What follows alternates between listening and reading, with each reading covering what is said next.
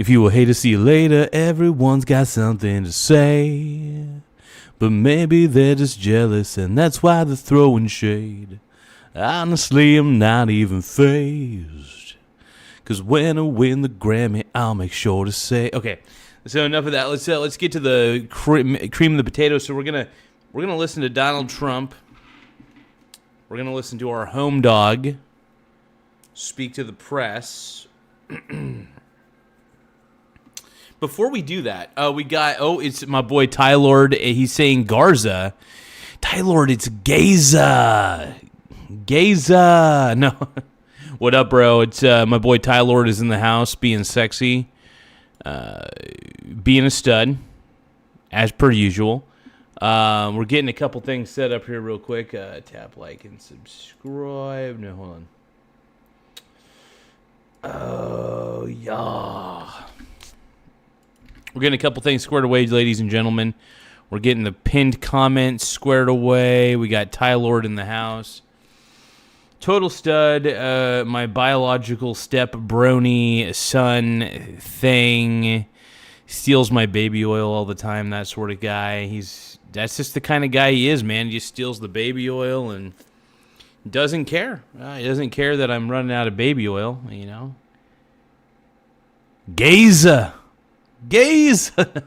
And there's I was ready to sing some. I want to sing some Boy Throb to everybody. Cause when I win the Grammy, I'll be sure to say thanks.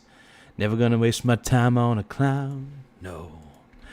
Am I ever gonna let them hear this new sound? Yeah.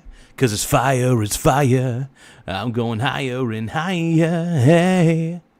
When you point your finger my way, just know that I exposed Ty Lord to the greatness that is Boy Throb. It's pretty gay, but Boy Throb is a fantabulous band, and I think most people, if they're really honest with themselves, love Boy Throb as much as I do. I am a throbber for life, and I will always sing Boy Throb on this channel. Oh, you can't stop the throb. Oh, you can't stop the throb. Oh, you can't stop the throb. Can the police find your location through an image of your bedroom? I don't know. Probably.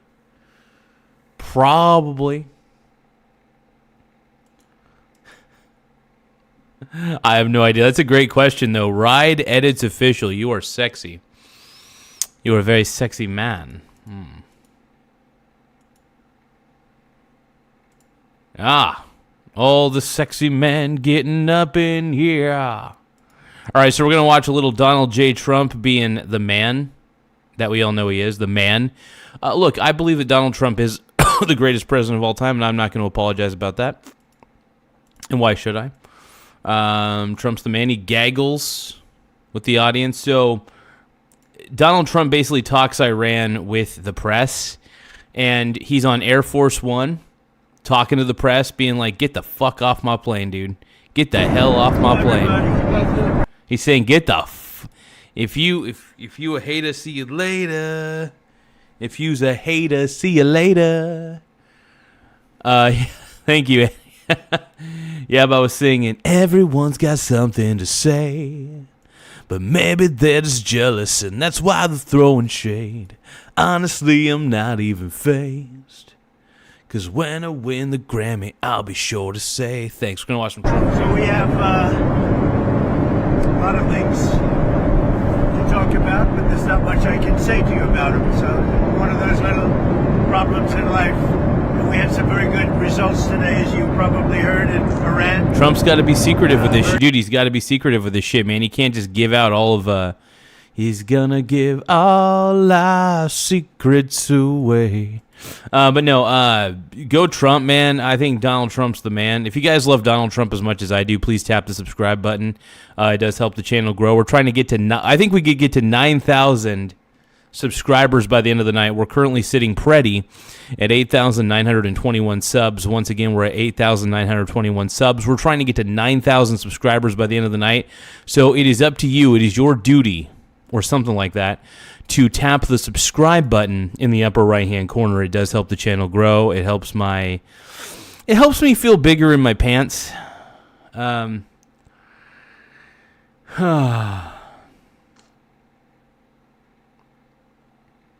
No, Trump's the man, dude. Very strong results militarily. We're talking to countries about policing the straits because they are the ones, we don't get oil, very little, 1%, 2%. China, as an example, gets about 90% of its oil from the Hormuz Strait. And nice to have other countries police that with us.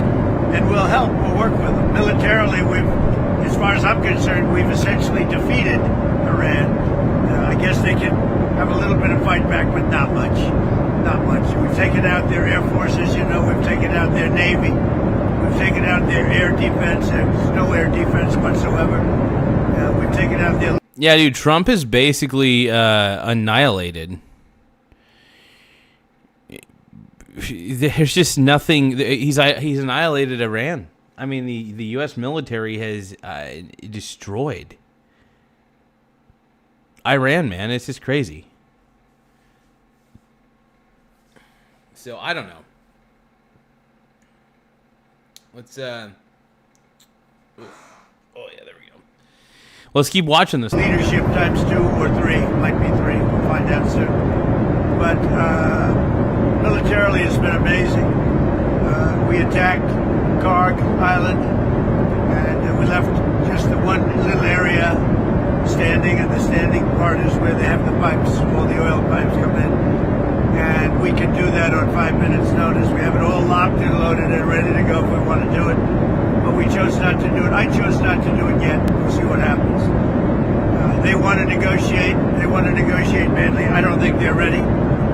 Just on what I'm hearing, they want to negotiate badly. The government of Iran just needs to surrender. The sooner the government of Iran just surrenders all their leadership and just says, okay, we're out. Let the people of Iran decide who gets to be the leader. And this time, hopefully they could choose somebody that doesn't execute them all. You know what I mean?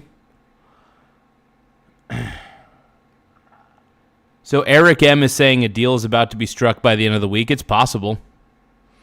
But I do believe that there is an end in sight to this war. Everybody's saying, this is going to be another forever war. Donald Trump is not into forever wars. He does not want a forever war.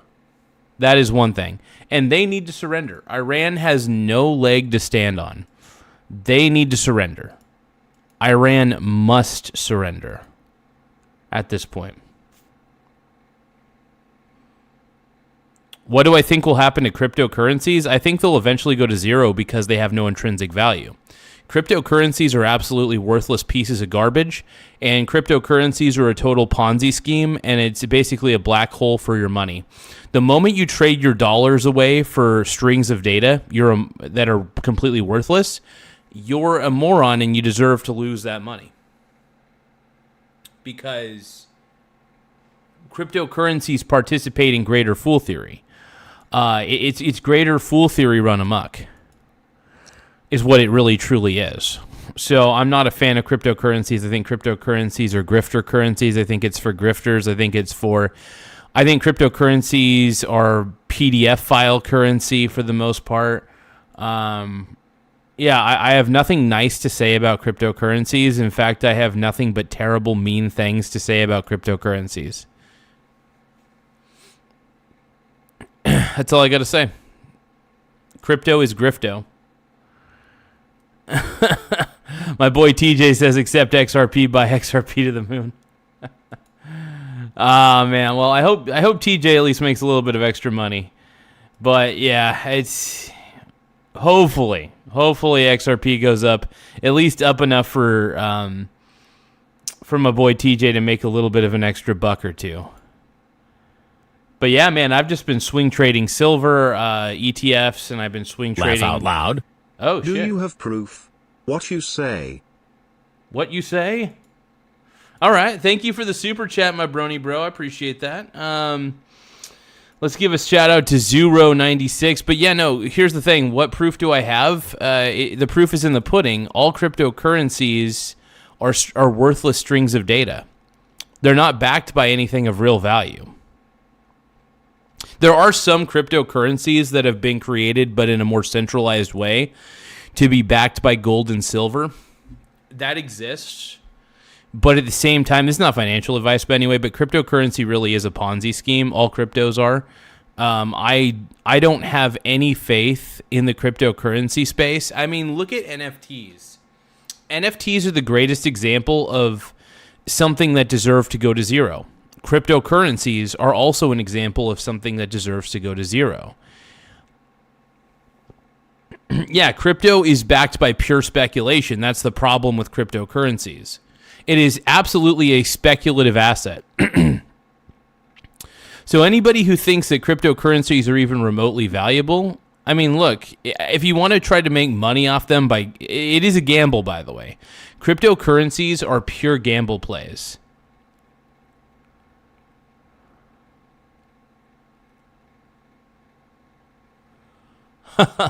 As far as this point, I already cashed out my profit. Everything left is extra money. Well, I do hope you get more extra profits though on XRP. Even though I'm not a fan of any cryptocurrency, I will actually root for XRP only because my buddy is in it. But that's about it. But I'm not just because I'm rooting for it though. Doesn't mean I think it's any better than anything else. I want to see my buddy make a quick little extra profit. But yeah, let's see. All right. Let's see. Let's keep watching Trump. As they should. Yeah, but I don't think they're ready to do what they have to do. But I think they will be ready at some point. But we're doing very well with respect to that whole situation in Iran. We are talking to other countries about working with us on the policing of the Strait. Hold on. Okay.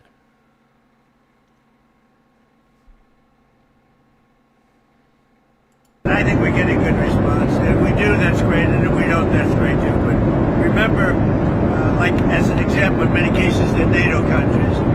We're always there for NATO. We're helping them with Ukraine. It's got a notion in between us. Doesn't affect us, but we've helped them. It'd be interesting to see what country wouldn't help us with a very small. Oh, so the Strait of Hormuz is officially open? Is that what you're saying? Dude, if the Strait of Hormuz is officially open and ready to roll, man, then great. I mean, the stock market will probably pop. And it's funny because I ended up buying a bunch of stocks. I ended up buying a bunch of index ETFs at a very low price a few days ago. And when they kept dipping in price, I was like, oh, baby, I'm buying the dip. Physical silver never disappoints. I will say, though, well, I love physical silver. I do like swing trading silver-based silver ETFs because the fund itself holds the physical silver, and it allows you to swing trade the price fluctuations of silver. But I will say holding on to physical silver is also a good thing. I think that's actually fabulous. I will say I do love I love the price volatility of the silver markets, though. The Pug Plug says, Garza Bros, we're back. What up, the Pug Plug? Thank you for the Lucky Clover for 4 jewels. I appreciate it. Everybody give a shout out to the Pug Plug. I appreciate that, brother. My pink brony bros. I appreciate the super chats and everything, man. Hell yeah, dude. So wait, is the Strait of Hormuz open or not? So wait, is the Strait open or not? I think it's gonna be open here pretty soon. That's just my opinion. But no, I think Trump's on the right track with this stuff, man. I do. Yeah, last night was incredible. So we were TJ and I forgot to mention. You guys already saw. Some of you guys probably saw the live stream already. But my boy TJ and I, we were both at the Marshfield High School auditorium where they were holding the Oregon Republican primary governor debate, which was really dope. It was really fun to watch. I hadn't watched it. I have not watched a debate in real life since I was like in high school. So being able to see people on a stage debate each other physically in real life was really cool, actually. Because, you know, every debate that I've seen in my adult life has pretty much been on the internet. You know, maybe watching a YouTube video of people debating, that sort of thing.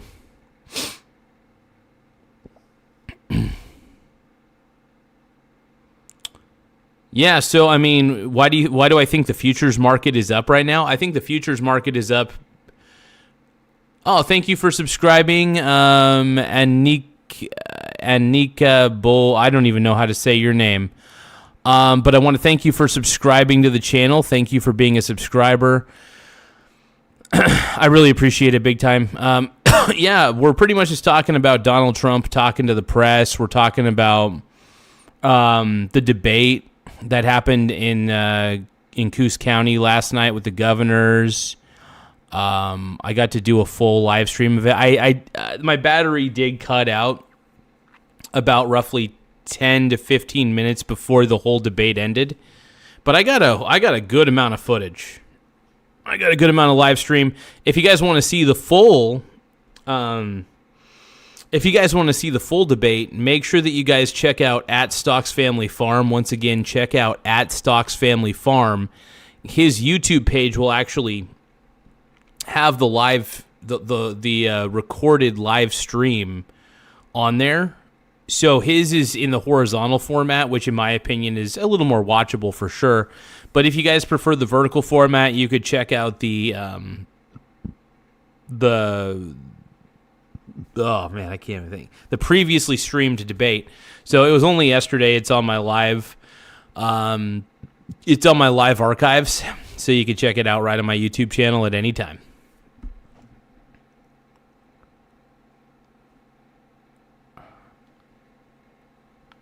Well, if the Strait of Hormuz is open, man, I'm happy about that. If it's not, that kind of sucks, but let's hope it's open again, man. It's really the key. Is it open? Is it not? What's going on there, man? I will say, if the Strait of Hormuz is open again, man, the stock market's going to pop up. At least in theory it should. But thank you again, Anaki, for subscribing to the channel. I really appreciate you. But yeah, Iran really sucks. Iran is making life miserable for everybody. And we know it. I mean, Iran's just not a good country. They're frustrating, man. They're a frustrating country. Endeavor, which is just keeping the strait open. That, by comparison, it's small because Iran has very little firepower left. Their missiles are down to a low number. You see, they're shooting very few of them. You know why? Because they don't have very many of them. And because we've decimated their manufacturing capability. Likewise, the drones are way down. They're down to about 20% of what they had. Still have some. And they're pretty tough. But the drones are down, and we're starting hitting, as of yesterday, we're hitting places where they manufacture the drones. We think most of which we know where they are. So it's a very strong military operation, just as it was in Venezuela. We have the strongest military anywhere in the world by far, not even a contest. And I think people understand that. And we will finish the job.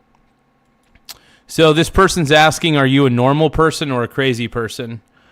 Well, I mean, I'm not normal.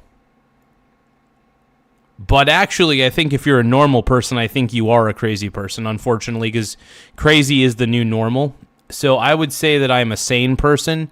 Love Donald Trump. I think Donald Trump's the man. I love watching Trump. I think he's cool. I think he's got pizzazz. It's interesting to see, you know, what he's talking about in these pressers. Try to get a gauge on what's going on in his mind. I think we're on the right path, man. Mr. President, which countries have said that they will help with relief? Well, I can't say yet. It's a little early. They were contacted today and last night. But we've had some positive response. We had a few that would rather not get involved. Is China one of them? I don't want to tell you about that. I mean, I can't really say for sure, but China's an interesting case study. They get most of their oil, as you know, by far. They get a lot, about 90% from the Strait. So I said, would you like to come in and we'll find out. Maybe they will, maybe they won't. You know, there's some other deeper reasons why they may not. They should come in my opinion. It never made sense for years. If you go back and look at what I've said years ago, I said, why aren't we maintaining the Hormuz Strait when... Yeah, I mean, there should be no reason for the U.S. to maintain the Hormuz Strait. There should be countries invested in keeping the strait safe. You know what I mean? There should be countries in the Middle East that are invested in keeping the strait safe. So these countries should be trying to stop Iran, and by any means necessary. Iran has made so many enemies. Iran has made a plethora of enemies so far, and it's just so freaking obvious. Oh, man.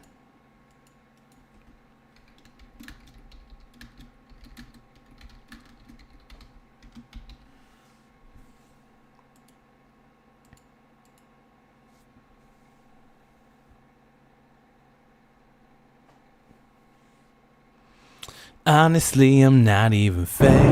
Dude, Donald Trump's the man, dude. Daddy Donald, dude. China and many other countries. Daddy. Why are they doing it? And that's because we had weak leadership, to be honest with you. But I'm bringing it up now because I think even long term, I think it's something that other countries should help us with. How many other countries, Mr. President? And again, remember there's about 7. We talked about 7. Just remember that it's something that we don't need, and these countries do need. And yet for years, it's like, for years we've been maintaining it, doing a great job. And now that the war is, now that they've been diminished in terms of military, their military has been greatly diminished. I think it's a good thing for other countries to come in. Now, it would have been nice, as I said to the Prime Minister of the... Now, I think what Trump's doing is fabulous, man.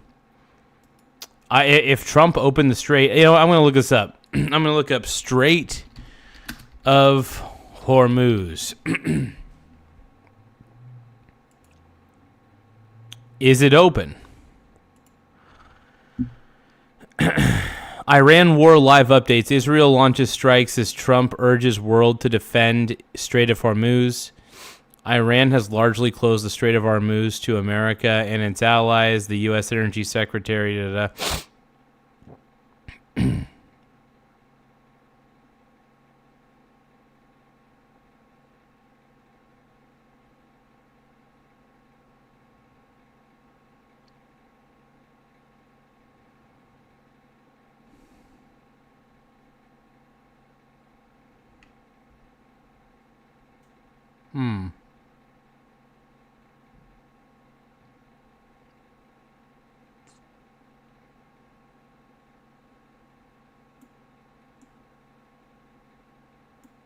So it appears the Strait of Hormuz doesn't appear to be that open yet.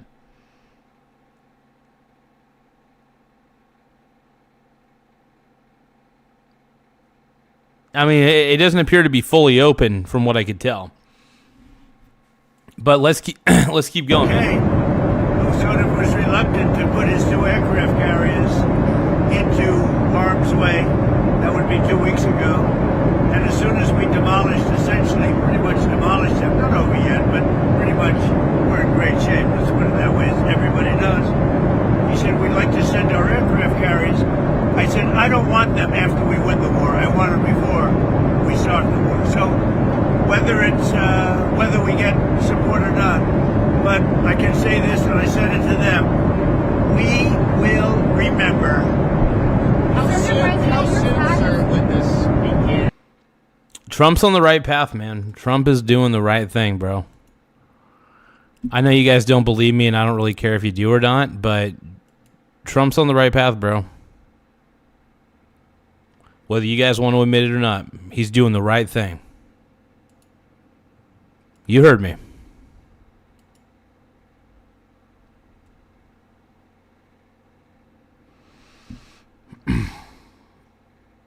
Either way, man, I think that,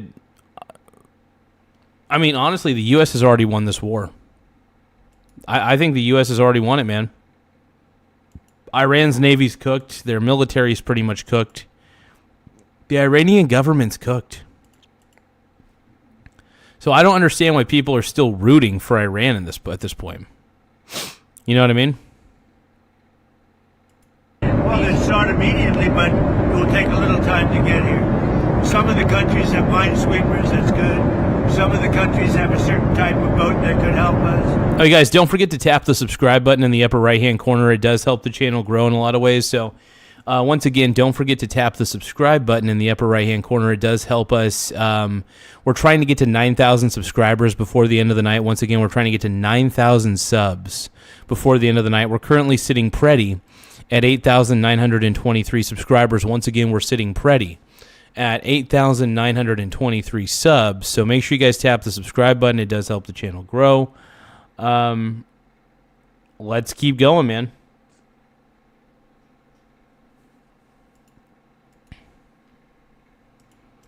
Some of the countries would be, helpful.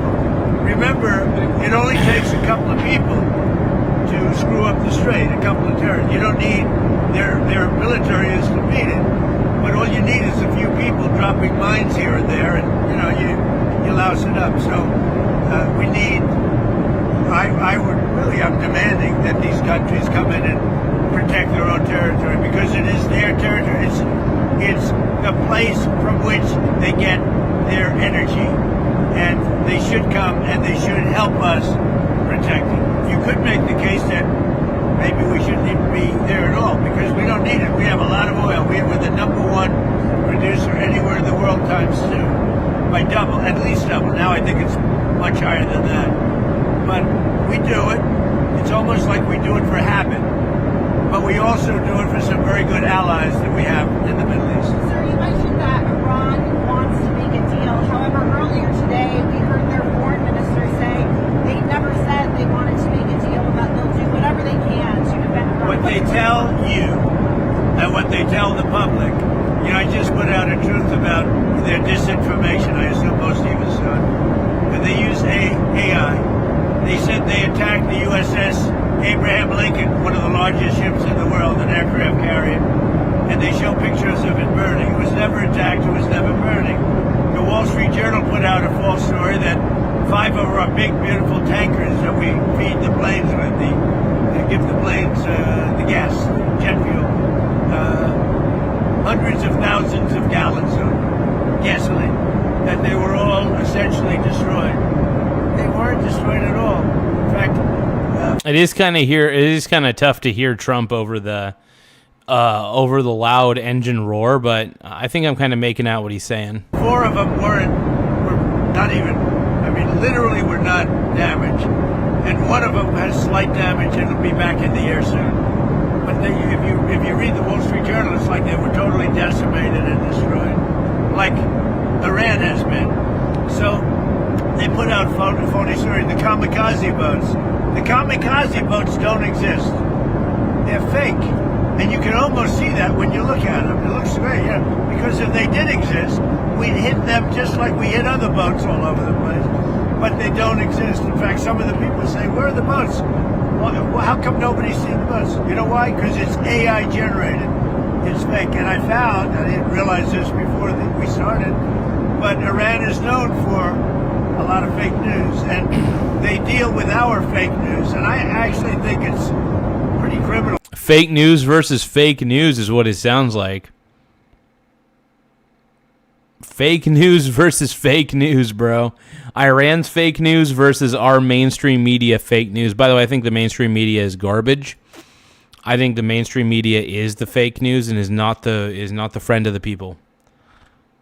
I do not believe the mainstream media is the friend of the people. Not for a fucking second. Not for a damn second. Because our media companies, who have no credibility whatsoever, are putting out information that they know is false, and it's a very dangerous thing for the country. I think they could be in serious jeopardy. Mr. President, your PAC put out a fundraising email a couple of days ago, and it's being criticized for using official White House photos of you at the dignified transfer. And the PAC is also promising access to secret. Well, I was at the briefings. dignified transfer, unlike a lot of other Do you think it's people. an appropriate email to send? Your critics are saying that you're fundraising. I didn't see it. I mean, somebody puts it out. We have a lot of people working for us, but there's nobody that's better to the military than me. And all you have to do is look at the election. Look at the election. I mean, I think Trump has been pretty good to the military for the most part. I know there's going to be people who disagree with me and they're going to get all mad and aggro and shit, but so far I think Trump's been really good to the military. I think he's been good for America. The problem with the mainstream media does whatever they can to make him seem like he's Hitler. And that's my problem, is I don't think he's that bad. I just don't think he's that bad. But whatever. People are going to be like, oh, he's so terrible. It's like, no, Obama was terrible. Biden was terrible. Bush was terrible. Clinton was definitely terrible. Look, Trump's not perfect. In fact, he's probably got some skeletons in his closet, but I do believe he's effective. I believe he's effective and he's ready to roll.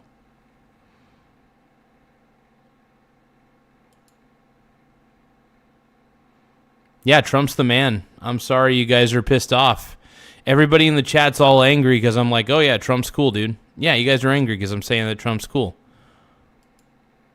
Tell me I'm wrong. Tell me why I'm wrong, bro. Results. Whatever. Look at the kind of votes that we get. Look at the poll numbers. There's nobody that's ever been higher as a president than me with the military. Can you guys comment on the 6 dead soldiers? ABC News.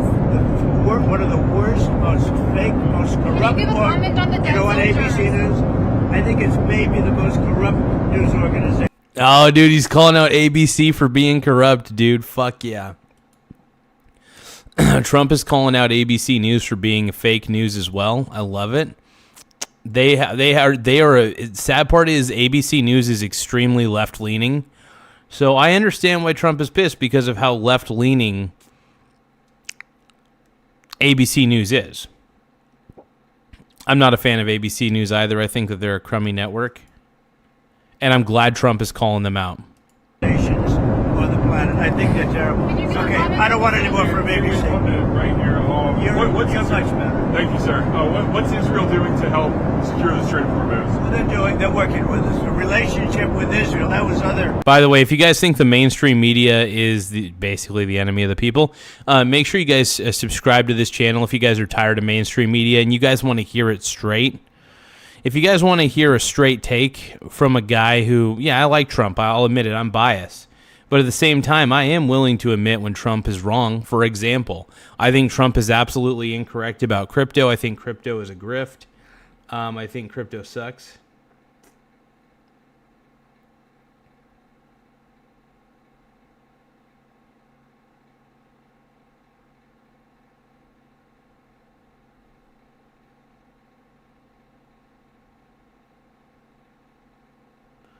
One moment, you guys.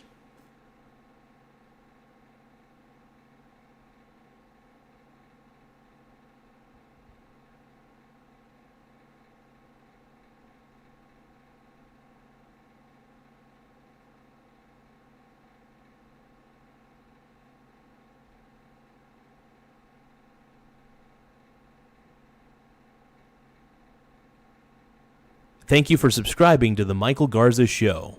Don't forget to tap the subscribe button in the upper right-hand corner. Thank you for subscribing. Let's see you subscribe. Sorry about that delay, you guys. Yeah, no, I mean, crypto is grifto, by the way. Crypto is grifter currency. Look, I think cryptocurrency was created by PDF files for PDF files. That's what I believe. But hey, let's give a shout out to Mud, Blood, and Beer. Thank you for subscribing to the Michael Garza Show. Thank you, bud. Don't forget to tap the subscribe button in the upper right-hand corner. That's the sound of my cheeks clapping right there. But let's give a shout-out once again to Mud, Blood, and Beer for subscribing to the channel. I want to thank everybody. My boy Nate Dogg just sent a happy poop yum yum. I appreciate the happy poop yum yums. Thank you so much, Nate Dogg. Happy poop yum yum. Happy poop yum yum. Happy poop, happy poop, happy poop yum yum. Let's see what Trump is gonna talk about. I love happy poops, happy poops, happy poops, yum yum. All right, let's keep going, man.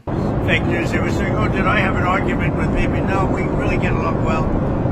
And he would tell you we're leading the whole thing. And I don't, they can say it or not say it. It doesn't matter. The main thing is to get it done. But my relationship with Bibi Netanyahu is, I would say, extraordinary, actually. If I can, Yeah, go ahead. When you called for the people of Iran to rise up, overthrow the government, I did. Carburl Marx is very upset with me right now. He's saying, "You're not even entertaining, bro. You're such an obvious grifter. You're obviously a grifter, by the way. You're such a sycophant." That's what he's saying. By the way, if you guys love this channel, if you guys love this stream, make sure you tap the subscribe button in the upper right-hand corner. It doesn't make me depressed, man, because I'm having a good time doing what I do. I think Carburl, I think you're depressed. If anything, I think you're depressed. I was a little depressed because of other things going on in my life, but this show surprisingly brings me joy. Doing this show, even though I'm a crazy bastard on camera and I look strung out all the time, I love doing this show. I'm really a big fan of doing this show. Doesn't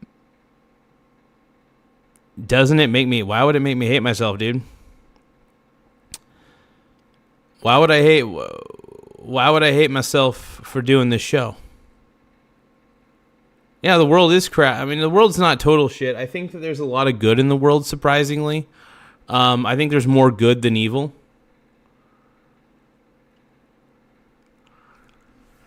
But whatever. Mud, Blood, and Beer says cope is real. Maybe, man. I don't know. But Carburl Marx is just so mad, dude.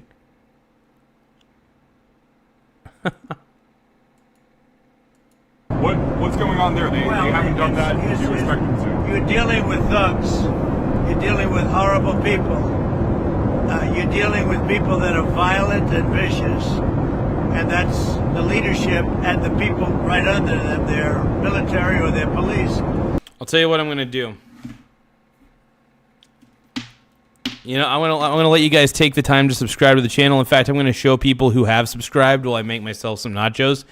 These are just some of the people who have subscribed over the last 2 days, and I want to give them love.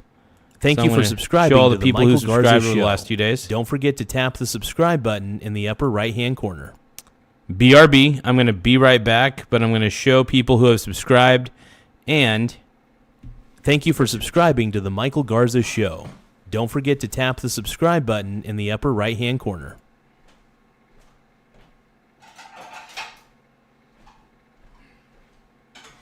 Thank you for subscribing to the Michael Garza Show. Don't forget to tap the subscribe button in the upper right-hand corner.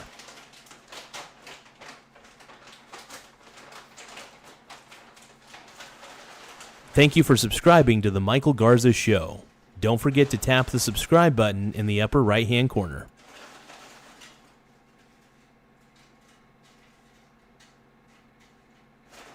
Thank you for subscribing to the Michael Garza Show. Don't forget to tap the subscribe button in the upper right-hand corner.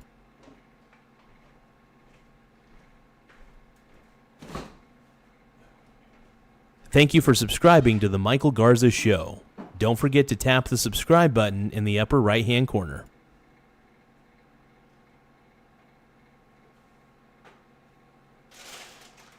Thank you for subscribing to the Michael Garza Show. Don't forget to tap the subscribe button in the upper right-hand corner.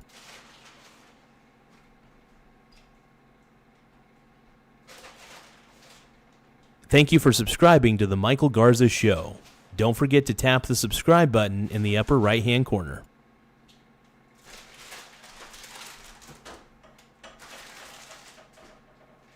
Thank you for subscribing to the Michael Garza Show.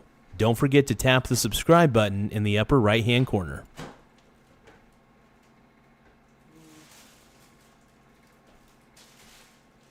Thank you for subscribing to the Michael Garza Show. Don't forget to tap the subscribe button in the upper right-hand corner.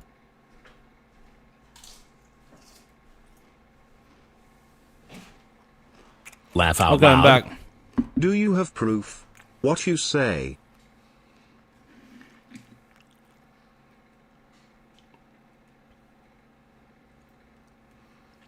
That was just a highlight of all the people who have subscribed to the channel. Okay. Let's keep watching. And they've notified everybody, and they put out statements that if you protest, you're going to be shot and killed. That's crazy. The protesters have That's no insane. guns. And I know you're a brave person, but I don't think you'd be protesting. And so I think it's very hard for them to protest. I fully understand it. They said, if you protest, you will be killed. A week ago and 2 weeks ago, they killed 32,000 protesters. At least we think the number's much higher than that. They shot and killed 32,000 protesters who were greatly enthusiastic and want to see a change because they've destroyed the country. The people that are running have destroyed the country. But think of it, they shot and killed much more than 32,000 people. Now they put out a notice 2 days ago that we're going to shoot and kill any protester. And they don't have guns. That's insane. That's insane. Meaning the protesters, they have no guns. So I can fully understand why they're not doing it. Oh, one other thing that was AI generated. They showed about 250,000 people in a square saying how much they love Khomeini. Totally AI generated. It never took place. The media knew it didn't take place, but they built it up like they have great support. They don't have. Yeah, nobody really likes Soleimani or whatever the hell his last name is. And look, man, I think that Iran's going down, dude. Iran is screwed. Have support. And that whole rally that they had 3 days ago, 4 days ago, that they said was fake. It was AI generated. AI can be very dangerous. We have to be very careful with it. But the rally, because I was actually surprised to see, because I know how much the people hate this leadership. This leadership has destroyed the country. The rally that everybody, including ABC fake news, your network is the worst. But everybody put that rally on like, oh, and even I was surprised. I looked. It turned out, I found out today, it was a totally AI-generated fake news story put out by news organizations. Of course, ABC would show AI-generated stuff supporting this. Right, so ABC, dude, I cannot stand ABC News, dude.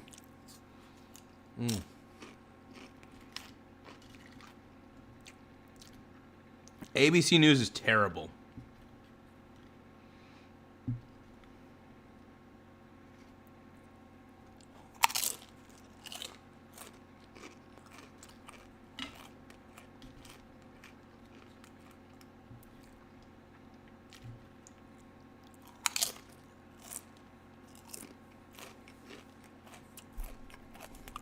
In the U.S. and elsewhere, and honestly, they really shouldn't be allowed to do it. Mr. President, are there any diplomatic talks going on between the U.S. and Iran at all right now? Yeah. We're talking. Oh, TJ is saying that we're about ready to take Cuba as well? Hell yeah.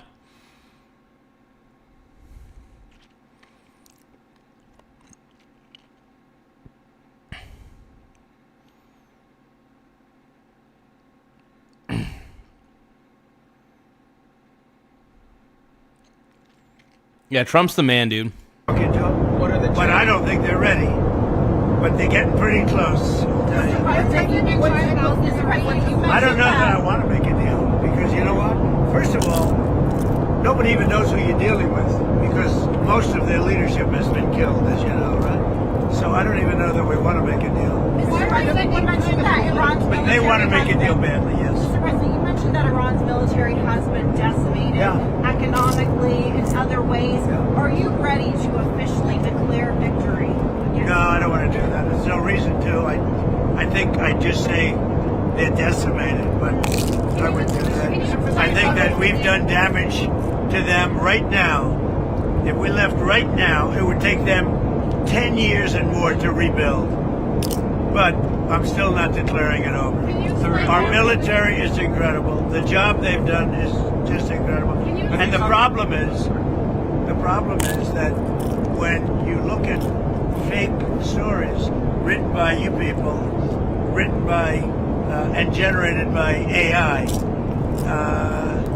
it's incredible. And I just wonder, like, Jeff, do you know that these are fake stories? Did you know that the rally of 250,000 people, the supposed rally, was fake? Did you know? Let's go, man. I saw the reporting on it. But you wrote about it. You talked about it. And you knew it was fake. It was AI generated. No, I didn't know it was fake. You did. You knew it. You knew it. Sir, have you talked about Anybody that knew the country knew there's not 250,000 people willing to stand in a circle and say how great Khomeini is. Okay. You Yeah. unhappy that you talk about the Soleimani's a piece of crap, dude. Yeah. What about Or Khomeini, or whatever his name is. in Iran? What type of leadership We have needs to be? people, some are dead, but we have some people that we think would be good, and we will see about that. Is that It's something. Yeah, I hope America actually chooses Iran's leadership.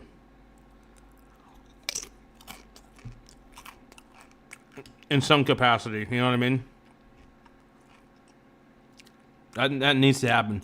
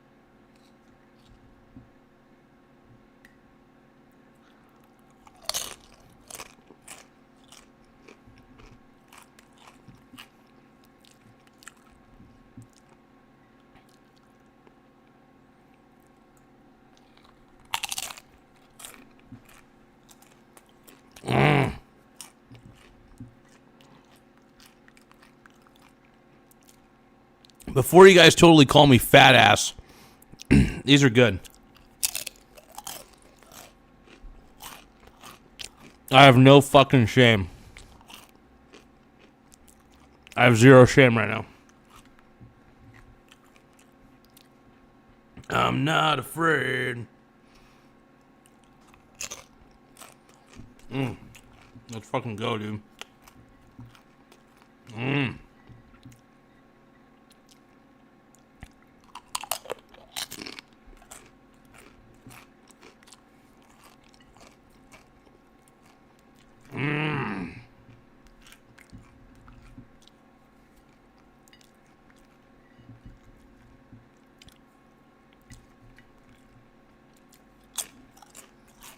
All right. So good.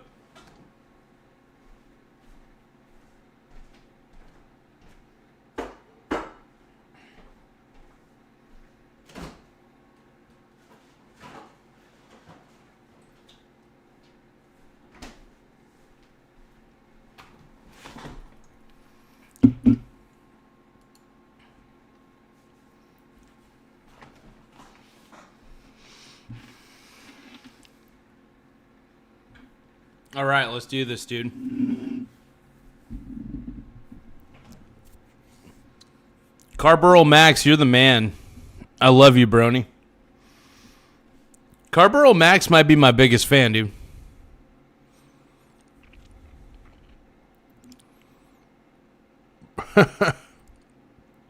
TJ's killing me, man. TJ's killing me. Oh, we got Tim Smith in the house. Let the American people vote. Iran Idol 2026. Get Simon, Randy, and Paula back together. Tim Smith is killing it.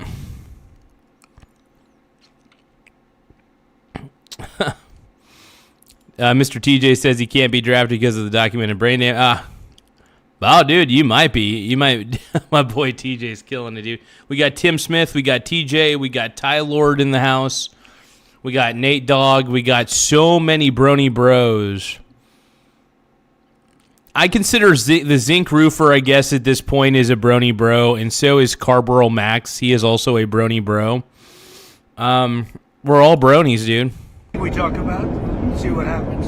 Sir, you talked about selling oil futures. 5,000 Marines and sailors. Can you say You're why a you're very obnoxious person. Go ahead, what were you going to say? I wanted to ask if you talked about about selling oil futures as a way of capping prices, trying to keep prices down at the pump. The prices are going to come tumbling down as soon as it's over, and it's going to be over pretty quickly. Do you have any concerns about the political impacts of this? I mean, I have to do what's right. You know, political, I'm sure everybody has concern. I have to do what's right.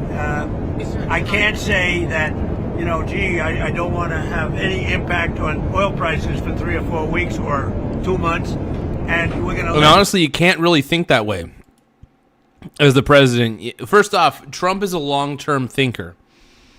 The fact of the matter is he was able to turn millions into billions. Even, like, let's say he got all of those millions from his dad.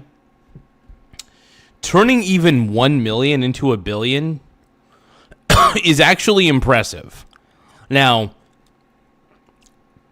you do it from running businesses or really good investments or stuff like that, right? There are ways to turn 1 million into a billion, right? He tended to do it from real estate. He found his calling with real estate. Yeah, did he go bankrupt before? Absolutely. But the thing is, going from millionaire to bankrupt to billionaire, that alone is actually impressive. So people can trash on Trump all they want. But, yeah, he's pretty impressive to me. Iran have a nuclear weapon and blow up the entire Middle East and beyond, right? Because, you know, they were going to blow up the Middle East. If I didn't terminate the Obama horrible deal, the Iran nuclear deal it's called, if I didn't terminate that in my first term, they would have already had a nuclear... Yeah, I'm glad he terminated that deal, by the way, because if he didn't, Iran would have a nuclear weapon. Like I always say, a weak Iran is a good Iran. Once again, a weak Iran is a good Iran. Stocks Family Farm says that's like turning $1 into 1,000. Exactly. Like, people don't realize the level of how incredible that is. So it's pretty impressive, man. Trump needs to free Diddy so he can release his hidden baby oil reserves and reduce the price of oil. That's another good idea, man. Tim is on a roll. Tim understands the economics of the situation right now. Annie's also a brony. We're all bronies, by the way. TJ's okay. We're not real bronies, but oh yeah, yeah. Tim's the man. Tim Smith and Annie are both Canadians. The greatest Canadians ever, I would say. And, well, I wouldn't say the greatest. I don't know who the greatest Canadians really are at the end of the day, but I do know that they're fine Canadians. So Annie and Tim are totally kicking ass in the chat, being very sexy. Very sexy. And I appreciate you guys. You guys are always awesome. Nuclear weapon, and they would have used it immediately upon getting it. And if I didn't send in the B-2 bombers to bomb the hell out of it and obliterate, and that's what it was. So, Tim Smith is saying you need a special upcoming stream, Frosting and Generation Hope. So I will say this. Once I hit 9,000 subscribers, the moment I hit 9,000 subscribers, I do actually want to do a Frosting stream as a dedication to what we did on this channel, the greatness of what we've accomplished. We went from putting frosting on my eyebrows and going crazy to being a political commentation channel. I mean, we still like to talk about the stock market and investing, but unfortunately, the only way to get views is to talk about politics, which really sucks balls. That's what people like, unfortunately. They like the train wreck of politics. And I'm not a big political guy at the end of the day. I'm not going to lie. I'm not. I mean, it's fun to watch. It's fun to react to, blah, blah, blah. Would I say that I'm the most elegant, understanding person of politics? No. I do understand certain things. I understand what's political. I understand what certain systems work and what doesn't, but, whatever. Anyway. Obliterated that site and stopped all their potential nuclear. If I didn't do that, a Generation Hope frosting special, though, I think is in the cards. We're almost, by the way, you guys, just to let you know, once we reach 9,000 subscribers, we will do a Generation Hope. And Generation Hope is a YouTube channel that's really, it's basically Darman on steroids. We'll do a Generation Hope frosting stream where I have frosting on my face, and we do oh, man. It's crazy, man. Let's keep going. You would have had Israel and the Middle East hit by nuclear weapons. And we wouldn't be talking about this right now. What I did in terminating the Iran nuclear deal, and what I did in sending in the B-2 bombers it was one of the most incredible attacks anyone's ever seen. Late at night, dark, no moon, and every single bomb went right down those chutes and blew the whole place apart. If I didn't do that, you would have had nuclear warfare in the Middle East, and I think Israel would have been obliterated. I think lots of the Middle East would have been, and you saw that when they sent thousands of missiles to countries that didn't expect anything. They didn't think they were going to be involved, and yet you look at what happened with Kuwait, UAE, yep. Saudi Arabia, Qatar. You take a look at Qatar. I mean, they sort of got along, and all of a sudden they're being barraged by missiles.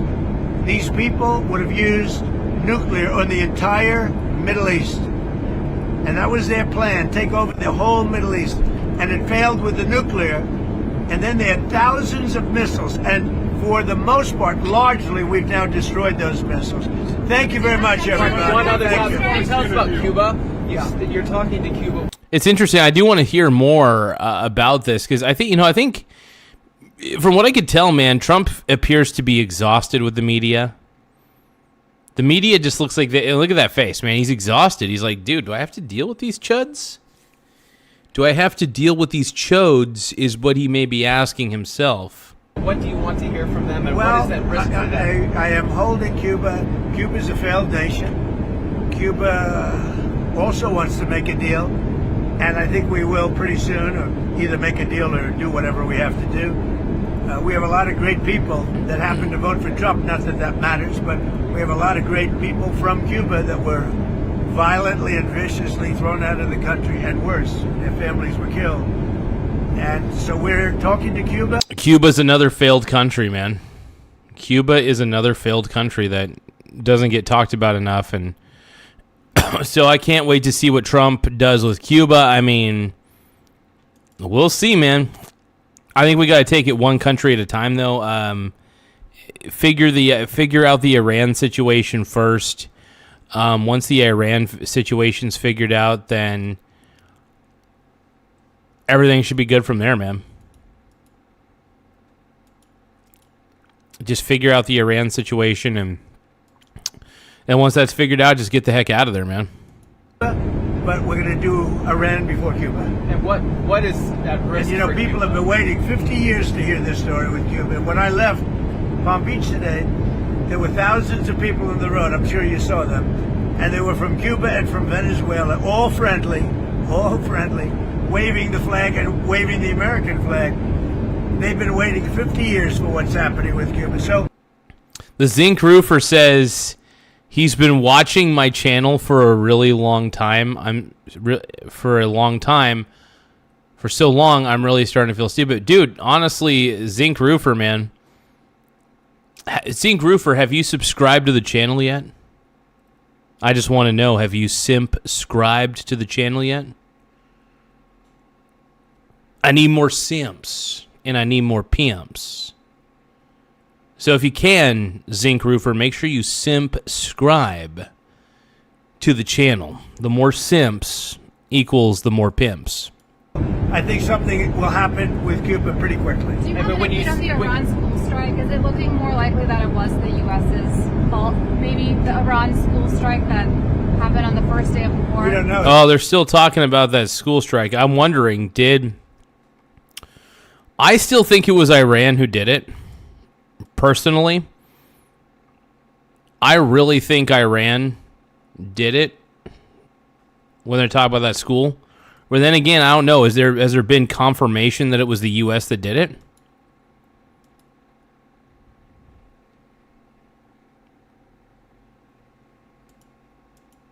Thank you for subscribing to the Michael Garza Show.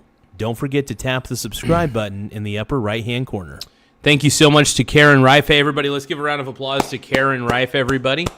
Thank you so much for subscribing to the channel. You are now, by the way, you are the 8,931st subscriber to the channel. We are only 69 subscribers away from hitting 9,000 subscribers. I want everybody to really let that sink in. So don't forget to tap the subscribe button in the upper right-hand corner. In fact, I'm going to put Karen Reif's name back up on the board because thank you, Karen, for subscribing. I appreciate you. Let's do this. Thank you for subscribing to the Michael Garza Show. Don't forget to tap the subscribe button in the upper right-hand corner. But yeah, to what TJ is saying, his wife's brother is in the middle of it. I'm not going to give out any details about what's happening with his brother because I don't know if that would put anybody in danger or not. But I just want to say this: his wife's brother, man, is safe, I believe. Last time I checked with TJ on the text messages, which is good. They got him in a hotel, I believe. I don't know which hotel or what hotel, but he's safe, which is really important. I just hope he gets out of there quickly. I hope they evacuate him, and I hope they're able to get him back to America. So I'm praying for him. I obviously don't know. I don't know him, but TJ and Brittany are both very good people, and it just scares me, when people I think are very good people, and I care about these people. These are incredible people. I hope her brother is able to get home. So I hope you guys are. I hope everything turns out for the better, because it's scary. So I think it will turn out for the better. I'm still hoping, praying, anything possible.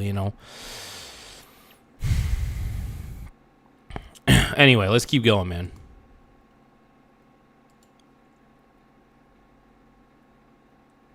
Yeah, you guys send your prayers to TJ. Send your prayers to TJ and Brittany. They definitely could use it right now, considering her brother's in her brother's there. Frickin' A, man. That's I just hope he gets out ASAP. I hope it's easy. I hope it's nothing too crazy. I just hope it goes smoothly.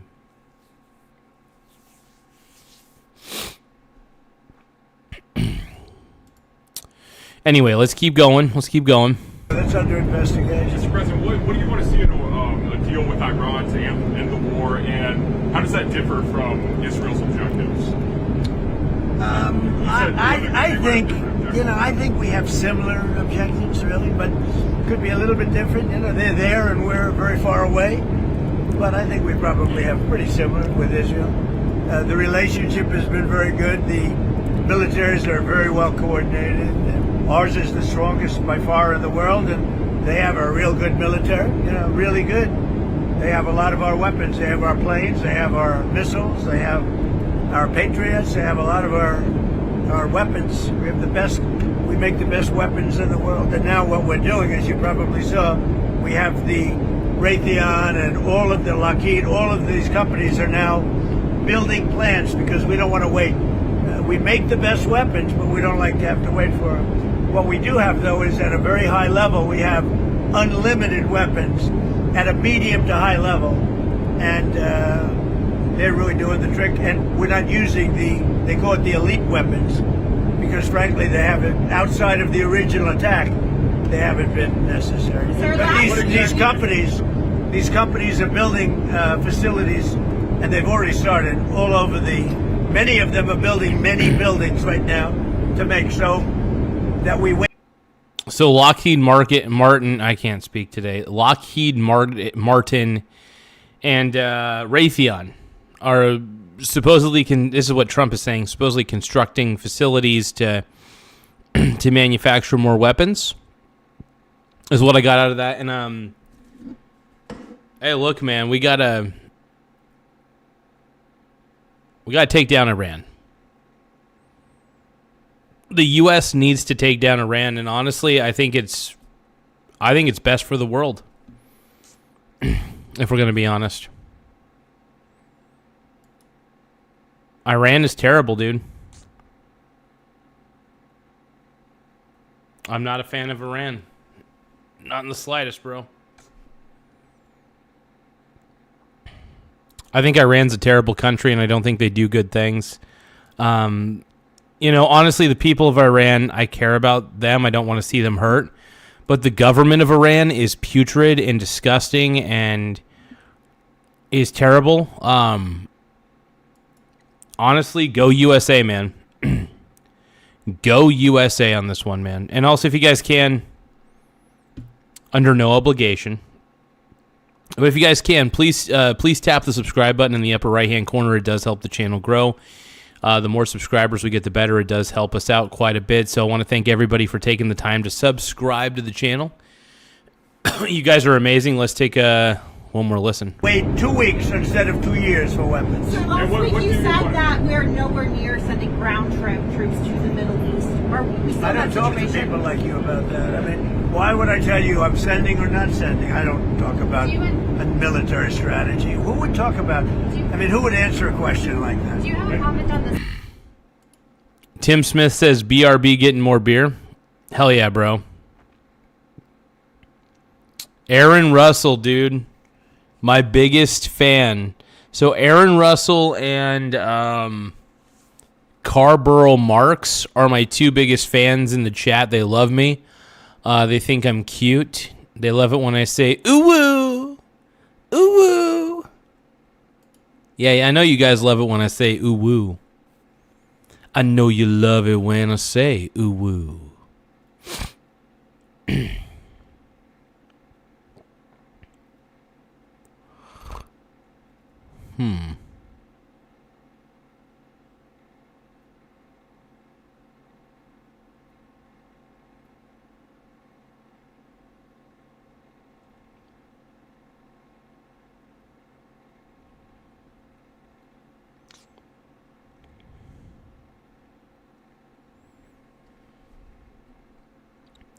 Happy poop, ooh woo. Happy poop, ooh woo. Happy poop, happy poop, happy poop, ooh woo.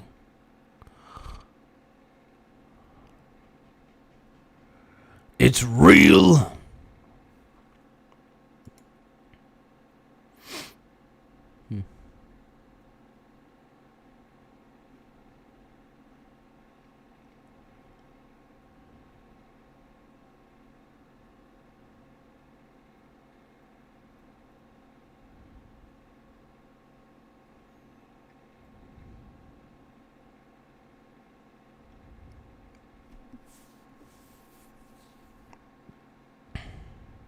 Let's just look up Trump. I'm going to look up Trump.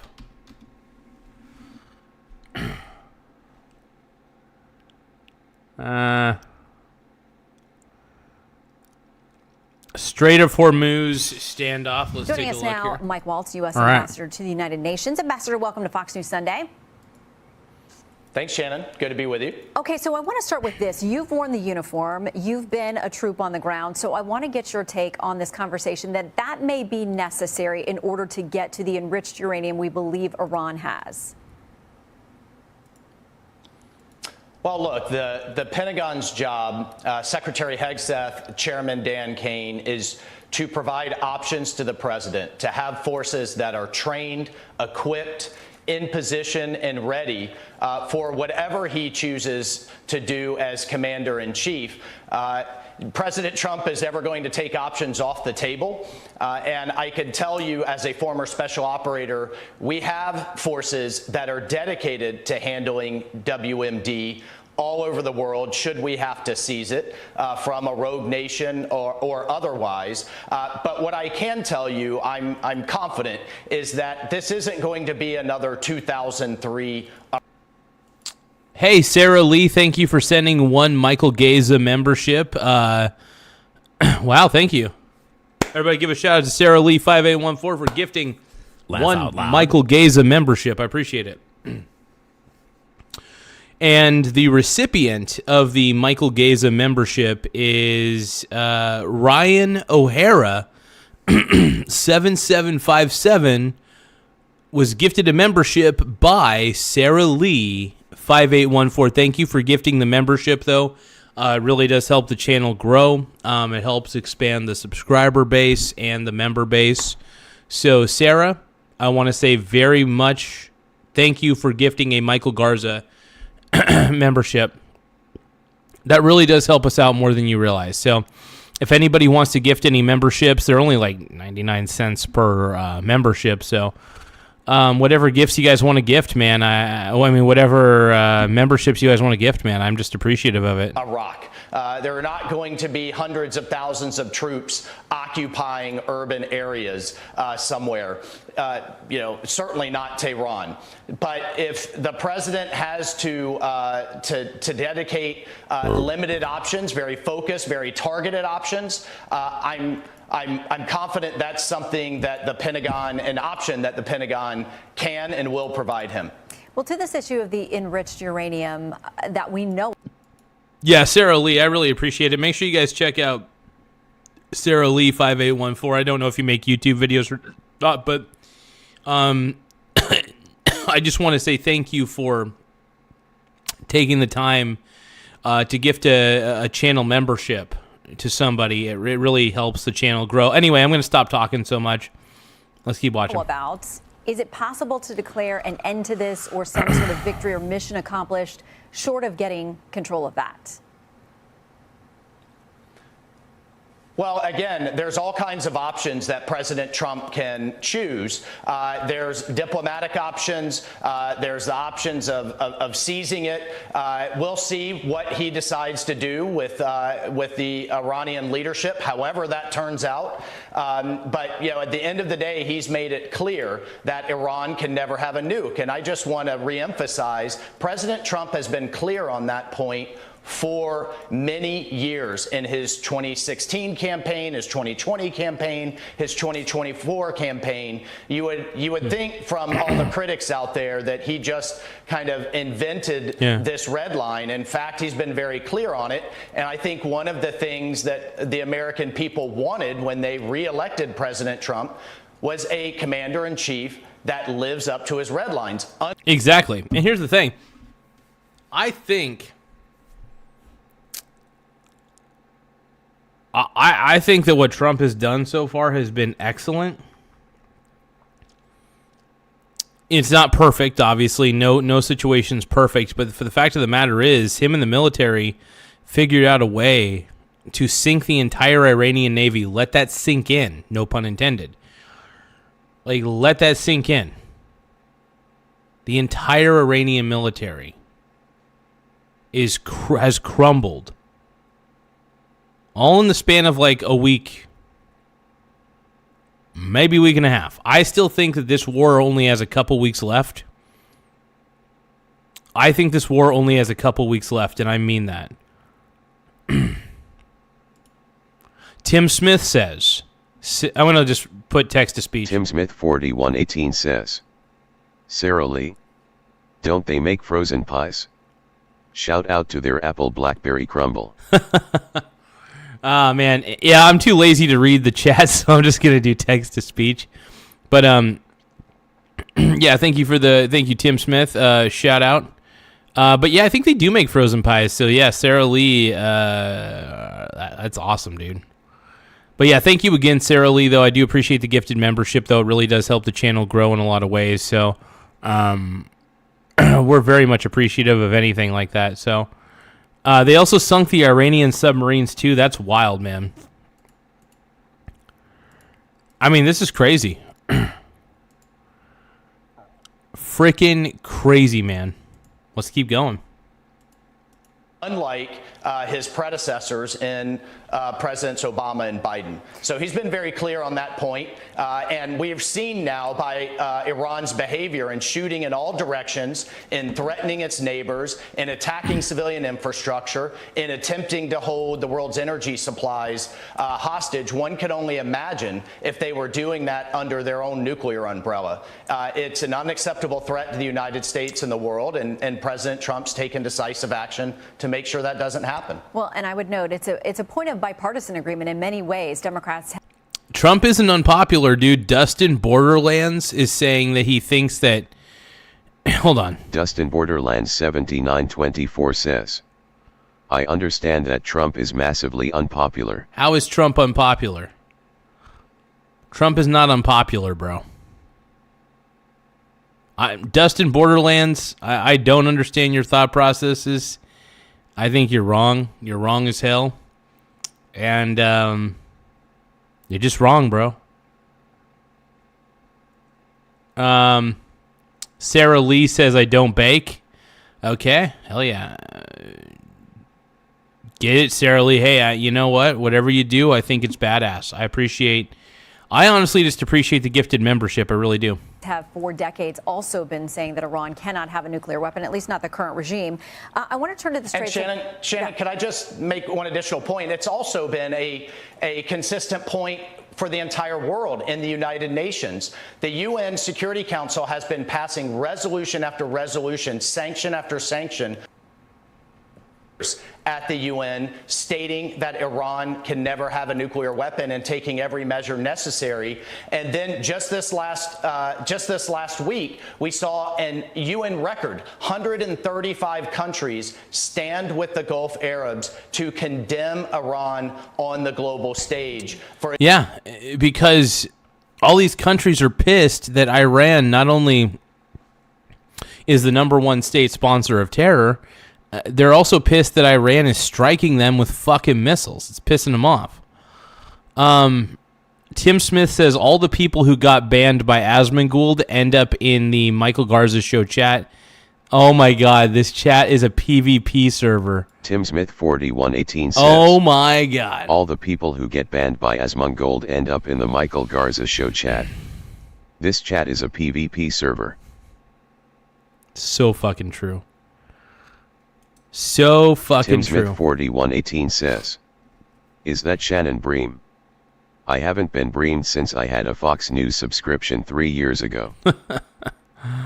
Oh, what a beast, dude. Oh my God. Tim Smith is the man. Just going to say that right now. Tim Smith is the man. Its atrocious actions in attacking civilians, hospitals, hotels, ports, infrastructure, airports. And I think that's incredibly important to point out how isolated Iran is. And oh, by the way, Russia and China. Hey, I do want to thank you guys for subscribing to the channel. We're currently sitting pretty at 8,933 subscribers. Once again, we're at 8,933 subs. Make sure you guys don't forget to tap the subscribe button in the upper right-hand corner. It does help the channel grow in more ways than one. I want to thank you guys for being a part of the show, part of the growth. We're trying to hit 9,000 subscribers before the end of the night. We are a smaller channel, admittedly. So if you guys can, though, subscribing to the channel really does help a lot. So, like I said, subscribe button is in the upper right-hand corner, so don't forget to tap it. It does make me feel like I have a bigger schlong than I actually do. I have a tiny dong, yeah. You guys can make fun of me for it, sure, but, I think that, whatever you guys could do to help this channel out, the simple act of subscribing to the channel helps out more than you guys could ever know. So I want to thank you guys for being subs, and let's keep going. Which had a chance to veto this resolution, stood back, did nothing, and abstained. Well, and we know its point of leverage is obviously the Strait of Hormuz, and that is something that continues to be in contention. The president put out on Truth Social yesterday, in part, he says this, that hopefully China, France, Japan, South Korea, the UK, and others that are affected will send ships to the area. There are reports overnight, too, that the UK may have some mine detection drones that may get involved. Any update on where some of those partners may be on actually physically assisting in the Straits? Get it. Well, Shannon, another important point that I think is getting kind of lost. Sarah Lee says, let's just text speech. Sarah Lee 5814 says, Trump is my man. USA. Beautiful Melania. My husband is a Vietnamese. Oh, hell yeah. Well, thank you so much, Sarah Lee. I appreciate that comment. It's a good comment. Hell yeah. Everybody give a shout out to Sarah Lee one more time. Hell yeah. Lost in the noise here. 80% of the oil that's coming out of the Gulf is heading to Asia.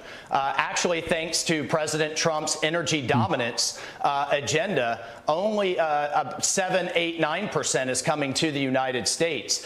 So it's absolutely correct for President Trump to call on the world to come help make sure their energy supplies are secure. Enough is enough with Iran holding the world hostage. Yep. This goes back many, many decades. You can go back to the 1980s with the tanker, what was called then the tanker wars, and you had France, the United Kingdom, even back then the Soviet Union, escorting its tankers out the last time Iran tried to shut down the Straits of Hormuz. So again, I mean, we have to take a step back. President Trump has had enough with admiring this problem. He's had enough with the Iranian regime holding the world hostage in so many ways, either with its missiles, with the Straits, with, God forbid, with a nuclear weapon. And he's calling upon the world to take care of this problem once and for all.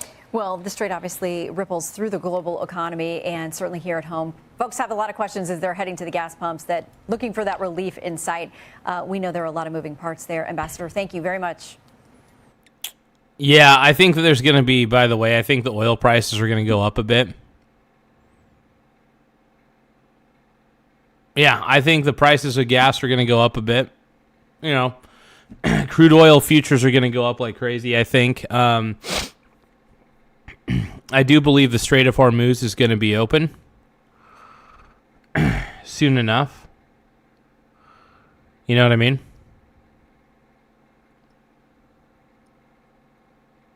Okay, so Trump praised for absolutely brilliant Iran strategy, checkmate. Okay. Joining me now, Republican Hot. Congressman. Give me one moment.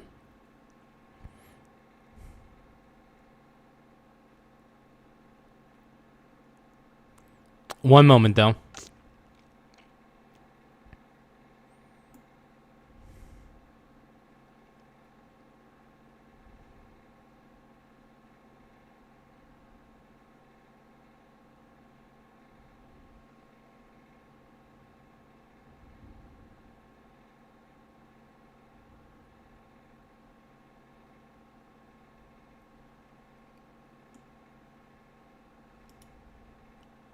Joining me now, Republican Congressman Michael McCaul, who served as chair of both the House Homeland Security Committee and Foreign Affairs. Oh, thank you so much, James Bond Levrare. I always say your name funny. Thank you so much for the marshmallow high for 100 joules. I appreciate it. Let's give a shout out to James Bond Levrare for sending a marshmallow high. A high marshmallow, hello. For 100 frickin' joules. Thank you so much, my brony bro. I appreciate you, man.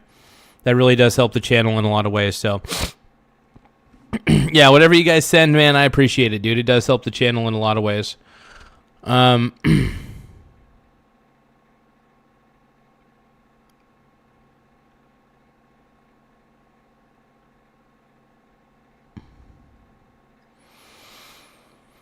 James Bond also says... James Bondleray says, in Montreal it's linked so expensive. So it's $1.89 per liter. So, oh wow, okay.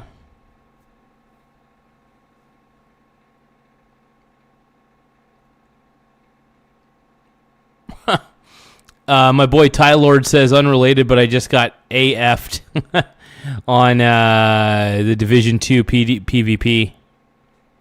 Cray cray. Wait, what game are you playing, Ty Lord? Ty Lord? I was going to call you Tyler. I'm so used to calling you Ty Lord that it's so tough for me to call you Tyler. It's hilarious. Committee.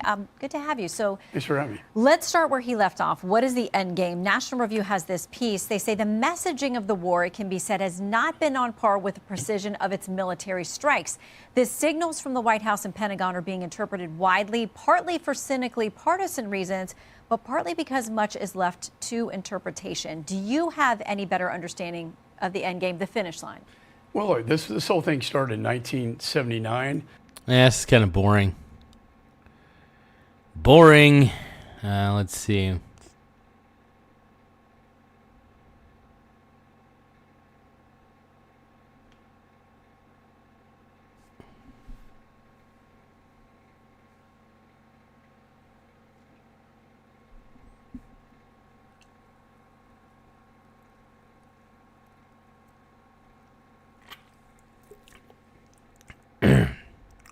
Oh, Pete Buttigieg. All right.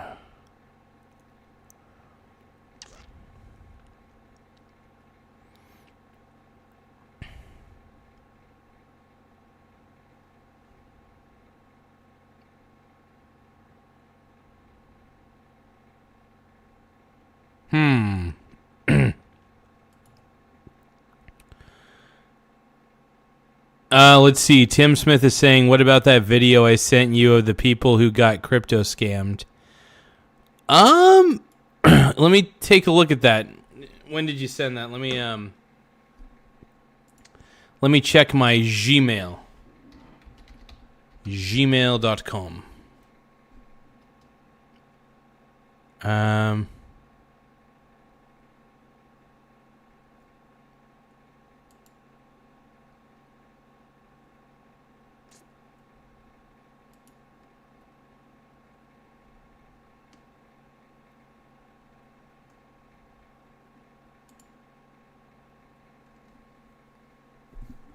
Give me one more moment, my brony bros. Tim sent me a link.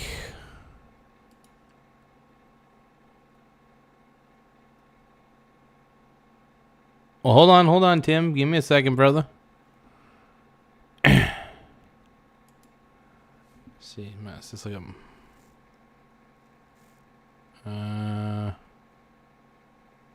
responded to it yesterday. Ah, here we go. I think I found it. One moment. Okay, let's put this up on the board real quick. Hold on.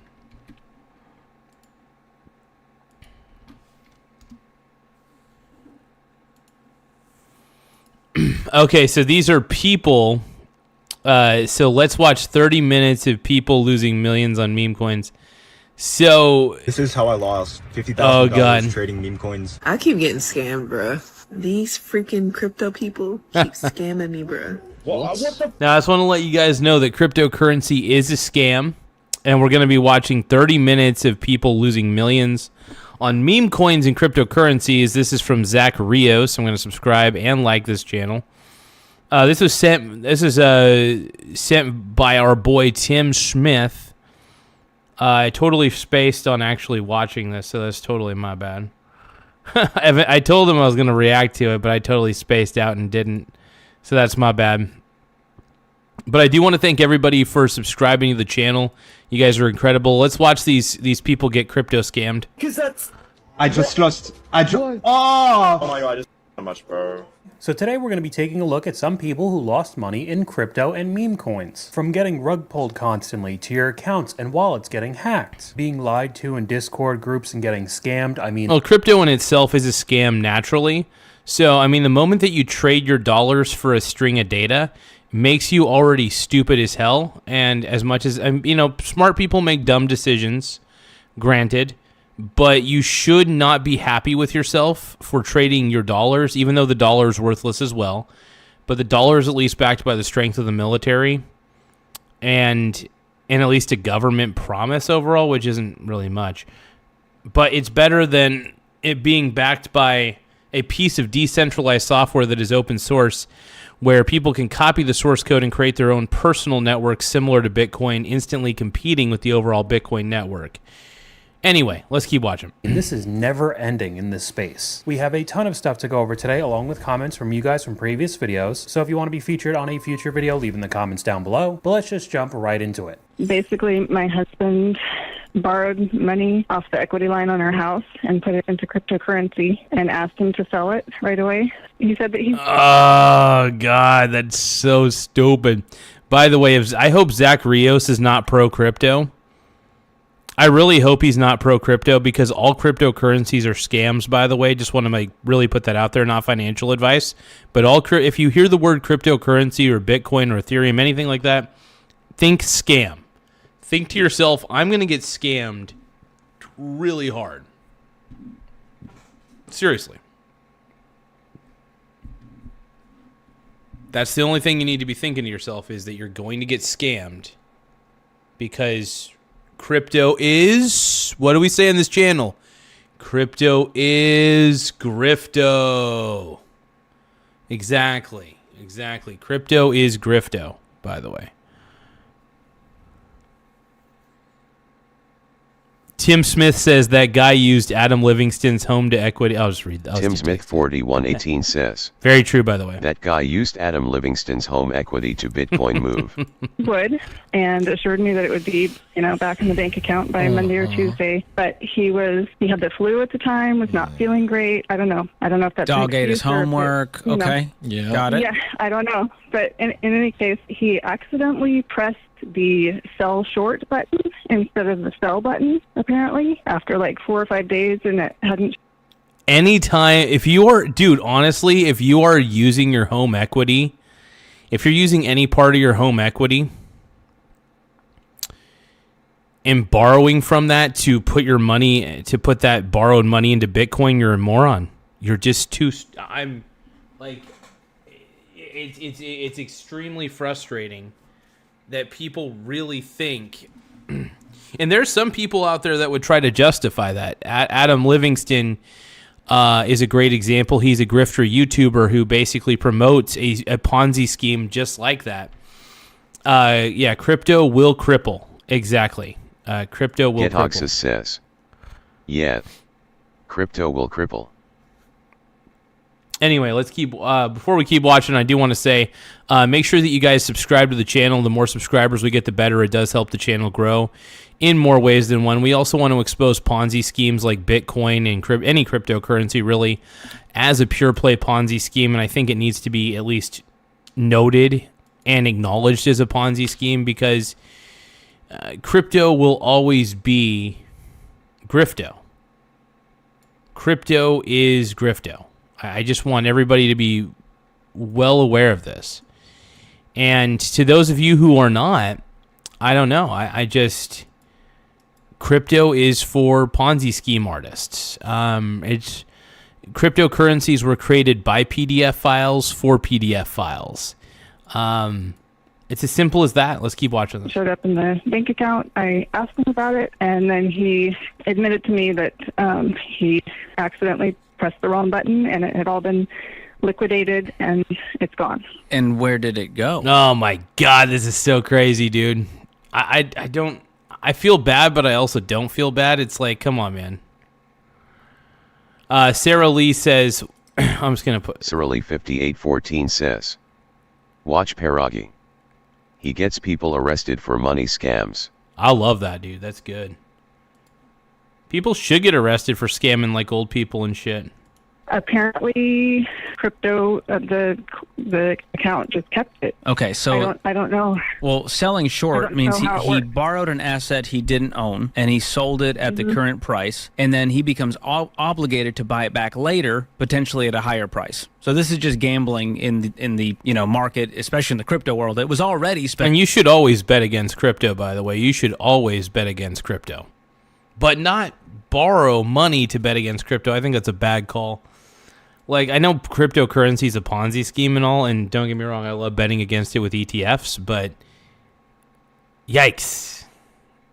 Just don't use your home equity with cryptocurrency. All right? Just ugh. Speculation. So it's like double gambling at this point. And with the way crypto's been going lately, I don't think this ended well. We could just go over to the comments. You can't accidentally press the wrong button. He's lying. I'd filed divorce papers so fast. Immediate divorce in this situation. Yeah, no. Especially, here's the thing. If you borrow, oh my God, if you borrow against your home equity and put it into Bitcoin in any form or fashion, you're financially illiterate. I'm sorry. That's all there is to it. And it's gone, the meme from South Park. $250,000 is years and years of working and savings. Gone. Taking out equity on your... Aaron Russell, I got something better than home equity. I've got equities. I have actual equities. I have stocks. I would rather own stocks than my own home. Stocks actually pay me a dividend. I actually have had a better time as a stock investor. I would rather be a full-on owner in a diversified portfolio of stocks than own my own home, to be honest. As great as it would be to have my own home, I have had much better luck with the stock market. So, also I don't have to borrow any money to get into the stock market, so that's kind of nice. Home just to gamble is absolutely wild. I asked you guys in an older video, do you know someone who lost money on meme coins? One too many. Me, we put $100 in Dogecoin in 2021. So I basically lost $100, but it's not that big a deal. It's still... Yeah, I mean, people lose $100 at a casino. I'm not saying losing money is a good thing. But I'm just saying, if you guys... This is the problem that people have, is they don't teach you this in school, but they don't teach you how to look for intrinsic value of an asset. And this could be taught in 10 minutes in a public school. I think there needs to be more classes on how to invest and how to mentally invest and how to be an investor. I think, here's the thing. We gear ourselves our entire lives to look for jobs, right? But we never gear ourselves to become investors, right? It's like we're always totally fine working 40 hours at a dead-end job that makes us want to hurt ourselves, yet we can't take an hour of our time to learn how to properly invest and be involved in our own portfolios. How fucking stupid is that, dude? I think our society's ass backwards. Our society trains us to be poor. That's a problem. I don't like the fact that society trains people to be poor. It pisses me off, and not because. By the way, I don't hate poor people. I hate society basically stifling people knowingly. And when I say society, I mean like the government and terrible rich people. There's good rich people out there, and then there's terrible rich people. There's $100 you could have had, and there's going to be a lot more examples in this video with way higher numbers. Me, I lost $40 on 4 different meme coins, but it isn't a realized loss until they all go to zero. Well, virtually all meme coins do end up going to zero. I don't think you're... Yeah, all crypto goes to zero eventually. So, I mean, you could just hold on to it and never sell it, and then maybe one day it'll go out. No, it's not going to happen, though. Anyway, meme coins are stupid. You're always going to be a bag holder in those unless you get in and get out at the right times. But you can never predict how rapidly a meme coin is going to go down or up. You just can't predict these things. So to put your entire life savings into this shit is so stupid. It blows my mind the level of stupidity that people have in the crypto space. Anyway, cryptocurrency is stupid. It's a Ponzi. If you hear the word cryptocurrency, just think scam. You're going to see much of a bounce back on that one. XRP is not a meme coin, but that one clip about XRP was a good investment. Do more research. And I think that was referring to a clip that, funny enough, is very similar to the last clip, where a guy took out a $50,000 loan behind his wife's back and put it all in. My boy Dildo Baggins 20 says, holy shit, it's Garza. What's up? My pink brony bro, and you dance at the gay club. Dildo Baggins says, long time no see, man. I think I remember you. I don't know. Remind me, what is your name besides Dildo Baggins? I think I remember you. Oh, wait, I do remember you. It feels like it's been a long time. I remember your screen name looks very familiar, by the way, Dildo Baggins. So I don't know. Thank you for coming back on, though. I appreciate you. Hey, guys, make sure you guys subscribe to the channel, by the way. We're currently sitting pretty at 8,936 subs. Once again, we're sitting at 8,936 subscribers. Make sure you guys tap the subscribe button in the upper right-hand corner. It does help the channel grow in more ways than one. Anyway, let's keep going.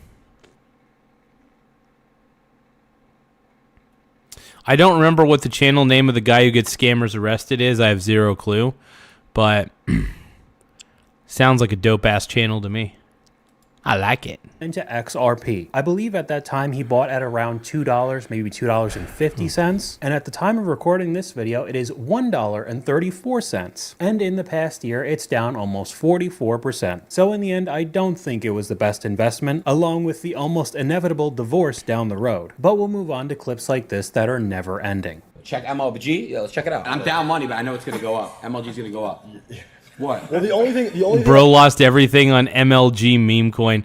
Dude, these are professional gamblers, basically. And when I say professional gamblers, I mean they're professionals at losing their money and being idiots in the gambling space. I mean, gambling is bad. I'm going to note that down on my handy-dandy notebook. Okay. I just like to remind myself how stupid gambling is. It's just right? Just Brother, there is no way my MLG is down this much bread. This has got to be fake. I'm sorry. I don't believe it. Oh, God, it's that Aiden kid. Aiden's such a moron, dude. So there's this guy named Aiden, and he's like some streamer or YouTuber. I don't know why. Is Aiden Ross? I can't stand this kid. You know, there's some people who I think deserve to be successful, and then there's others that just, I don't know. Good for them for being successful. They have what's called work ethic, but some people just like, I suck a lot, and I'm pretty sure there's people who are pissed off that I'm successful. I suck ass. I suck major butt. You know. It's good. Oh my god, so much. What the fuck is that? Oh my god. He lost everything instantly on a fucking meme coin. How much, bro? I'd say probably like 60%. Dude, people get rug pulled so easily on these. What happens is the people who create the meme coin will buy a whole bunch of it. I'm pretty sure you guys already know how rug pulls work. But the people who create the meme coin will buy like a shit ton of it. And then they'll sell it. They'll buy a ton and then they'll just sell it. And it'll force the price to go down, basically. They'll wait until a ton of people buy into it, and then they'll just sell their entire position. And then, it's basically, it's not even a rug pull. It's basically a basic pump and dump scheme. So meme coins are basically big old pump and dump projects, and they're total bullshit. It's gambling.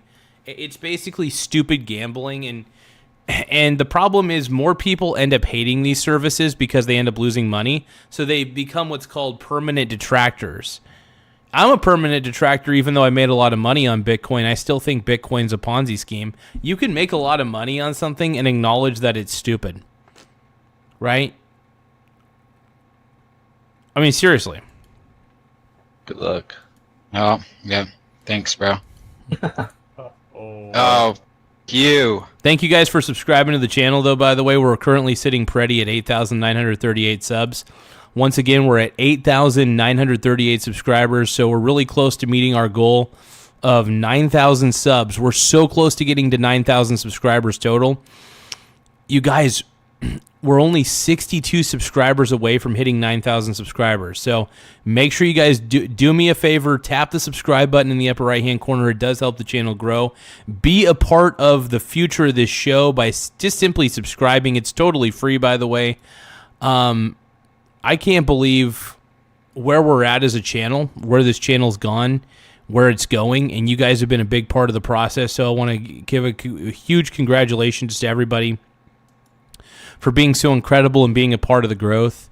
You guys make this channel run, so the simple act of you subscribing to the channel, it means the world to me, man. So you guys are amazing, sexy, amazing.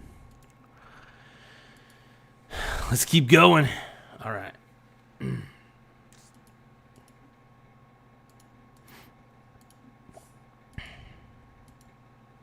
Damn, Cups just got rugged, bro. I have $168 left. He turned $30,000 into $168. Dude.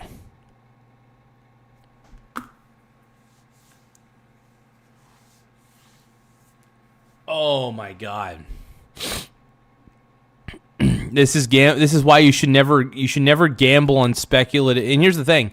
You should never take a chance on a worthless asset. So anything that is cryptocurrency related, cryptocurrencies have an intrinsic value of 0. So the moment that you even try to get into something with an intrinsic value of 0, make sure that you're aware that there's always a chance that it could go to 0. Because anything with an intrinsic value of 0 eventually goes to 0. It's a simple fucking formula. But nobody wants to hear it. Nobody wants to acknowledge it. It's a very, very simple formula. So just remember, anything with an intrinsic value of 0 eventually goes to 0. Sometimes it takes a little longer than expected, but it eventually will go to 0. Bitcoin has an intrinsic value of 0. Unfortunately, it's been popular by pedos in the online communities for way too long. But Bitcoin has an intrinsic value of 0. Keep that in mind. And since it does have an intrinsic value of 0, it's going to go to 0 eventually. Do you see what I'm saying? There's a pattern here. So if you think that taking a chance on Bitcoin is smart, think again. It is not. Bitcoin is stupid. Bitcoin is dumb. All cryptocurrencies are stupid.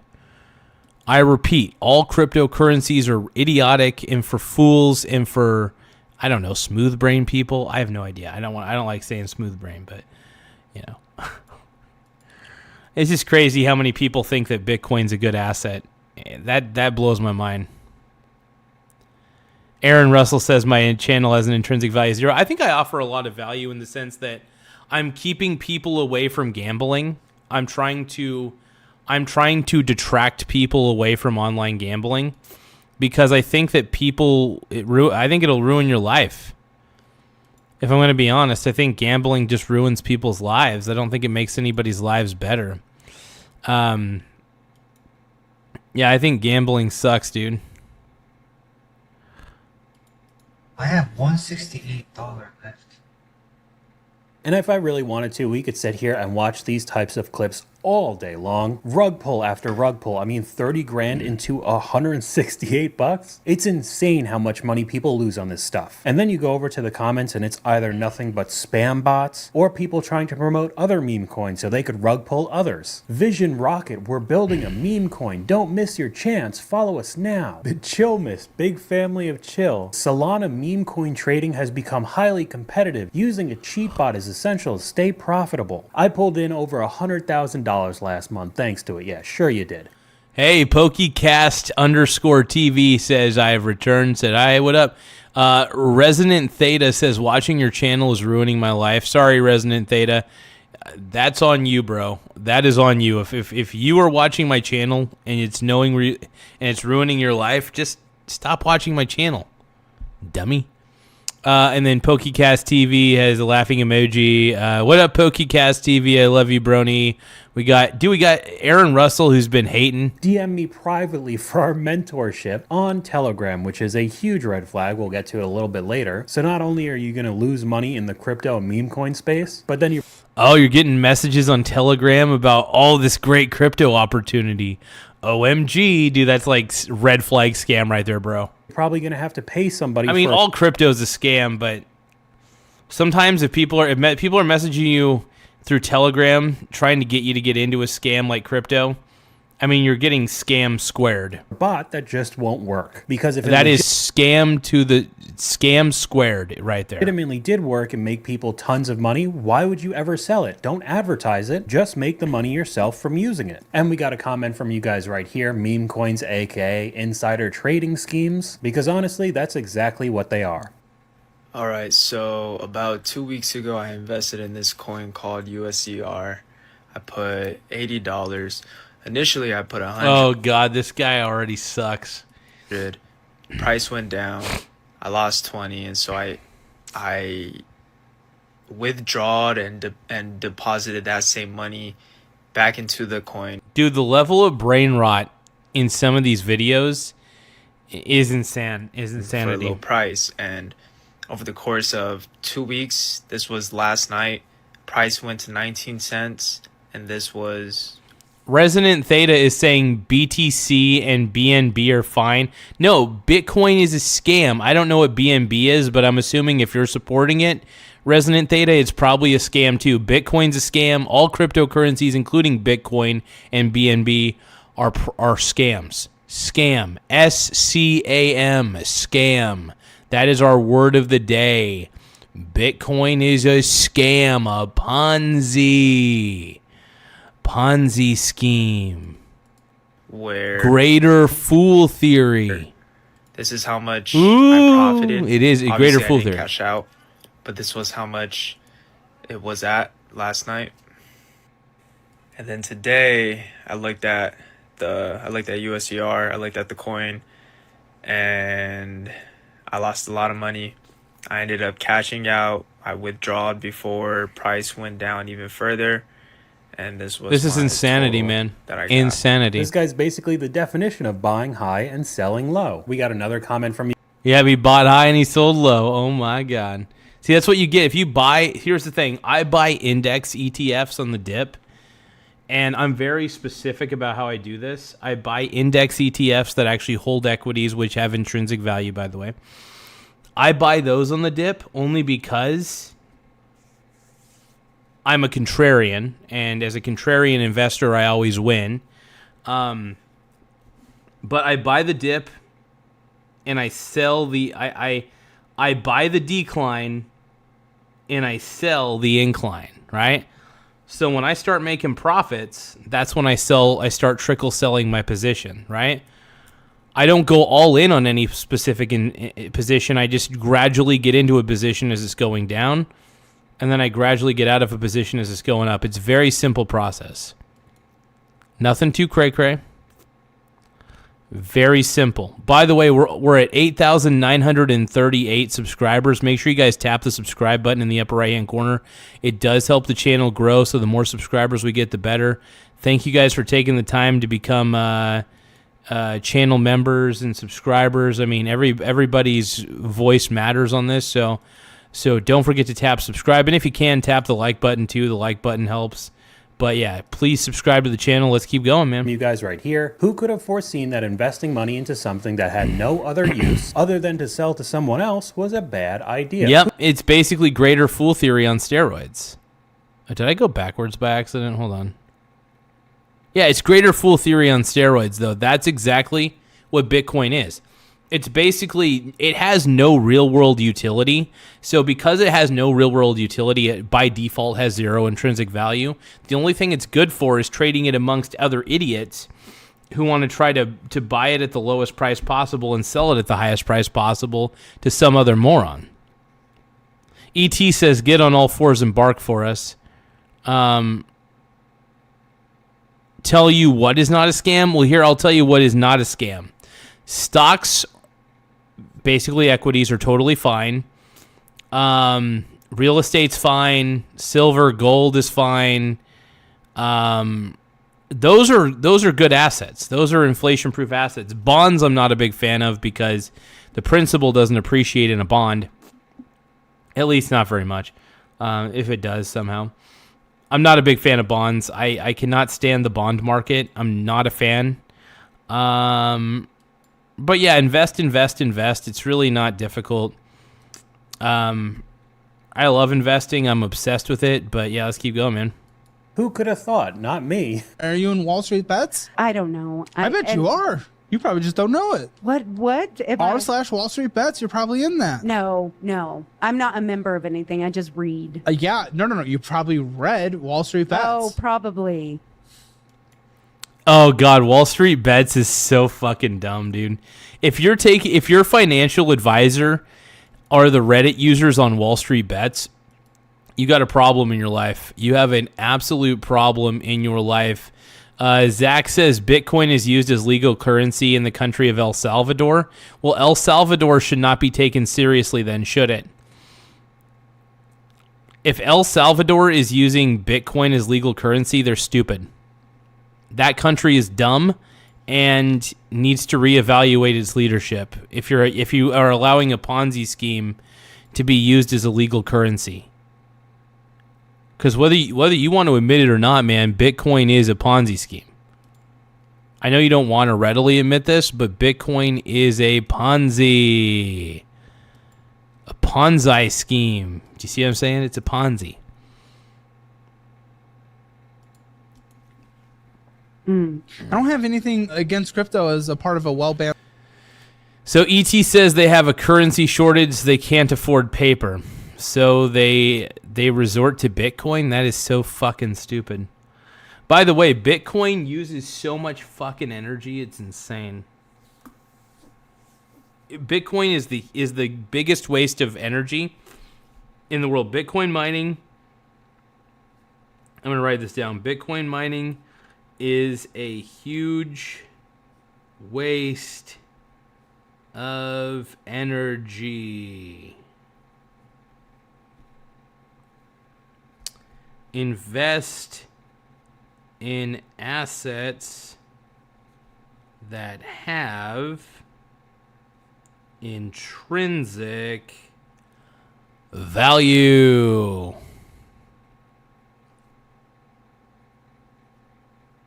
Oh, they're so good with phone. Here's the thing, man. I think Bitcoin sucks. Bitcoin's a scam. We all know it. Nobody wants to admit it. The only assets that matter are stocks, real estate, gold, and silver, in my opinion. Bonds are okay, and if I'm forgetting an asset, whatever, but Bitcoin is not a real asset. Bitcoin is not real money. Bitcoin is faker than my tits. Portfolio, kind of a minimal part, but I don't think Dogecoin's what we're going after. Oh no, I will never do that again. Sell it and put it towards the debt, dude. Look, You just got to get out of this debt. I just did it one time. Oh, my position's Dogecoin. So you held Doge? Yes. You held Doge. Well, and I you think lost? I bought it. At Oh, this lady's too far gone, dude. This lady's a gambler. She's a gambler, and she's making excuses for stupid gambling decisions. Litecoin? Where's Litecoin? You lost $324 in Litecoin. I think I bought them all like at the highest they will ever be. We don't know. Oh, that is so dumb. Anytime you buy something at a high, like, my philosophy is if everybody's already talking about it, it's already too late. My philosophy is if everybody's talking about it, it's already too late to get into it. I should say if it has an intrinsic value of 0, you should never get into anything with an intrinsic value of 0. I think it's so stupid. Not financial advice, but intrinsic value does matter. Make intrinsic value great again. Make intrinsic value matter again to people. It's so fucking frustrating, man. It pisses me off. Pisses me off. I'm so fucking mad, dude. I'm mad, dude. I'm pissed. I don't know that for sure, but also this is just stupid for your situation. Yeah. Now this brings in the Wall Street bets culture. I bet everybody's heard about the GameStop and AMC short squeeze. A few people made an absolute massive amount of money, and because of that, you have literally millions trying to chase that high as well through every random crypto and meme coin you could think of. And shockingly, 99% of people lose the money. But now we could get into a bit more of these scammers and then all of the gurus and Discord groups, Telegram links, with all these grifters selling you a dream and just taking your money. Cybercrime detectives have charged a Sydney man over a $5 million crypto investment scam. Almost 200 elderly and vulnerable Australians have been fleeced of their savings since November. Encouraged to invest in... Freaking crazy, man. Freaking insane. ...fake cryptocurrency through social media. The 42-year-old suspect from Strathfield is accused of dealing... Let's see what Dildo Baggins is telling me here. Dildo Baggins 20 says, Garza, I work online and crypto is definitely a game changer when it comes to transactions. It's instant and way cheaper.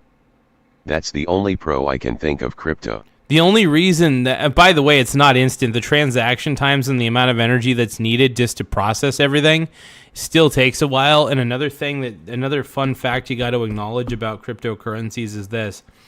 The reason that it's easy to transfer is because all it is zeros and ones. Cryptocurrencies are not backed by a single thing.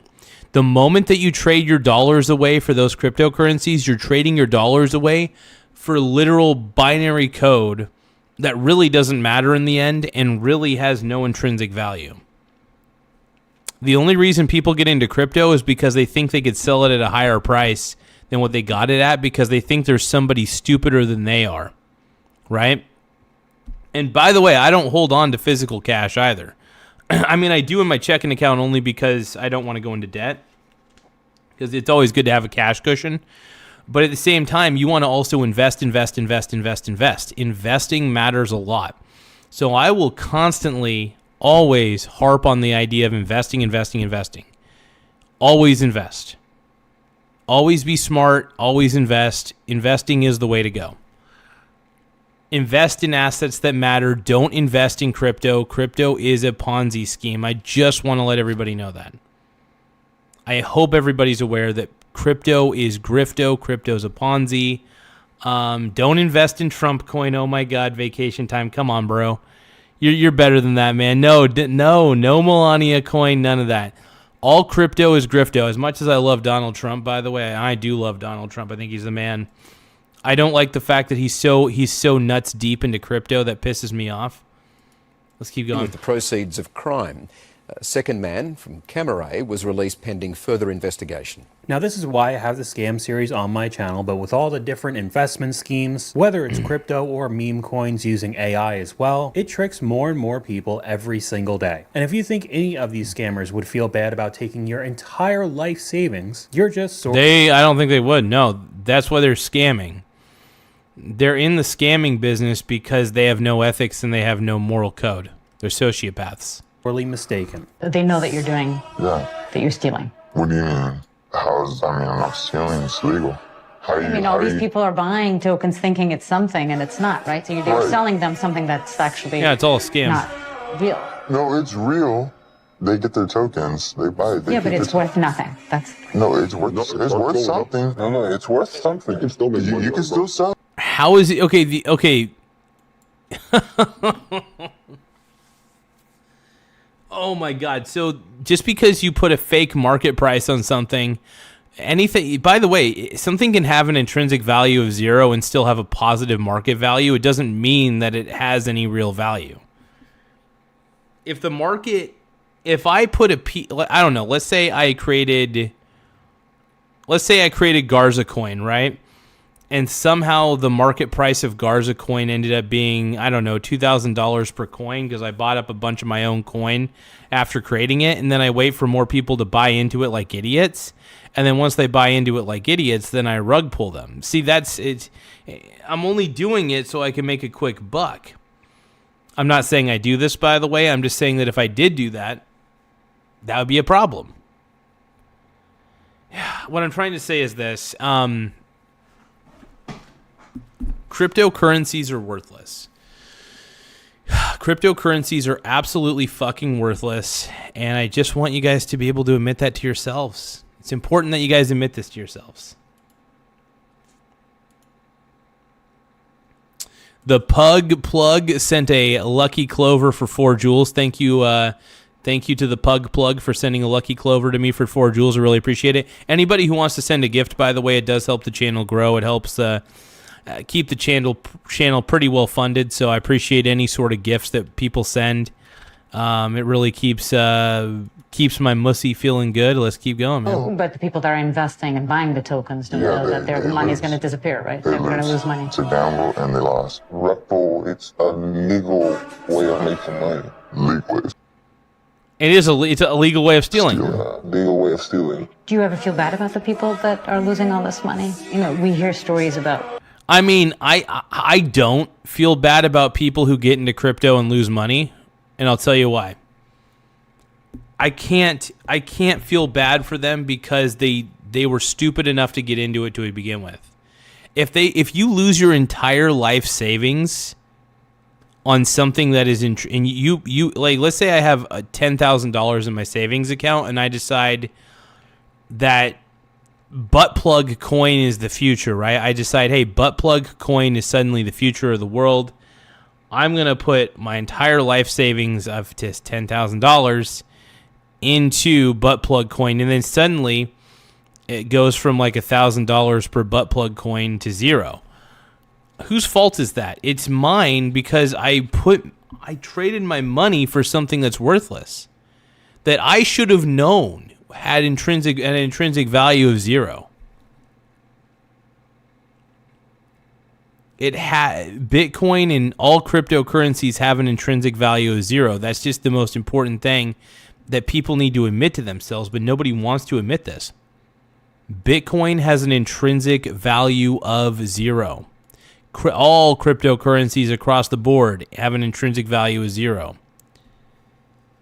Does that make sense, you guys? Come on, man. People who've invested, all their retirement or sold their dream house or whatever. How do you feel about that? I get it. You don't care? No. You're gonna put your life savings in a coin.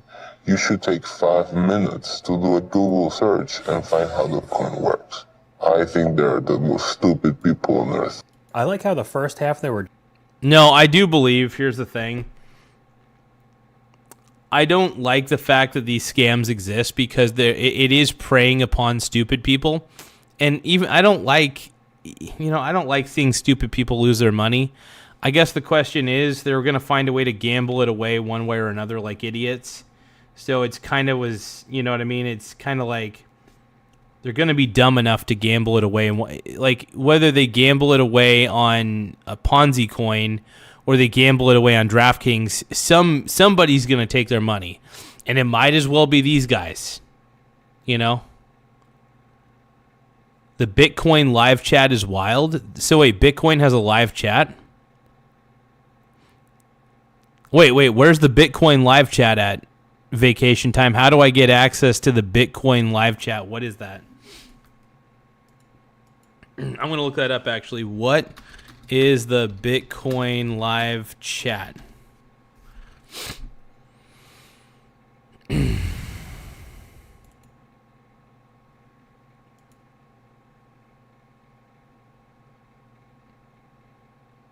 Okay, so it's here on YouTube. Okay, so yeah, let me know what the channel's called, I guess. We'll look that up here in a second. But for right now, all right, take your time. We'll watch a little more of these scams. Justifying it, saying that it's not stealing because it's legal. And then the second half saying that they don't feel bad. These people are just stupid. I'm going to take advantage of them. And to be honest, they're not wrong when they say you should do a Google search before putting your entire life savings into something. Yeah, I think it's stupid to put your entire life savings into something where somebody's like, you're gonna 10x your money.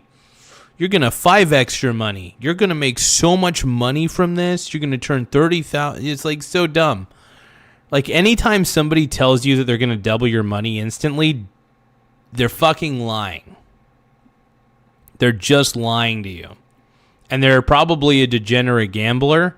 And there's not only that, they're probably scamming you. Let's see. Vacation Time 24/7 says called Bitcoin Live Channel. And the stream is called Bitcoin Live Chart and Liquidation. Okay, let's take a look here. We'll take a look. We'll take a quick detour real fast.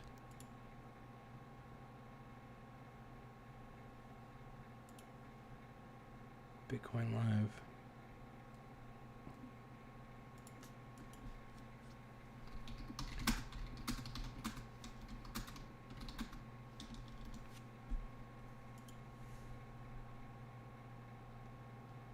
Okay, let's take a look.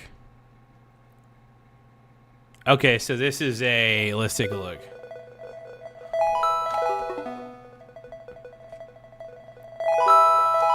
What is that annoying sound? What is that chinging noise?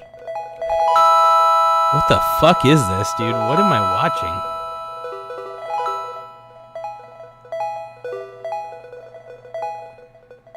Is this showing all the liquidations and transactions that are happening? Oh, it looks like Bitcoin's going up, though. Even though Bitcoin's a Ponzi. Oh, Vacation Time. I see Vacation Time saying Bitcoin is the future. Oh my god.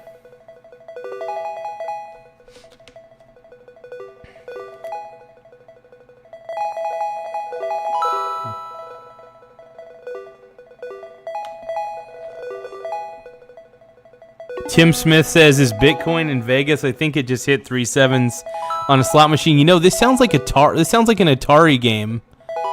Like, listen to the sounds. That sounds like Atari. That sounds like Atari to me.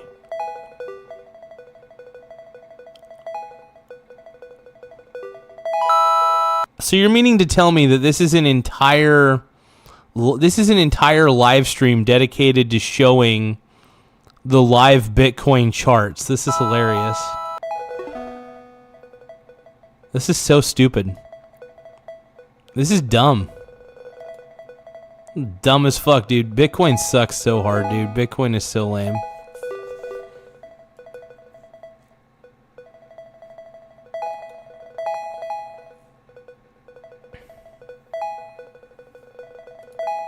So Tim Smith is asking, is Bitcoin playing Yar's Revenge? Hashtag Atari 1982. Oh, it's amazing. Man, I want to start playing Atari games again, man. I don't know. I don't know how anybody could watch this shit, dude. I'll tap the like button for it, though. But yeah, it looks like Bitcoin's up 3.21%. All right. The scam that is Bitcoin, man. Bitcoin, my clickcoin, dude. That's all I gotta say. So, how much do you guys want to bet the stock market's gonna pop off tomorrow? It's gonna go up higher. I mean, it might go lower, but you know, if it goes lower, I just buy a little bit more indexes and stuff. But yeah, that was thank you, Vacation Time, but I'm not into that shit.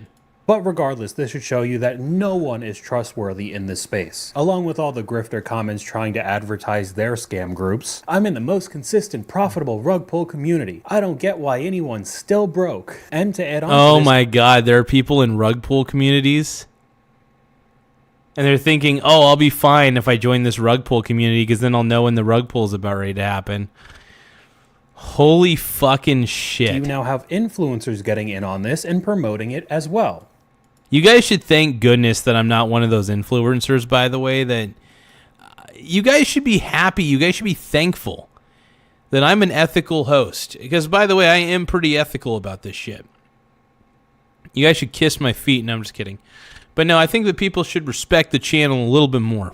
Because we don't succumb to grifter tactics. I do try to convince you guys to become channel members, though, for 99 cents a month, admittedly. But, yeah, it's a chance I take.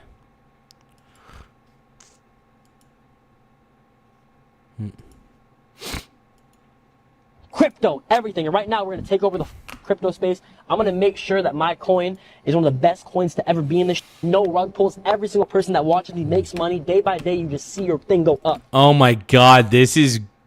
Neon's meme coin is just an... Oh my god. I love how these people promise that everybody who gets into this is going to get instantly rich. That's like my favorite thing about this shit. They're like, if you get in, it's going to go up, up, up, and up. Buy the dip. It's fine. Buy the dip. Oh, wait, it's at zero. Buy the dip. Up, up, up, up, up, and never goes down. You just continue to make money. And I'm going to do it for my community. I'm going to do it for my people. And I'm going to make sure that all you motherfuckers eat with. Dude, this is so grifty. This is so grifty. Way, without any risk, without worrying if I'm gonna f anyone over. Y'all are gonna see. Okay, this so guy's gonna that guy's gonna F you over. The coin went down. This is the same person that we took a look at in the gambling addiction video, where he was promoting all of those predatory gambling sites as well. And when he was questioned about that, he played dumb, saying that his audience doesn't gamble at all. They don't lose money. These companies just wanted to pay him ludicrous amounts of money to promote it, but nobody's actually getting hurt financially, which of course is wildly untrue. He's just getting rich while all of his viewers are losing money. We got another comment from you guys right here. I'm 37 and get rich quick schemes have always existed. Instead of TV commercials, it's all online now. Yes, it is. And even though we've seen a ton of examples like this since COVID, the crypto, the meme coins, the NFT stuff that's already died out, I still see clips like this all the time. Guys, I promise you I'm not psychic. Remember I made that video about those two Aslan brothers who were trying to promote some meme coin and I told you it was a scam? Is left till our meme coin launches. Guys, seriously, this is an amazing opportunity. If you want to lose money, like you have too much money and charity just doesn't do it for you, sign up for a stupid meme coin. What is this trend of influencers, TikTok stars pushing meme coins? These meme coins are inherently exploitative. They're basically elaborate pump and dump schemes. All the liquidity is getting taken out. Oh man, I love. I'm not gonna lie. I kind of appreciate meme coin scams a little bit. I think it's. I don't really like seeing people lose money. It sucks, but if you're gonna take your cash and you're gonna put it into something stupid like a meme coin, you're kind of asking to. It's like going to a casino and expecting to turn $100 into $200. You know that your chances of winning are slim and your chances of losing are excellent. Of the meme coin. Well, they've literally rug pulled it. They've rug pulled it, or the people that own the coin did it. And it's a reminder, guys, don't invest in any of these like meme coins. It's all like bullcrap. Oh, it's all a scam. All crypto. No, by the way, not just meme coins. I'm talking about all cryptocurrencies across the board. I don't care what cryptocurrency it is. I don't care if it's Bitcoin. I don't care if it's Ethereum. They are all scams. If you hear the word crypto or Bitcoin, it's a scam. If you like, it's all cryptocurrencies are scams, dude. Trust me. Now, what these brothers can do is whatever bag they got paid for that coin, they could just donate it to the people who lost their money. But of course, they're not going to do it. Why would they? They're also going to play dumb and say, I didn't know that this would happen. I'm so sorry to my viewers that lost all of their money. And then they'll move on with their life making the same type of content again with a fatter bank. And here's the thing. I'm actually not that mad at the rug pullers. I'm mad at the people who didn't do any research and decided to think that, oh, cryptocurrency is totally a sound investment. Crypto is such a sound investment, Jarvis. Jarvis, can you please? I just think that crypto is so smart. I'm so smart for getting into crypto. Something that has an intrinsic value of 0 and isn't backed by shit. Crypto's a scam, you guys. Crypto is a bloody scam. You know it. Even Trump coin pisses me off. All crypto is grifto. All crypto is grifter currency. Cryptocurrencies were created by PDF files for PDF files. I want that to be very clear. Bank account. Now here's another scam that I've seen in some comment sections, especially when we're talking about losing money. At Best Cyber Hack recovered mine, and we could go over to the account Telegram Best Cyber Hack and WhatsApp message. 2 giant red flags. This is just someone preying on the desperation of trying to get their money back. You go and message them on Telegram or WhatsApp, they'll probably ask for a certain amount of money to try to get your cash back, and if you send it to them, you'll get ghosted as well and lose even more money. And these type of people have even started to do the undisclosed ad stories on TikTok. I thought I was smart. I thought I was careful. I'm from New Jersey. I joined a crypto trading group. They spoke with confidence, shared screenshots, even video calls. I was convinced it was real. I invested more each month until I had nearly $50,000 in the account. Then when I needed to withdraw, they blocked me. Every time I asked, they did. Oh, of course they did. It's because you got into business with criminals. You got into business with PDF files, man. That's basically it. You got into business with PDFs, bro. If you guys can, though, make sure you guys tap the subscribe button in the upper right-hand corner. It does help the channel grow in more ways than one, so don't forget to tap the subscribe button in the upper right-hand corner. We're trying to grow the channel as much as possible. We're about ready to be done watching these scam videos, but demanded another fee. I kept paying because I didn't want to lose what I had already put in. Then I realized it was gone. I sat at my desk in shock, staring at the empty account. My hands shook. I couldn't tell my wife. I felt... Oh, what a dumbass. I mean, I'm sorry. It's just too stupid. Worthless. I reached out to Polaris Cyber as my last hope.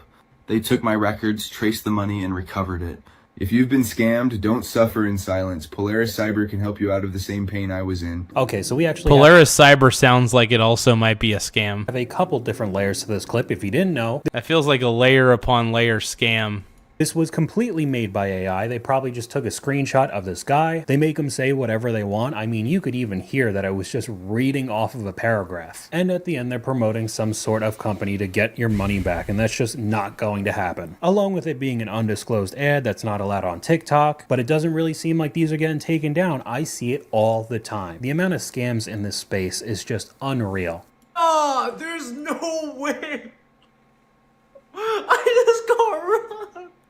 No, bro. No, you didn't get robbed. You're just dumb. If you trade, oh my God, if you trade any amount of dollars,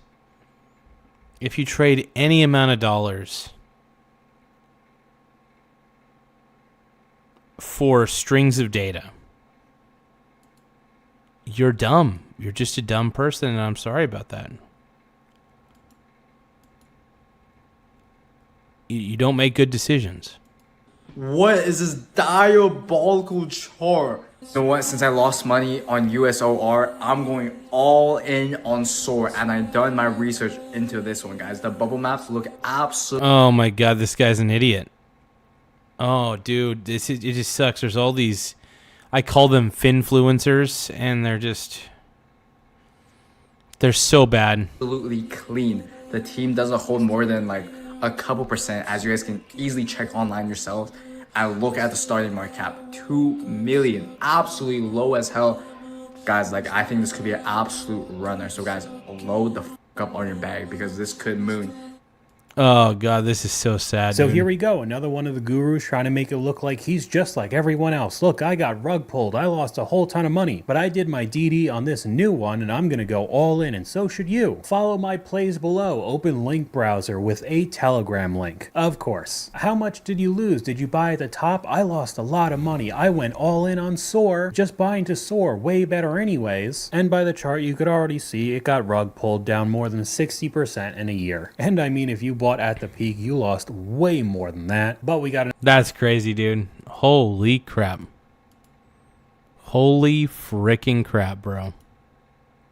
another comment from you guys right here. This is the definition of social media fake rich and buy my course. It's so easy to spot these frauds now. I bet that guy has $17 in his bank account. And this clip up on screen is exactly what he's talking about. Meme coins are a scam. Okay, stay broke. And then he shows off some sort of watch that you can't even really see what it is. So I wouldn't doubt it being a replica either. With a whopping 17. Yeah, these guys that start these crypto trade channels, stupid fucking bullshit. It's just so like crypto is a scam, you guys. It's a scam. You guys got to know this by now. Crypto is grifto. Once again, crypto is grifto. Hello. 1,500 followers. This guy's not doing that well. Meme coins, Instagram, and a Telegram link. Another clip almost exactly like the guy who went all in on SOAR, saying that I lost $15,000 trading meme coins. But now I know what I'm doing, so I'm gonna make a ton of money, and you should follow me. Daily crypto content and alert with yet another link. Rebel Crypto Underground, memes, alpha, money, trench together, eat together. Doesn't this sound embarrassing to you? Rebel Crypto calls exclusive early insider TG call group, and it's not like any of this stuff is free, and that's how they're making money. Here's another example. I mean, cookie cutter copy and paste, just with a different guy saying that I lost all this money, but now I know what I'm talking about. The biggest 100. Oh, dude, there's so much lost prawn out there. It's insane, man. Like, this is just, it blows my mind. It just blows my fucking mind. Like, I don't even know what to say, man. I don't know what to say. I don't know what to do. I just want to say I love you.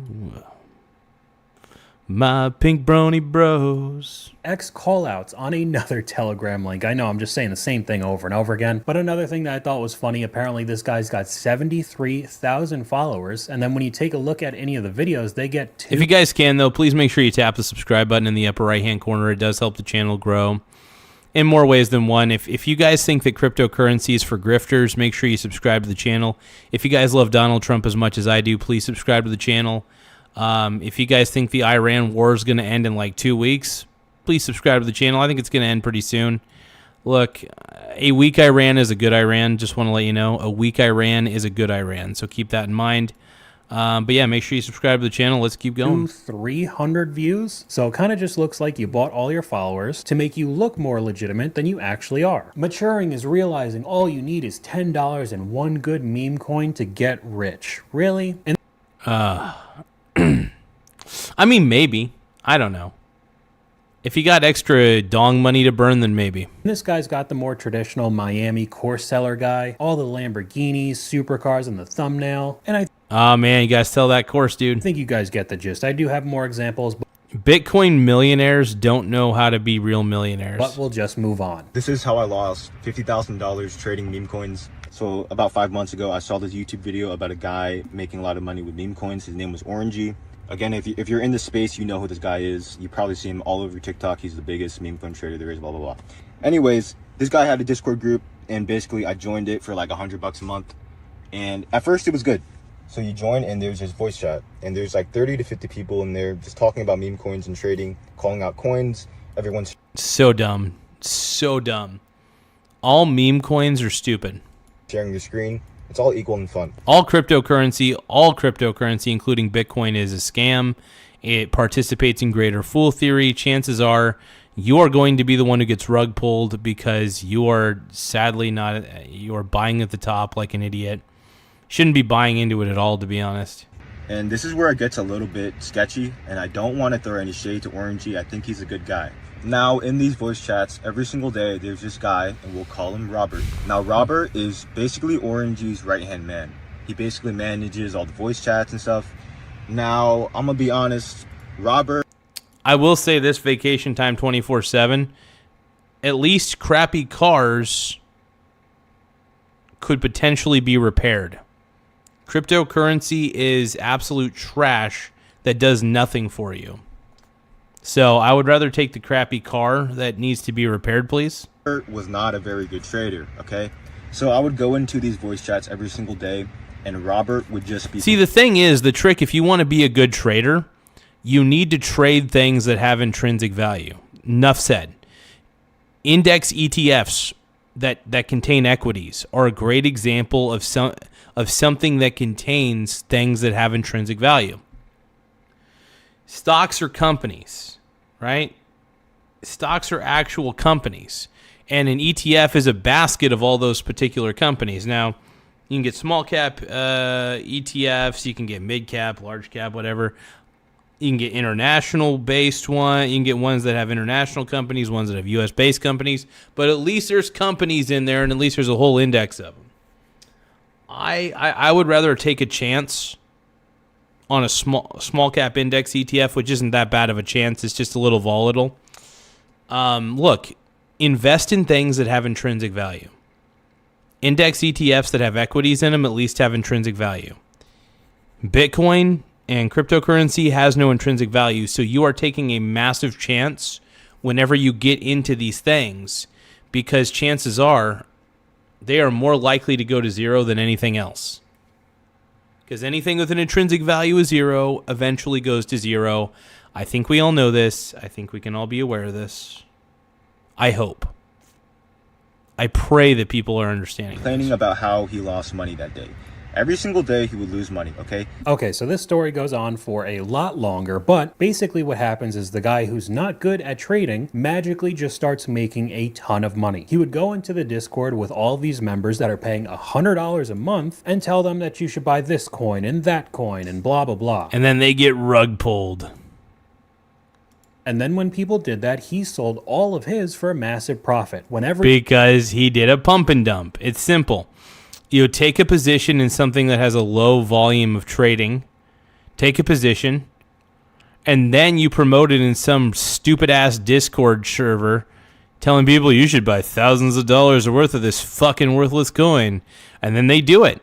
And then you, since you got in early when the trading volume was low, then you could sell at a higher price to even stupider morons. Oh, man. Holy shit. No, here's the thing. Intrinsic value matters. Make intrinsic value great again. Make intrinsic value great again. This is one of the reasons why I'm a great index ETF trader. Because I understand what intrinsic value is. I understand the things that I'm getting into, the underlying assets. It fucking matters, bro. It matters. Everybody else got screwed. He did that over and over again, and people just kept falling for it. I mean, this guy lost apparently $50,000. I lost so much money, bro. I lost $30,000. I lost $2,000 and feel terrible. I lost thousands too. I lost $10,000. Basically, people complaining about getting into a scam and then losing money. No, you guys should be getting your lives together and stop coping. Oh, fuck. Hold on. Where are we at? I don't know. Is one of the safest places you can store it. A substantial amount of North Korea's GDP is strictly from stealing crypto. They have a state-funded operation. This is the largest crypto theft ever from an individual. All right, I got to admit, I am so done watching this shit. Like, I can't take it anymore. I can't stand watching dumb people lose money. It at a certain point, it's just, it's awful. It's crazy.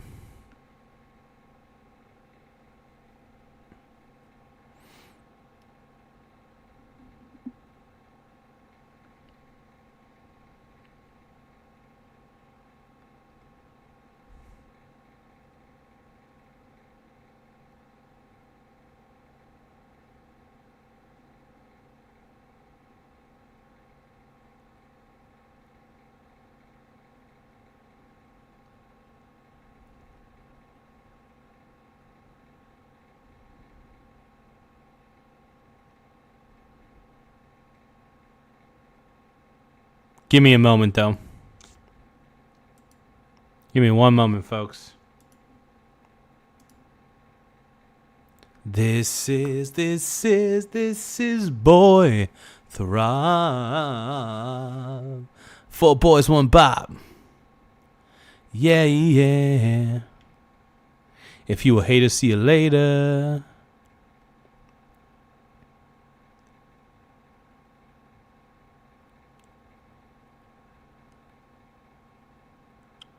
Oh, shit.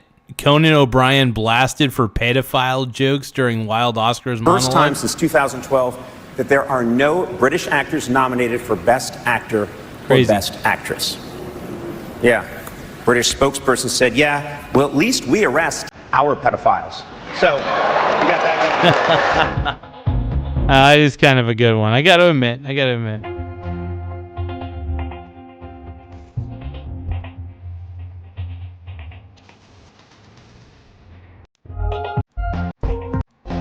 I want to see some... Oh. That was an interesting joke. Whatever. I like it. Eating mac and cheese, personal memory stream. What's my boy Copper Cab doing, dude? Copper Cab.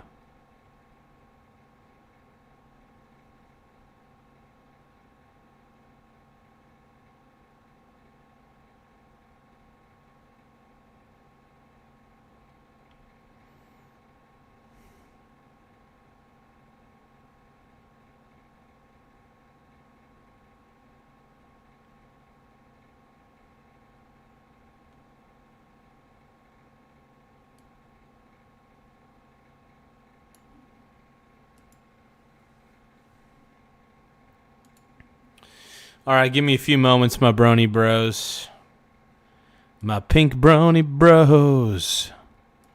I think I got to take a piss. And while I'm taking a piss, there's another thing I'm going to do. I'm going to prepare some chicken. So while I'm let me just put some I want to put some people's names up on the screen. These are people who subscribed already. Thank you for subscribing to the Michael Garza Show. Don't forget to tap the subscribe button in the upper right-hand corner. This is a shout out to some of the people who've already subscribed in like the last 2 days. Thank you for subscribing to the Michael Garza Show. Don't forget to tap the subscribe button in the upper right-hand corner. All right, I'll be BRB. Thank you for subscribing to the Michael Garza Show. Don't forget to tap the subscribe button in the upper right-hand corner.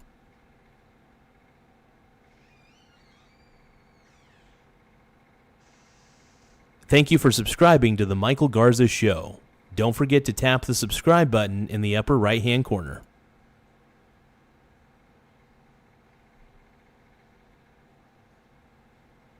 Thank you for subscribing to The Michael Garza Show. Don't forget to tap the subscribe button in the upper right-hand corner.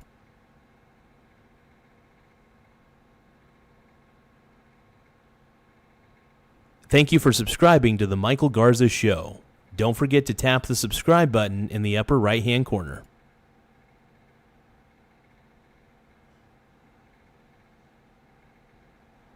Thank you for subscribing to The Michael Garza Show.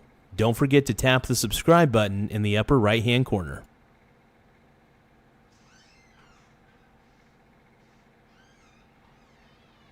Thank you for subscribing to The Michael Garza Show. Don't forget to tap the subscribe button in the upper right-hand corner.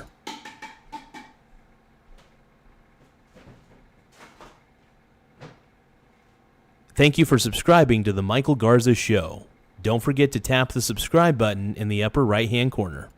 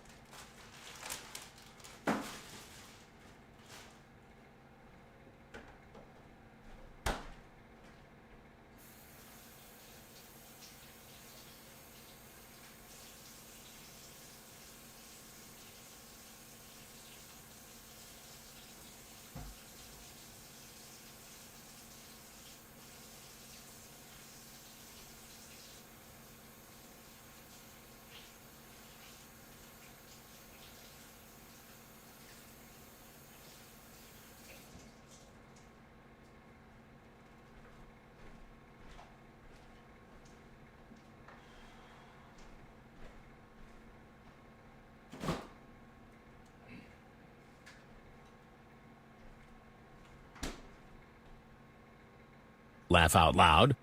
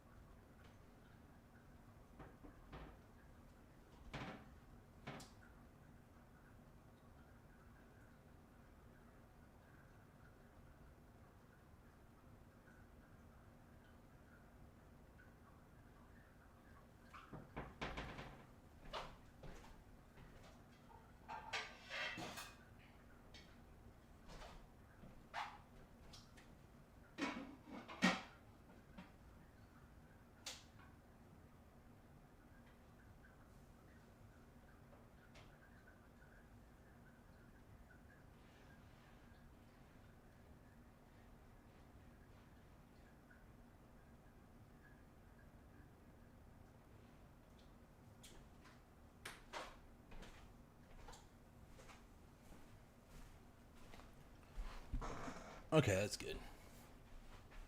Oh, hold on. So ET is at VIP. Thank you for becoming a channel member again.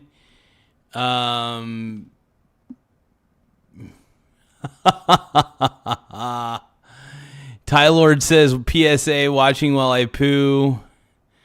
Why is he peeing? ET is now a VIP. Thank you for becoming a VIP member. Yeah.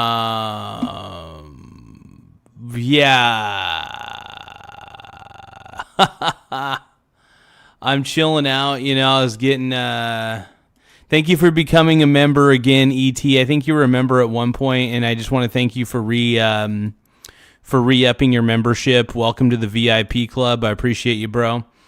You're a pink brony, bro, and you dance at the gear club. But no, I want to thank everybody for taking the time to become channel members as well. It does help the channel grow. It helps me feel like I got a big dong. So I do want to thank you for tapping the join button, man. Thank you, guys.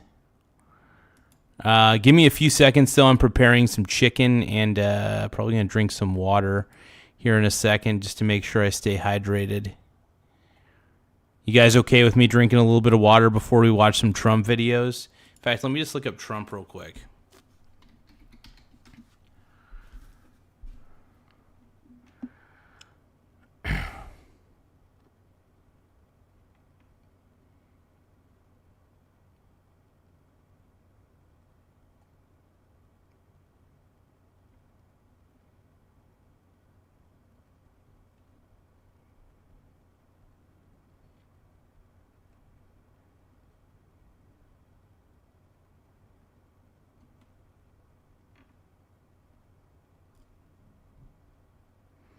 I mean, it pretty much is a victory. I think what's happening is pretty much a victory at this point in Iran.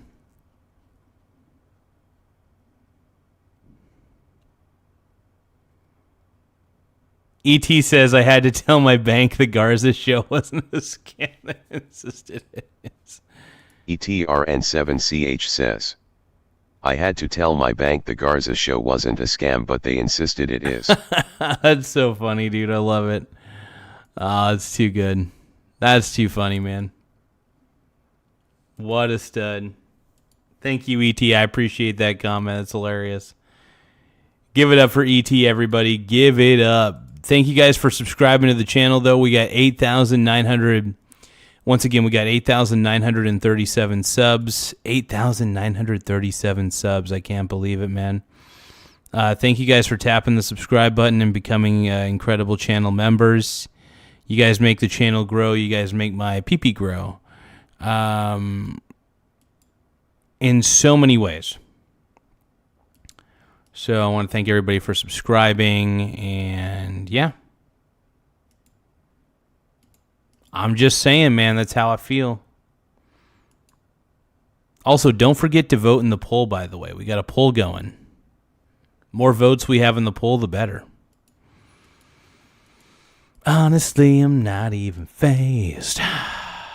Because when I win the Grammy, I'll make sure to say thanks. But I can't believe it, man. We're at 8,937 subs. We're trying to get to 9,000 subs by the end of the night. I think we could pull it off. What do you guys think? Do you guys think we could do it? You guys feeling juicy? I'm feeling juicy, man. Aaron Russell K9K says, dying for oil is even better. Hell yeah, dude. Good comment, good comment. I appreciate the comments, everybody. Thank you, Aaron Russell. I appreciate it. Total stud. Okay. I realize that I may have to take a number 2. In fact, I'm going to bring my phone with me into the bathroom. I will chat with you guys from the bathroom.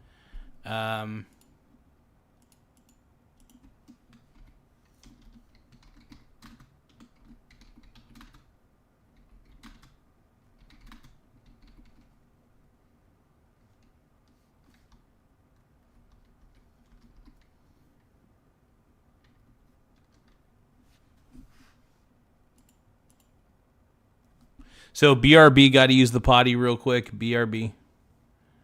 LOL.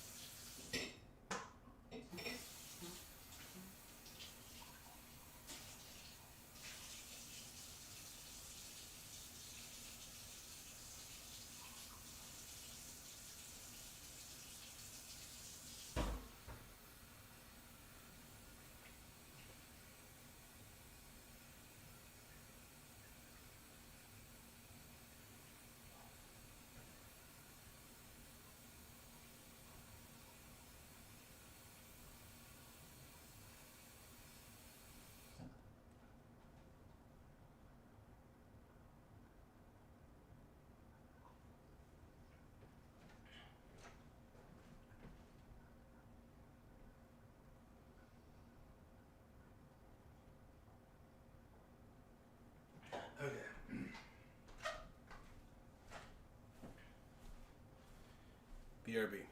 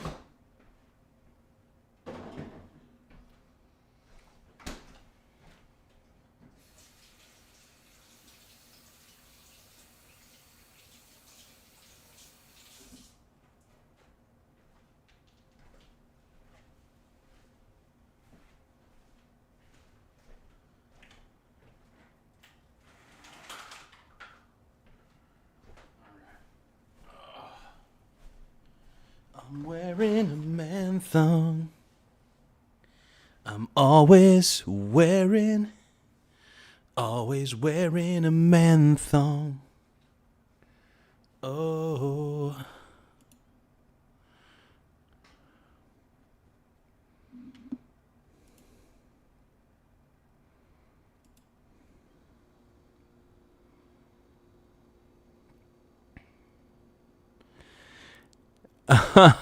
No, I'm good, you guys. Thank you, guys. I appreciate everybody for your concerns.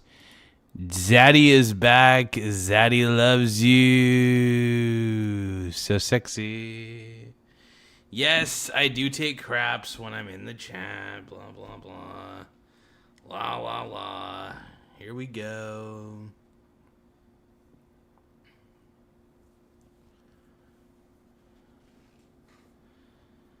Okay.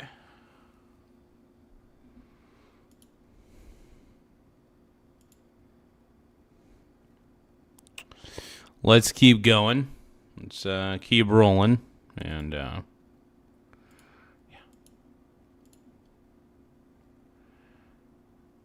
So, let's see. Can we look for coverage that's absolutely not boring as shit? Okay. Trump calls for other nations to reopen tonight with Iranian attacks still choking global oil supplies. President Trump's call for other nations to help reopen the Strait of Hormuz is going. You got to get that going, dude. We got to get that strait open. Unanswered. The president had listed the UK, France, Japan, South Korea, and even China as potential partners. China. But so far, none of them have committed to sending forces, leaving the U.S. with no clear plan for protecting oil tankers in the critical waterway. Is the Strait of Hormuz safe for shipping right now, Mr. Secretary? No, it is not. That's okay. But here's the thing. How long until it's gonna be? You know, it may not be safe right now. But what's up? That's one of the objectives at the end of this conflict is to reopen this. Mr. Donaldson says, Garza, I'm going to move back to the mainland in about a year. We're going to go get a beer and shoot some hoops. Dude, honestly, man, if you find if you find your way to Oregon, my brother, just let me know, man. I would love to play some ball with you, bro. Get a beer, shoot some hoops, or if you find yourself, kind of, if you find yourself close enough, like maybe Eugene or something like that, or whatever. Why am I watching? So yeah, NBC is honestly, I'm just kind of looking for whatever coverage I could find, and then I'm kind of giving my opinion on it. Trust me, I don't trust NBC worth a lick, but I just don't trust NBC, period. But I'm gonna put their shit up anyway, even though I don't trust them. And I do think, I don't know, NBC sucks. Straits of Hormuz. That's going to be an increasing focus of our military going forward. Mr. Trump also telling NBC News Iran wants to start ceasefire talks, a claim Iran denies. While the chair of the FCC renewing threats to revoke broadcasters' licenses after the president criticized media coverage of the war. Meanwhile, Iranian-backed militias Well, here's the thing. If you're a mainstream media outlet and you're lying about the war, that's a problem. And I feel like the mainstream media has lied and lied and lied again about this war. Honestly, look, Iran has been you're moving to Idaho. Hell yeah, dude, Mr. Donaldson, get it. That's pimp, dude. That's actually pretty going to be neighbors with me, basically. And I'm on the coast of Oregon, but Idaho's pretty close, man. That's wild. But yeah, here's what I'm trying to say, everybody. That the mainstream media has been overly critical of this war. And look, I'm not the biggest fan of war. Granted, I'm not the first person to jump up for joy when a war happens. I'm really not. But what I am going to say is this. Iran has been the number one state sponsor of terror for a while. Corey,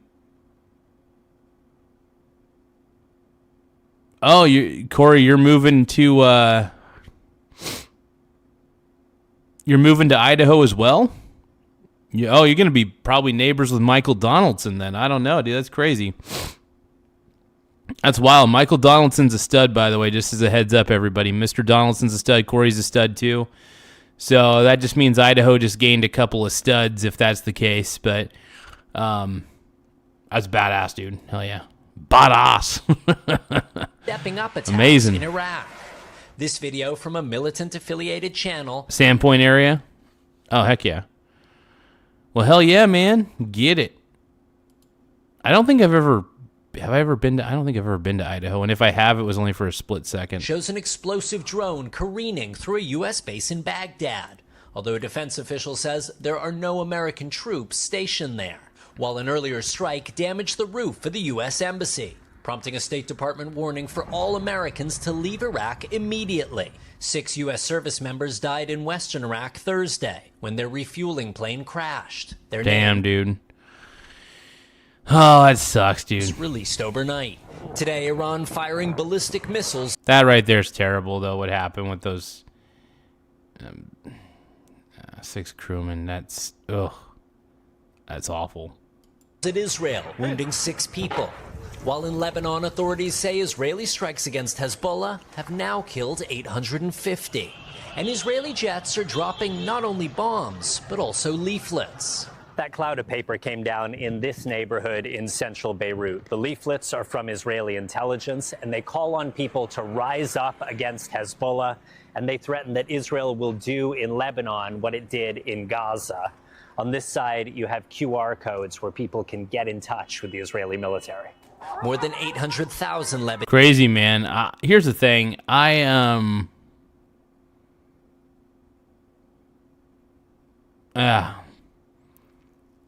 just want Iran to... here's the thing about Iran. I just want their government to get right in Iran. That's the thing. I want them to get their shit together. Lebanese, around 1 in 7 in this small country, have now been displaced, the government says. These kids sheltering in a Beirut public school and waiting to go home. Raf is joining us now from Beirut. And Raf, President Trump's also telling NBC News it's not even clear whether Iran's new supreme leader is still alive. That's what I've been hearing. Yeah, I don't even think he's... I don't even think the Ayatollah guy or whatever... I don't even think he's still alive, yeah. Yeah, Hallie, the president's saying he may actually have been killed or at least very badly wounded, which is why he hasn't appeared in public. Yeah, it is interesting that he hasn't made any public appearances. So that is quite questionable. Yeah, it's very questionable.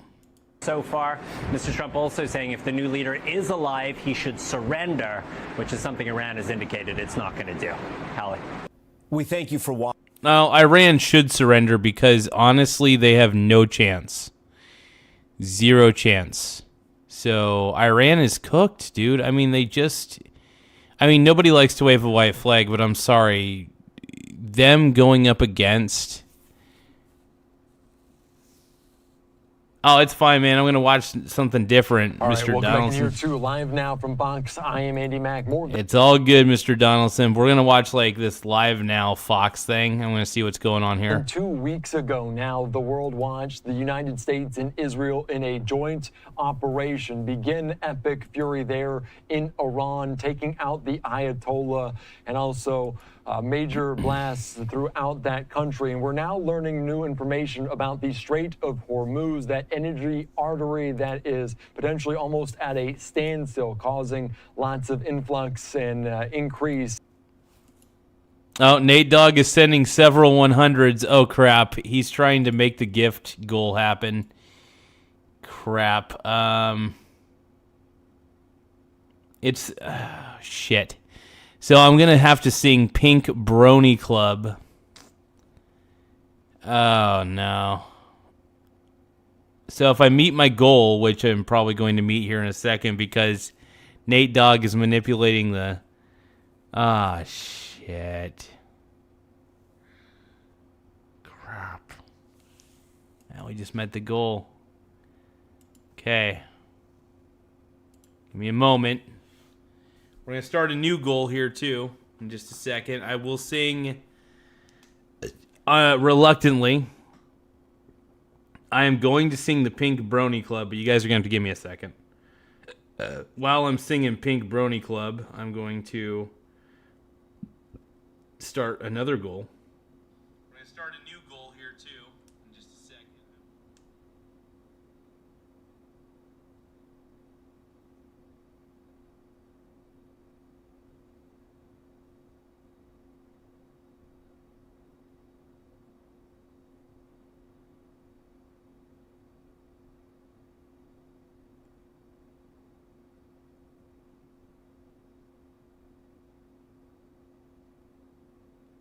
Okay, but I did promise everybody that I would sing the Pink Brony Club. So, I heard you want me to be gay, but I can't ignore my sleazy visions of me in Coos Bay. And I heard that there's a screwed up place where all my brony brothers want a cream pie in my face. I'm having wicked dreams of creaming in Tennessee. Oh, Santa Monica, you've been so shitty to me. It won't make my mama proud. It's gonna cause a scene. She sees her brony boy. Before I go to the next part of this, please tap the subscribe button in the upper right-hand corner. And she said, God, what have you done? You're a pink brony bro, and you dance at the gay club, oh my God. I'm just having fun on the stage in my hooves while wearing a man thong down at the fruit salad. Yummy, yummy. Fruit salad. Yummy, yummy, fruit yummy, yummy, yummy, yummy fruit salad. It's been a long road, fruit salad. Never gonna give fruit salad. Give you up. It's been a long road, getting from there to fruit salad. Yummy, yummy. I'm glitching out. Oh my God. Yummy, yummy, yummy, yummy fruit salad. Toss my salad. And my balls are on the floor. Everybody's looking at me, calling me a whore. Oh, let's see. Everybody's looking at me, calling me a whore. I'm having wicked dreams of creaming in Tennessee. Oh, Santa Monica, you've been so shitty to me. I want to make my mama proud. It's gonna cause a scene. She sees a brony boy. I know she's gonna scream, God, you look like a pedo. And you look like... And you dance at the gay club, oh my God. I'm just having fun on Furry Friday while wearing a man thong down at the Pink Brony Club. I'm gonna keep on fapping at the Pink Brony Club. I'm gonna keep on clopping down in West Hollywood. I'm gonna keep on clopping at the Pink Brony Club. Pink Brony Club.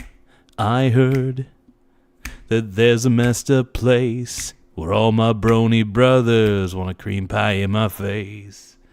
And I heard... Okay, I'm done singing Pink Brony Club, you guys. I'm done.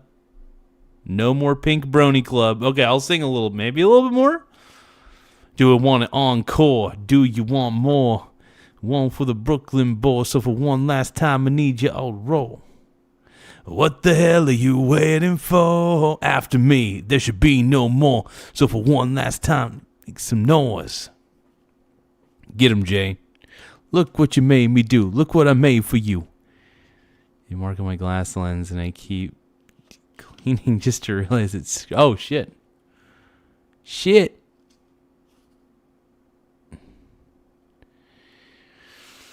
Oh, Reza R5 says I kind of look like Rick Astley, and then ET says, calm down, you're going to get a copyright strike. That is a... I keep singing all these songs. But I sing them in such a different key from the original songs that it actually makes it to where I never get struck, and it's my own unique version of the songs, so it's parody law. Parody law takes effect. Let's keep watching this, man. In world oil prices. President Trump suggesting that U.S. allies now get involved for a potential team effort there, as you see this over the weekend, as President Trump's laying down the United States of America has beaten and completely decimated Iran, both militarily, economically, and every... Ah, shit. Nate Dogg is sending more jewels. He's sending some 100s. Oh, God. It's just a surface scratcher. Got ya. Well, are you able to repair the lens or anything like that, man? I think I don't know if they make any anything that could fill the scratch in the lens or not, but I was gonna say I don't know. I would definitely look into that for sure. Maybe get the lens repaired or something like that.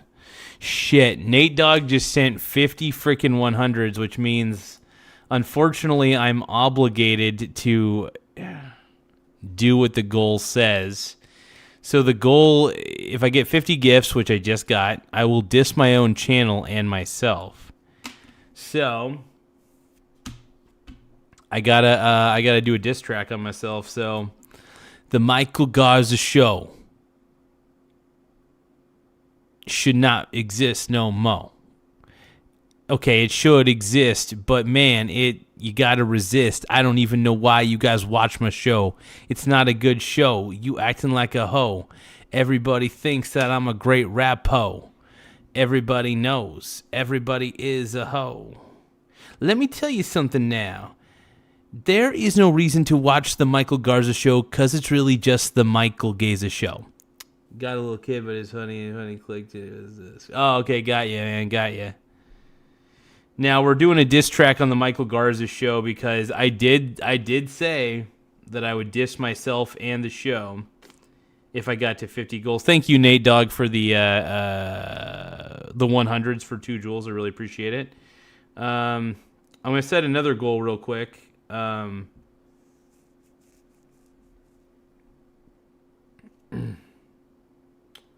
will sing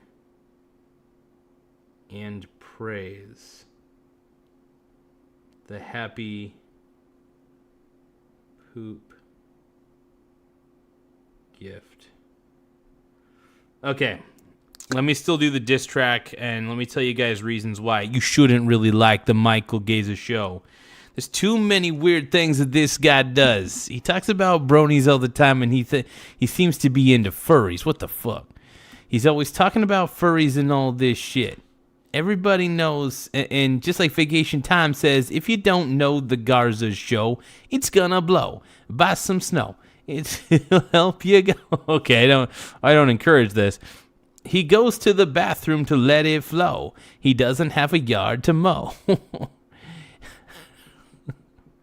And sometimes I like to rap because I got the funky flow. And now I really gotta go. But the Michael Garza show is where all the hoes go, because all the hoes don't knows any better than yo.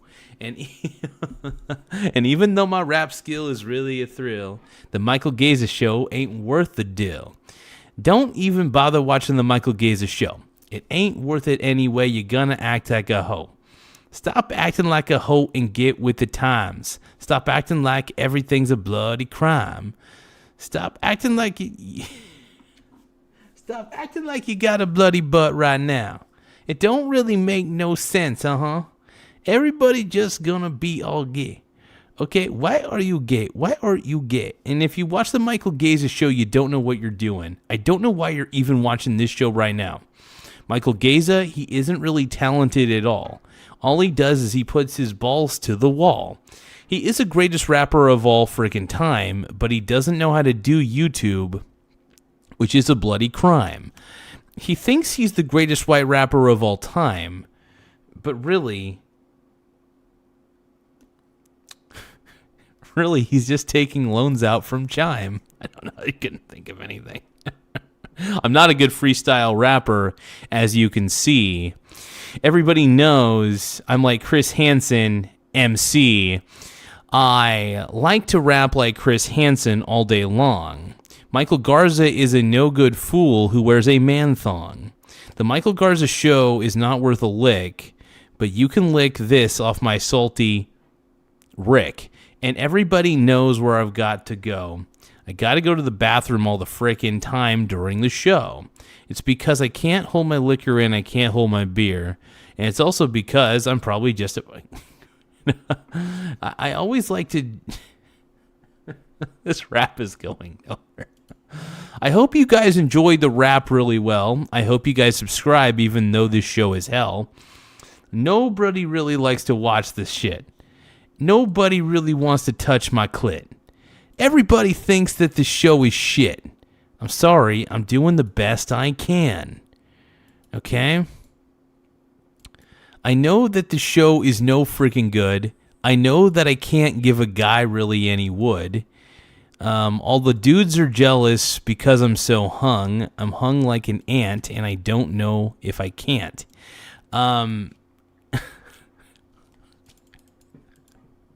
I got a small dong, and it's really okay. My man thong makes me feel, hey, hey. I wear a man thong all day and all night. It's not a big problem because it feels really tight. Everybody's upset because I like juicy man thongs. But really, in all reality, you got to take out your tongs. And so many people are upset with these rhymes, and they call it a crime, and they say this show sucks, and they're probably right. And Michael Garza doesn't know how to run a show. He doesn't moderate his chat, and he calls everybody hoes. He lets everybody do what they want in the chat, and everybody acting like a bunch of rats. Everybody's mad because Michael Garza don't do shit. Michael Garza looks like a giant clit. Michael Garza's really pissed off at the world. He just wants to...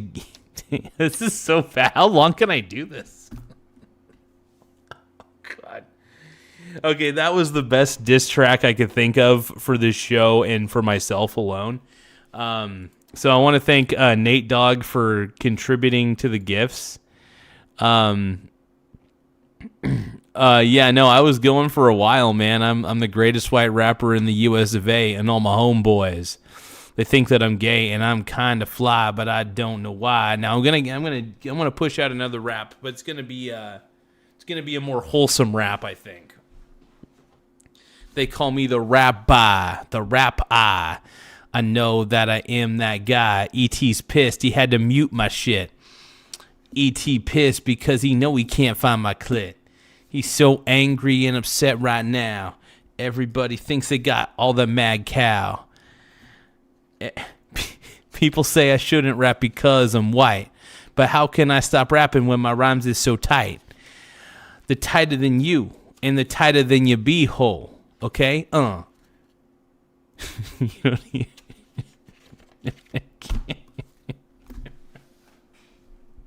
Okay, no more rapping for me. Let's watch this. Let's react to this. Every other way, but the countries of the world that receive oil through the Hormuz Strait must take care of the passage, and we will help a lot. The U.S. will coordinate with those countries so that everything goes quickly, smoothly, and well. This should have always been a team effort, and now it will be. Thank you, Annie. I appreciate the support. I really appreciate the support on that one. Thank you very much. Holy crap. Let's keep watching. We bring the world together there. As he's suggesting this here on Live Now from Fox, talking about hopefully China, France, Japan, South Korea, the United Kingdom. They are impacted. They'll help out in this way. All right, let's continue on here on Live Now from Fox and bring into the conversation from Defense Priorities Director of Middle East there, Rosemary Kalanick. Thank you so much for joining us here on Live Now from Fox. President Trump trying to bring in all of these allies. No really confirmation that they will assist the United States. What does this signify to you? Well, I mean, I think there's a logic to it, which is that everybody who is... Yeah, I mean, you should be trying to encourage other countries to try to keep the Strait of Hormuz all figured out, man. VIP for a whole month?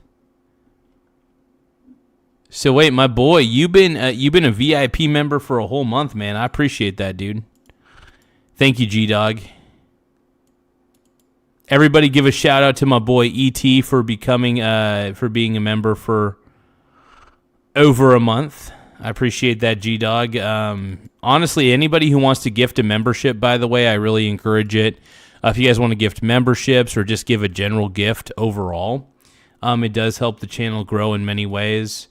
It helps keep... I won't say that it'll help my pee-pee grow, but it does help the channel feel... it'll make you feel good.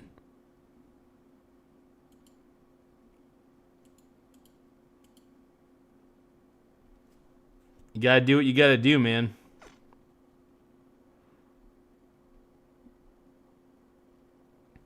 Oh wow, so I can integrate ChatGPT into other apps very easily.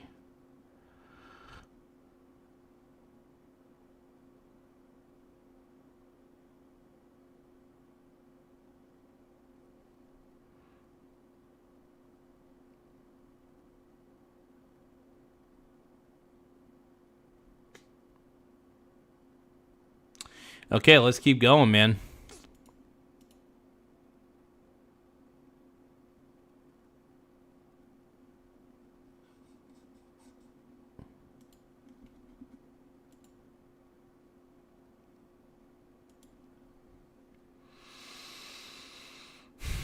All right, man. Thank you guys for tapping the subscribe button, though. We're at 8,936 subscribers. Once again, we're at 8,000, and I can't believe I'm saying this, 8,936 subs. I appreciate you guys for taking the time.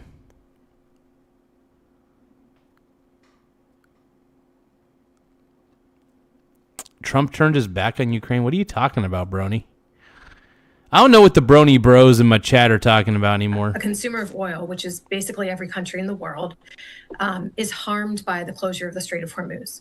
So there's a logic to Trump wanting allies, U.S. allies and others, right? China's not a U.S. ally, but China still is affected by oil price spikes that stem from the closure of Hormuz.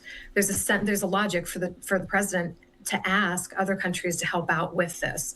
But I think it is also revealing of the fact that this is a very dangerous naval mission, potentially. And it may be one that requires a lot of resources that the U.S. doesn't have in the region at the moment. Yeah, that is a good point. Obviously, some of those countries, not necessarily allies, mentioning China, obviously other allies like France, South Korea, the United Kingdom. If we hear from any of those countries, what expected do we expect them to be involved in this, to ultimately say yes? I would be surprised if many of them said yes, simply because it is a very dangerous mission. And I do think, unfortunately, the president in some of his brusque ways of dealing with allies has politically alienated some of them. He had not necessarily told all of the U.S. allies ahead of time that he was planning on attacking Iran. So I do think there are some ruffled feathers and there's some anger out there that might make it a little bit politically difficult for those countries to then join in. But setting aside the politics of it, it's just also very sort of, geographically and militarily a difficult thing to do. And it might actually be even more complicated if you're trying to coordinate different militaries under the same mission. And that's what I was going to get into, because even if all of these countries, they did get involved, how realistic would it be that the United States, along with U.S. allies and elsewhere, be able to reopen the Strait of Hormuz? Because we talk about it being so very narrow and so very difficult with the drones, with some of the missiles, with some of the potential mines out. And that is, that is a narrow spot. Look at that on the map. Like, if anything goes through there, and Iran decides, hey, we're going to throw some missiles at whatever ships are going through the strait, that's a problem, man. That's a real problem, and the only way you can stop Iran is just to cripple Iran's missile abilities, dude. Just look at Look for anything along these borders right here and just cripple them. And look for any other things that Iran's doing. Just cripple Iran at this point, dude. Just find a way to cripple Iran.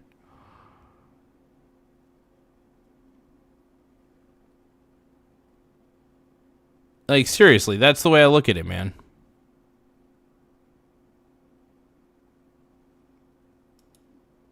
Out there in this channel. Yeah, I mean, there's real questions about the U.S. ability to open the strait physically or militarily, right, to make it safe for shipping. And there are some who think that the U.S. may not be able to do it. I think the question is more about what level of risk, what level of casualties, what level of cost is the U.S. willing to bear to try to open it. And the problem is this is a narrow waterway. It's right off the coast of Iran. Some areas of the waterway that ships have to pass through are only 3 or 4 miles from the coast. And Iran has fortified that coast. It's covered with all kinds of missiles, drone launchers. On the shore, they have sea drones. They have fast attack vessels, et cetera. So they have many layers of forces that they can concentrate on the strait. And there's very little reaction time for air defenses. It could be as short as a 2-minute reaction time. So that just makes it very difficult to have a mission without there being a serious possibility of major casualties. And we talk about this. Are there any indicators we look at out there because the price of oil futures, Brent oil, continues to climb? The fact that they do climb, does that signal from investors from the markets that it's unlikely that they're optimistic that other allies get involved? Are there other indicators that might signify which way this might go? I don't think the markets really know any better than anybody else. I think the markets will probably react in different ways. Like, for example, I think when we wake up in the morning, I think the markets may go up on a bit of a bull run. That's my assumption. I mean, they've been kind of faltering for the last 2 or 3 days, and I've been buying the index dips. So I've been buying a bunch of index funds that have like small cap ETFs and stuff on the dip, which has been good. I mean, it's allowing me to gain a really good foothold and a really good position into some really great international companies that are, international-based ETFs, that sort of thing, U.S.-based ETFs. But in theory, if the markets go up on enough of a bull run, I could make $600 in a day because of how I'm positioned and how well I'm positioned. So I've gotten everything at a really good deal. I've been trickle buying index ETFs on the dip and making sure that I establish a really good position. Worst case scenarios, if I have to hold them for a while, that's totally fine. I'll just reap the dividends and just accept my fate for a little bit. But, I never sell at a loss with index ETFs. I just kind of hold. So if I have to hold for an extended period of time, I got to hold for an extended period of time. That's totally fine. But, I do buy the dip and I do the flip. So I love buying on the dip, though, man. That's just something I love. I enjoy doing. They're doing their best guesses here, and they're trying to figure out, what's, eventually, sort of the price will land at a place where maybe it makes it economically viable for shippers to try to go through the strait, but that would have to be a very high price. Nobody really knows for sure. But I don't think that they have a beat on what the rest of the world is going to do or whether it would work necessarily. I think everyone has been surprised, honestly, by Iran's ability to impose costs throughout the region. And we were asking about that, and there's plenty of conversation. Did the White House, did Trump have a plan going into it? Because you could imagine kind of plan out this blueprint for what's to come in Iran. Is it the fact that they didn't have a plan, or it looks like they didn't have a plan, or the fact that it's just so militarily challenging in this energy artery? I think it's the lattermost. They may not have had a plan for the Strait of Hormuz. At least maybe not a good enough one. It's possible they may not have even considered it in some of the calculations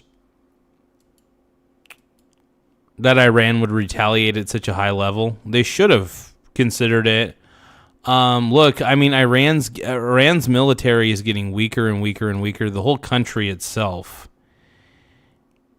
is getting weaker and weaker by the day. So it's good to see a weak Iran. The weaker Iran is, the better. Because a weak Iran is a good Iran. Like I said, a weak Iran is a good Iran. That's just the way that it is.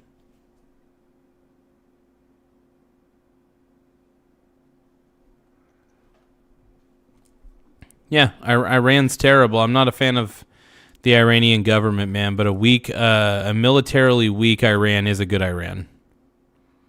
Straight up. I think it's just so militarily challenging. And, I don't. So the military obviously has a plan for this. They've been contingency planning. They've been, gaming out this scenario for decades. Now, in terms of what was presented to the president, and then whether the president decided that, it was worth the risk. I don't think that the president started this conflict thinking he would have to use military force to keep. I think the war's only going to happen for another 2 weeks. That's what I believe. Keep the strait open. It seems quite likely that he believed that this would be over within the weekend. That's what happened with Venezuela. That's what happened in June of 2020. I think that the Iran war is going to be done and over with very soon. I think that there's just a lot more. I think there's a lot more retaliation than expected. I mean, of course, Trump expected retaliation from Iran. That makes sense, but I don't think they exactly anticipated the level of retaliation there. And granted, it makes sense to kind of be like, I didn't expect that. It's yikes, that sort of thing. But yeah, if you guys can, please tap the subscribe button, though. The more subscribers we get, the better. It does help the channel grow. We're trying to get to 9,000 subs by the end of the night. I don't know if we can actually do that. We probably won't. We're at 8,936 subs, but make sure you guys tap the subscribe button, as it really does help the channel grow in a lot of ways. So make sure that you guys make sure you subscribe to the channel. We are desperate for subscribers, by the way.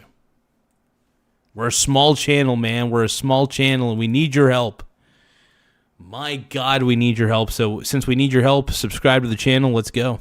25. And so I think that the U.S. was just surprised that Iran didn't immediately fall after the supreme leader was assassinated. And so they have a diverse command and control apparatus. They can continue attacking even after the leadership was decapitated. So I think Iran does have a pretty extended, leadership, I guess you could say. Like, they probably extended out to wherever they need to extend it out to. Unfortunately, probably the way it is. Daddy's right. And once you get into that situation, then all these follow-on questions become more important. And I think that Trump gambled that we would not get into this situation. And it potentially could be longer, although the energy sector... I don't think it's going to be longer, just because Iran's retaliating this way. Their military is already super crippled. So I still think it's only going to last for 2 more weeks. Could I be wrong? Absolutely. But based on what I'm seeing, I say 2 weeks. I really think this is only going to last for 2 more weeks, this war. What do you guys in the chat think, dude? Do you guys in the chat think it's going to last 2 more weeks? You guys think it's going to be a forever war? I think it's 2 weeks. I think it's 2 more weeks from today, roughly. 2 weeks, give or take. That's my prediction. I mean, the Iranian military is still pretty cooked. It's very cooked.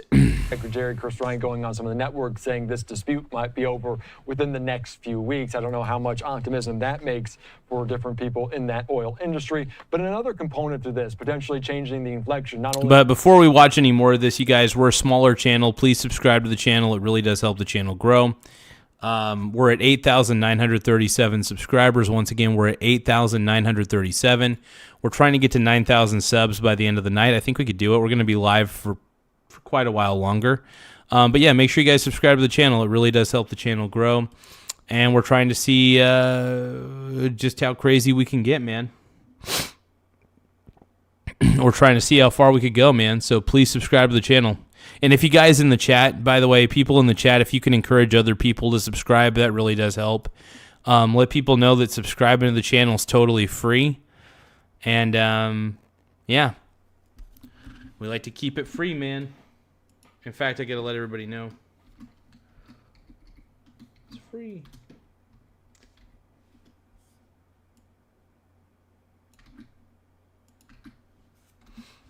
But yeah, guys, make sure you guys subscribe to the channel. It really does help the channel grow. We're always trying to convince people to subscribe, mainly because this is a fun channel, and we enjoy doing what we do. So. The Strait of Hormuz, but Karg Island, and we saw this from the president talking about those impacted, saying they're going after the Strait of the Karg Island, saying moments ago, at my direction, the United States Central Command executed one of the most.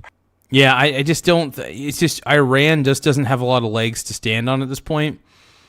And eventually, the other Middle East countries are going to get tired of the Strait of Hormuz being totally screwed over. You know what I mean? And yeah, it's a serious problem, man. It's a serious problem.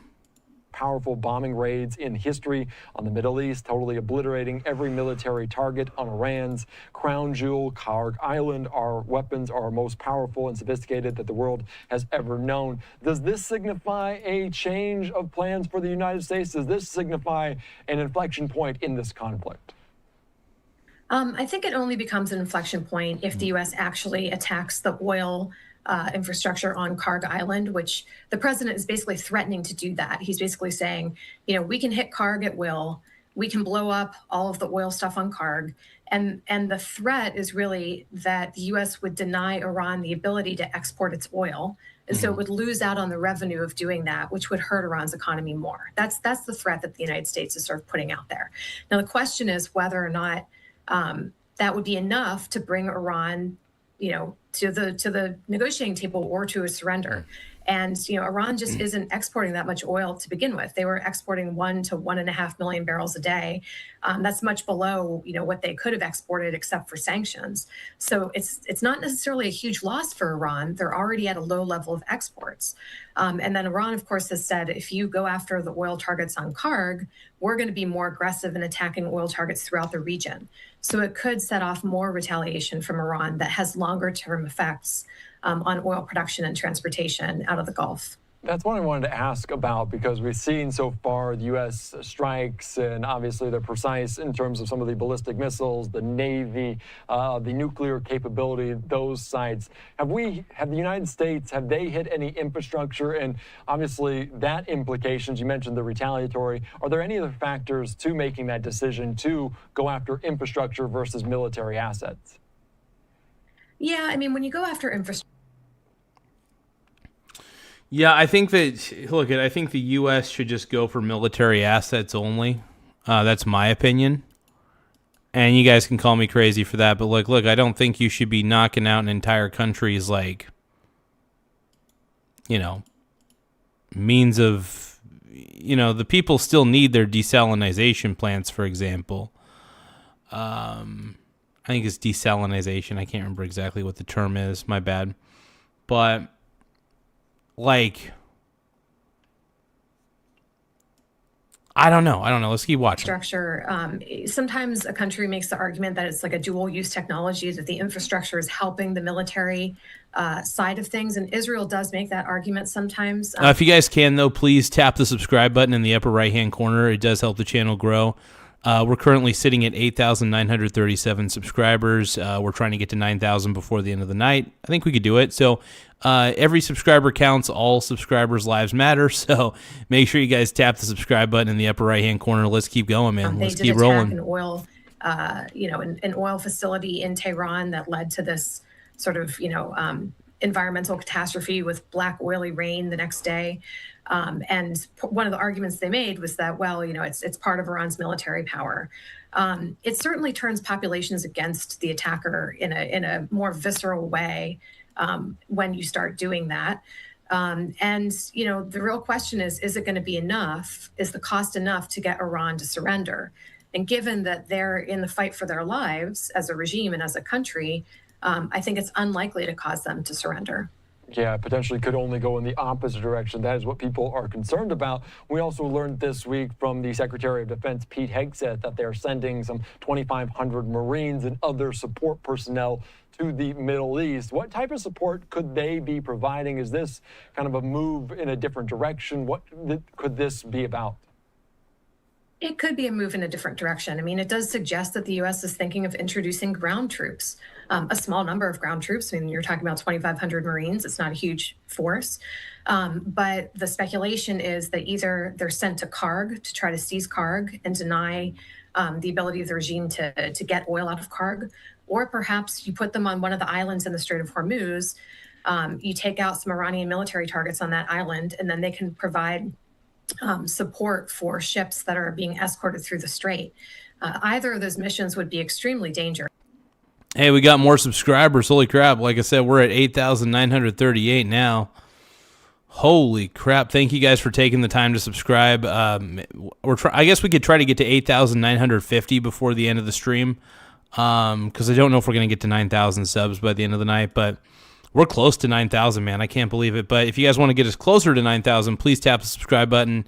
Maybe we'll get to 8,950 before the end of the night. We only need 12 more subscribers to get to that. So please tap the subscribe button in the upper right-hand corner. It does help the channel grow. You guys do make this channel happen. You guys make it flow. Let's keep watching. However, and so, I'm not sure the American public has really been read into what the dangers of that is.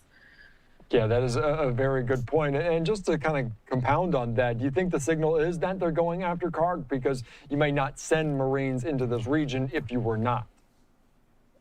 I think they are. I mean, why would you, unless they're just using it kind of as like a focal point, I guess? I don't know. They're going to have to fight their way all the way to Karg. I mean, Karg is at the other end of the Gulf. And so they would have to pass through Hormuz to get to Karg. So either way, they still have this Hormuz problem, which is that it's a narrow strait. You've got Iranian missiles and drones up in the mountains and all along the coast, and they can overwhelm, air defenses potentially with swarms or other tactics. Iran is fighting with guerrilla tactics, and guerrilla tactics are just really hard to combat. So I do worry that this force could take heavy losses potentially. I mean, I certainly could do drone versus drone. I don't know. I still don't think Iran has much of a leg to stand on with their military, though. I just don't. Based on some of the data that's been put out there, I mean, it just seems Iran is totally cooked. I just don't see Iran being able to do anything. I hope that won't happen. And the U.S. Navy... I mean, they're still going to do some damage, don't get me wrong. They're still going to use whatever tactics they need to use to try to fight the U.S. They're going to fight till the bitter end. I don't think they're going to surrender. I think they should surrender, but they're not. They're not going to surrender. The Marines are amazing, but it's also just a very difficult geography and difficult situation. And not only Karg Island, but the United Arab Emirates, they have been kind of the target of some of this retaliatory against the United States by Iran. Why specifically UAE? They say they're potentially supporting military assets for the United States there. Why is UAE such a focal point for Iran in some of these response attacks? Yeah, so there's a bunch of reasons, but politically, the UAE is seen as being very close to Israel. So they're sort of like, they've got the double X on them from the point of view of Iran. They're not just a U.S. Partner, they're an Israeli partner. They've normalized relations with Israel under the Abraham Accords. So there's a sort of double punishment aspect to targeting the UAE. You're hurting potentially both the United States and Israel. And we talk about some of these Gulf Arab states. They don't have the military might of the United States in terms of response. How much pressure is on UAE and the United States to support this country that may not have the apt defenses to kind of defend itself?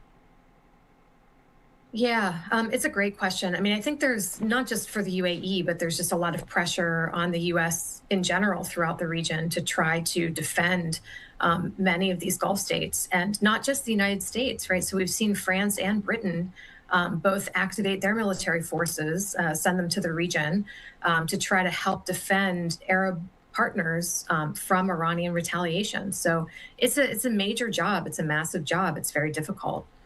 Yeah, it's a very difficult. We're talking about some of those interceptors and kind of alleviating some of the pressure. We're also hearing new reporting, the IDF pushing back on reports denying that Israel is running critically low on air defense interceptors as the war with Iran, in which the Islamic Republic fired missiles and drones at Israel repeatedly, entering its almost third week. What would that signify to you? Obviously, the IDF does not want to signal any weakness, doesn't want to say they're running out of interceptors to make Iran attack in that way. But how important might that be if some of those interceptors aren't there to take out? Thank you for subscribing to the Michael Garza Show.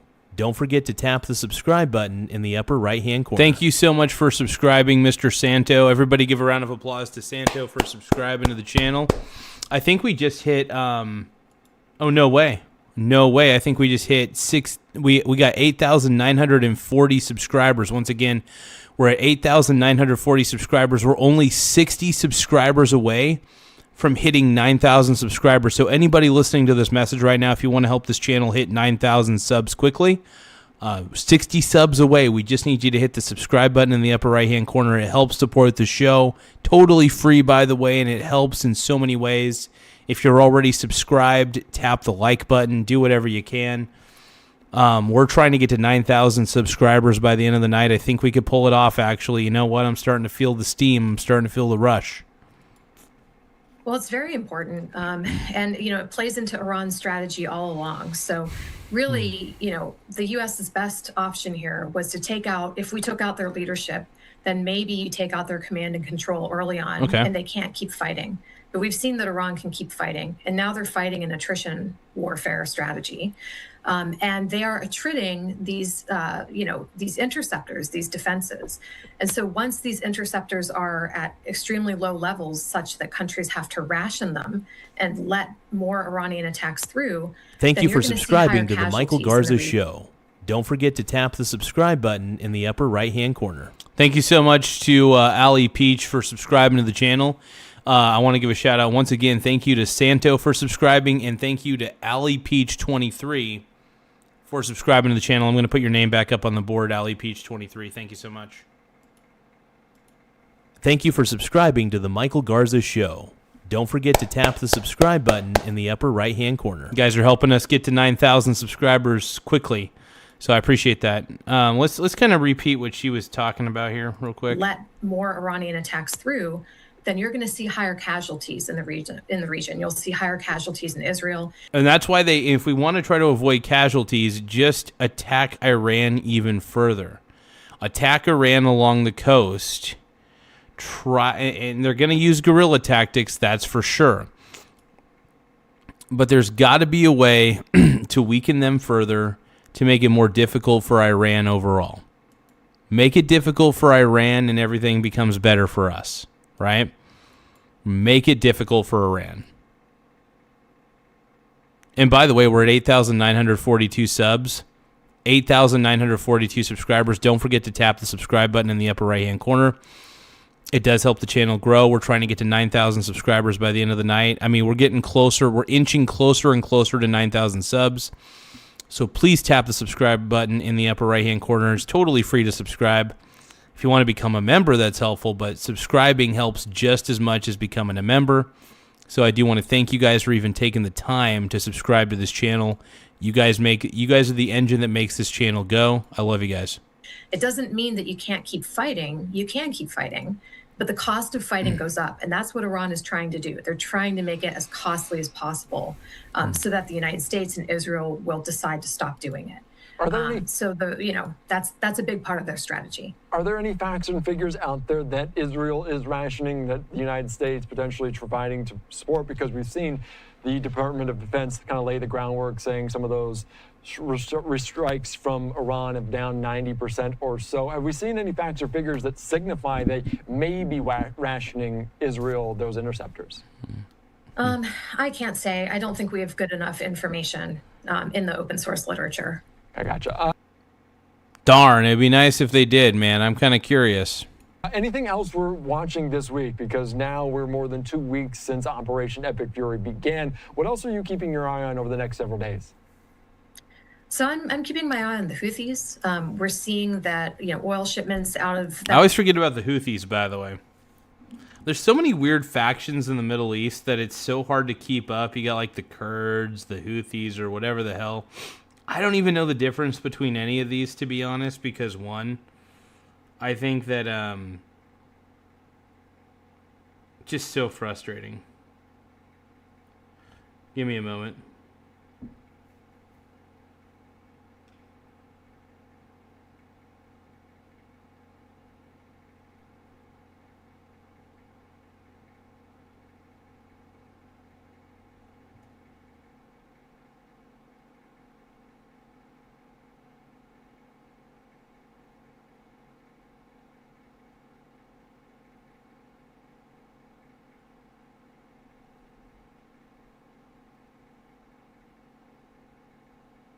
Oh, wow.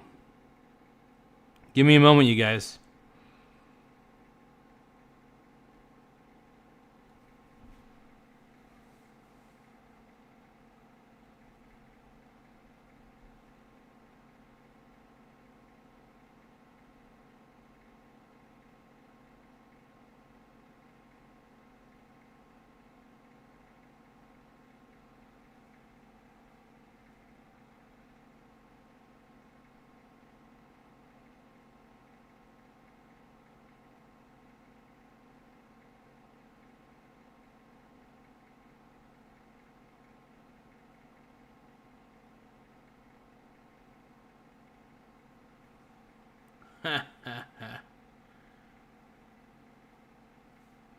Give me 1 second.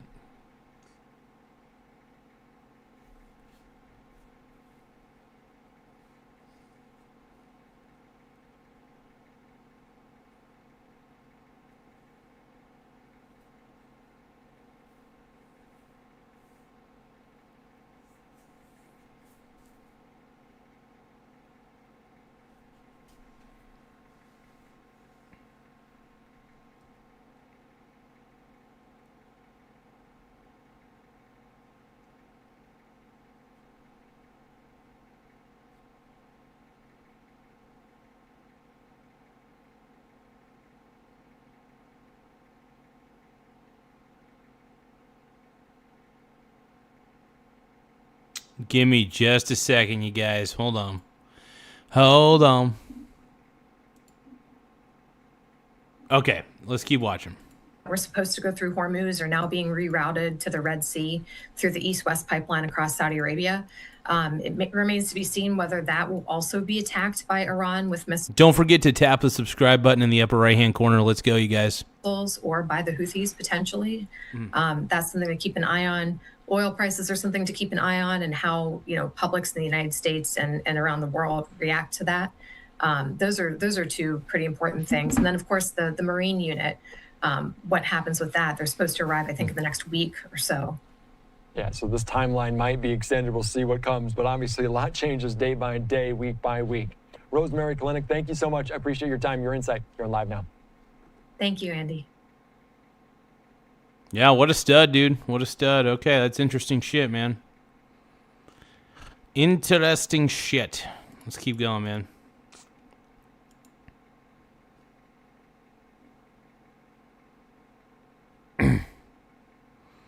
Oh shit, there's a new Wicked AI, Neutrek's Dead music video. What is this? Yo. You hear that? That's the sound of the holodeck powering up. Oh shit. And your studio shutting down. Okay, I don't know what the hell's going on here, but this is called Neutrek's Dead by Wicked AI, released about 10 minutes ago. And amazing. New Trek sucks, by the way. The new Star Trek series that they've come out, like Star Trek Discovery, is terrible. Let's keep going. They call my channel artificial. I call it an execution. Welcome to the Real Academy. Time to get schooled. Spot's killing it, dude. Smiling for the cameras, claiming everything is fine, but the auditors are looking at Sabrina's bottom line. Your flagship show got bodied by a teenage fucking witch. Dude, this is fucking tight, dude. This is tight as fuck, dude. Watch me take the captain's chair and watch me make you all my bitch. You spend a quarter. Oh, Janeway, dude. Janeway wants her coffee black just like her metal. $1 billion to put children on the screen. Like my coffee black just like my metal. Villains are food pirates, that's the dumbest Oh, yeah. shit I've ever seen. I put the crew in leather. Cisco with the baseball. We got my boy Jordy. Oh, Robert Picardo. And then we got Picard. Oh.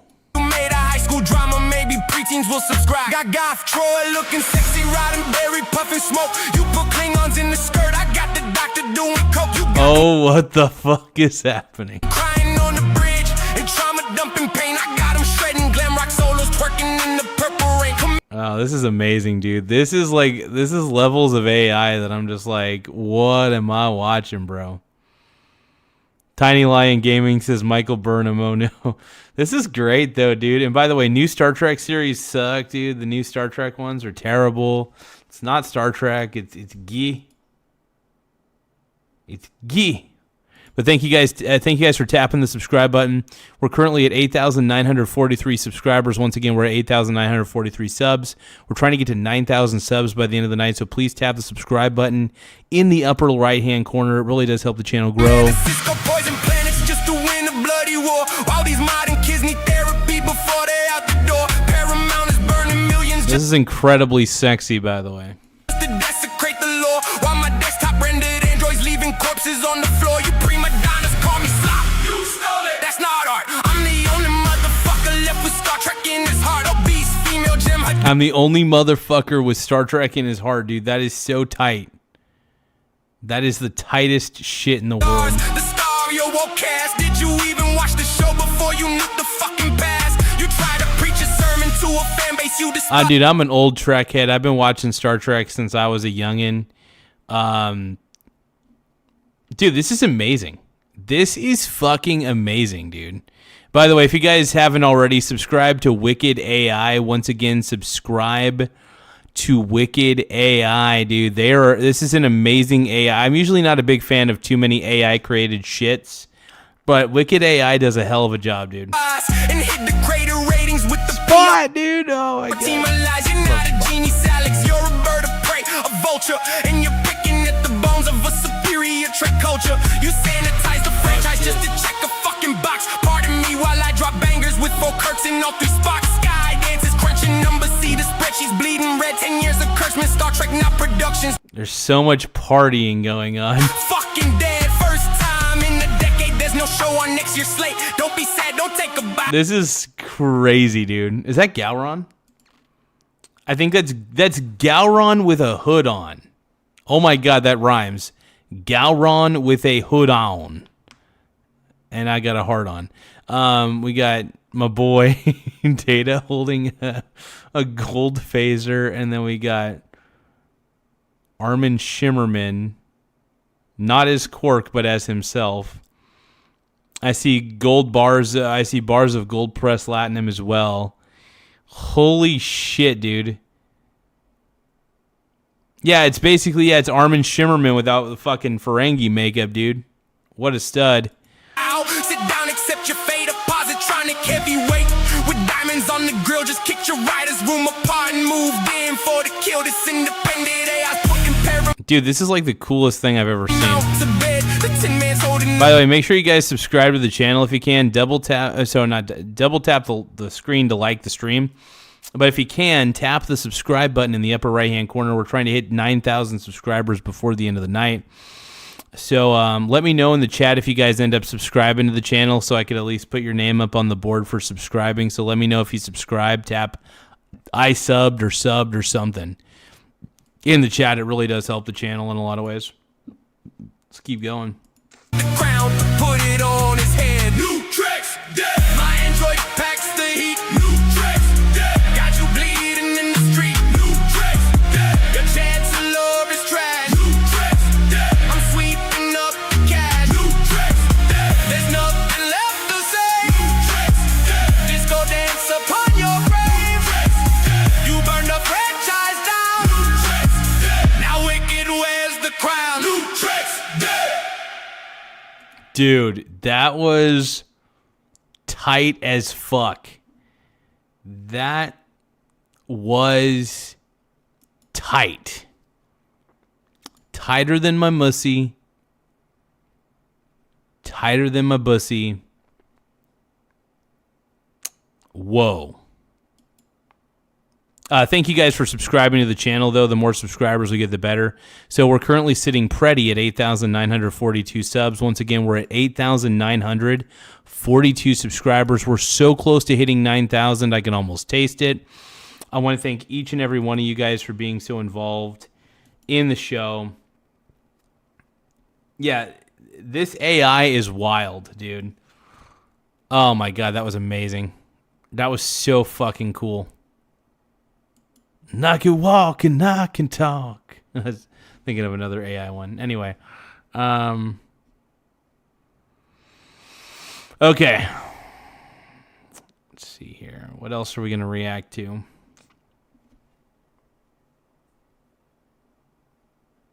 Quantum computing? Hell yeah.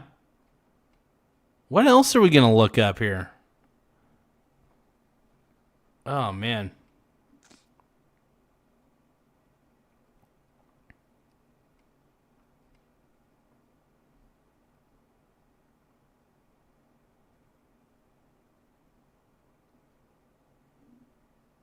Okay, so we're just going to look up Trump. We're going to look up more Trump stuff. We might even just look up Iran. I don't know. Let's see. Winter weather latest, top stories. What's the most recent shit that we got here?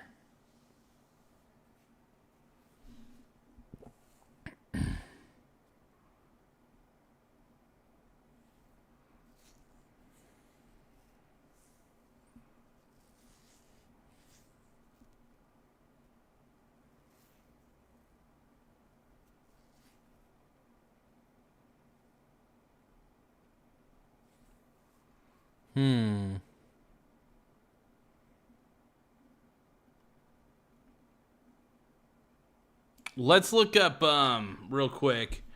Let's look up Iran.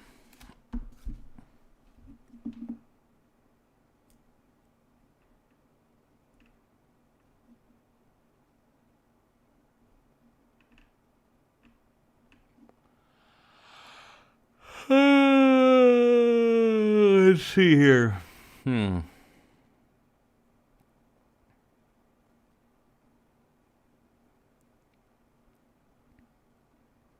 All right, let's see what CBS Evening News is saying. Thank you for joining us this Sunday. Tonight, fears about the economic fallout from the war in Iran are mounting. The energy secretary saying relief from high gas prices could take weeks. This weekend, the Pentagon identifying all 6 service members killed when their refueling jet crashed after a mid-air collision. 13 Americans have died since the war started just 15 days ago. Tonight, Israel says it still has thousands of targets in Iran to hit. CBS's Charlie D'Agata is in Tel Aviv and has the very latest for us tonight. Charlie. I just hope I sincerely hope this ends in at least 2 weeks or less. 2 weeks or less, I think.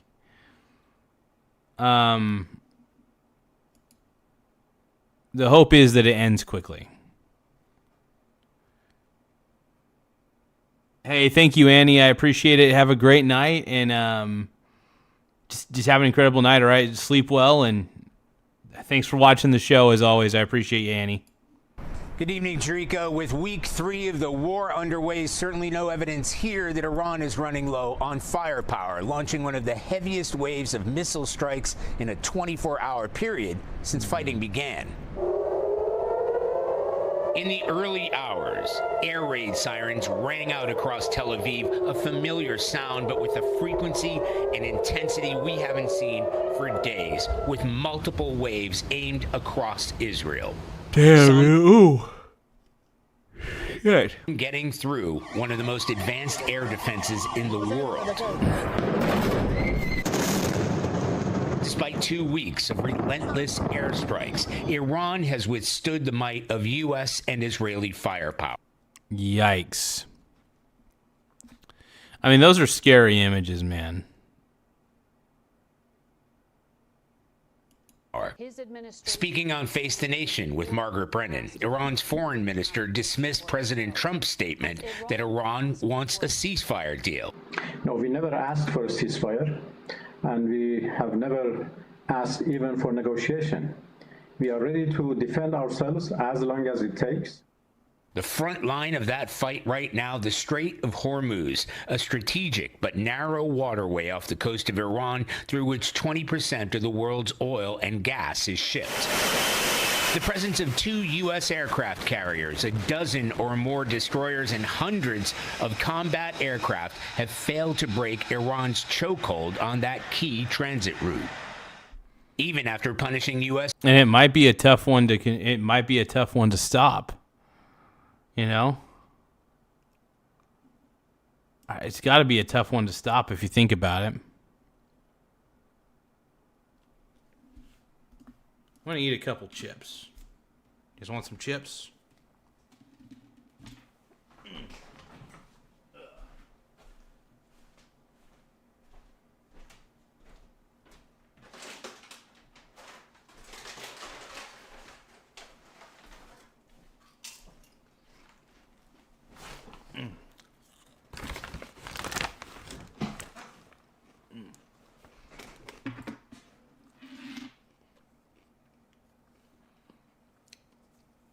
Keep going, man.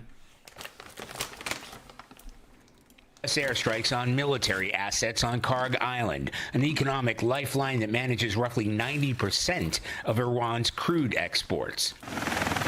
And now, the deployment of thousands more U.S. troops, including roughly 2,200 Marines, specifically trained and equipped for the kind of fighting on sea and land that can't be done from 30,000 feet. At the strait's narrowest point, shipping lanes in either direction are barely 2 miles wide. Jerika, that makes it easier for Iran to lay mines and target slow-moving cargo ships with missiles and drones hidden on the shore, complicating any plans for U.S. Navy. Yeah, that could be tough. I mean, if they're hiding weapons on the shores of the strait, it's gonna make it very tough.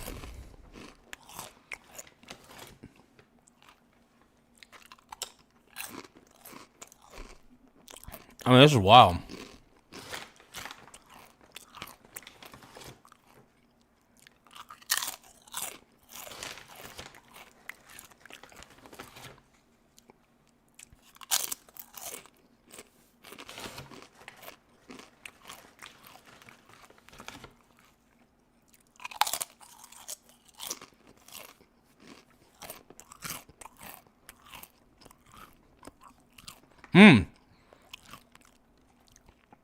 So 60 Minutes is talking about cargo and tanker ship crews trapped, stranded by the Strait of Hormuz closure. Those Gulf countries are going to attack Iran.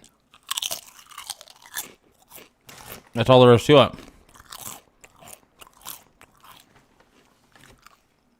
They're going to attack Iran.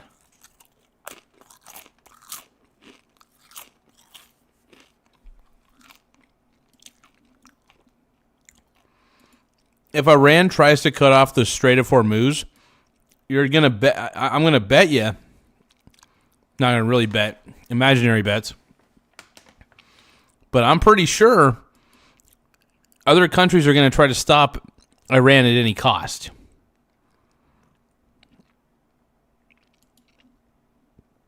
So it's gonna happen. Iran's gonna lose this war, whether people realize it or not. Anybody who says that Iran has a chance of winning, I mean, there's always a chance, I guess, but the chances are so slim. Iran should not be calling the shots at all. I'm eating chips, dude. Frog eat frog. I'm eating chips, brother. Eating my mission chips. They're good. Tasty shit.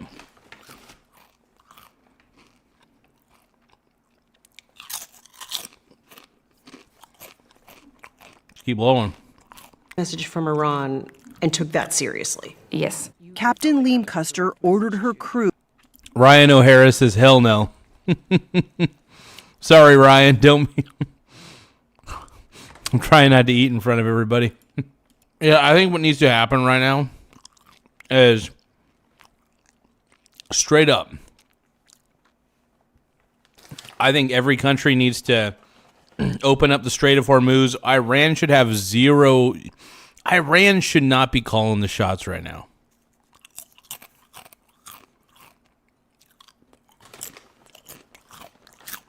No, Iran shouldn't be calling the shots. Not in the slightest, man. Not in the slightest.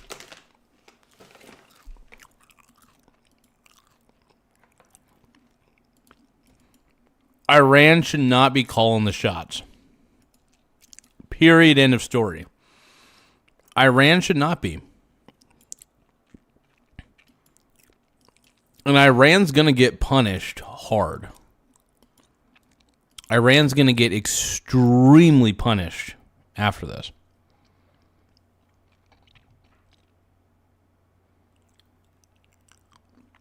Baked Lays?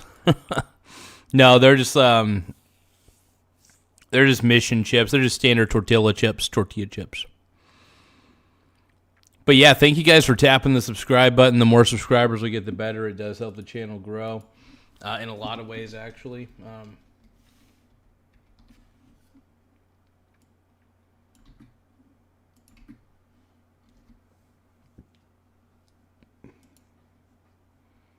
No, by the way, Iran has been the number one sponsor of terror.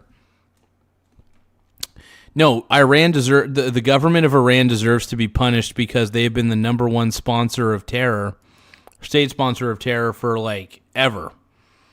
So if you don't think that Iran deserves, I mean, look at the Iranian government deserves to be punished completely.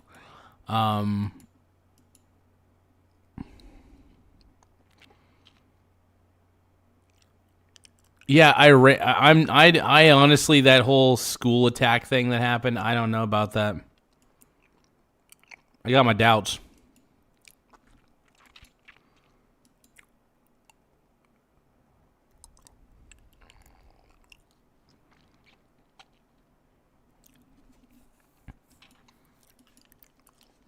Yeah, I think, look, U.S. is going to win this war, obviously. It's going to be over in 2 weeks. It's going to be over in 2 weeks. That's all you need to know.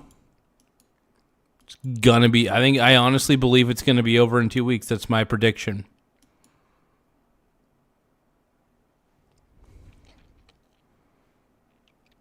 Not financial advice either. Just a prediction, just a basic, trying to be like Nostradamus here.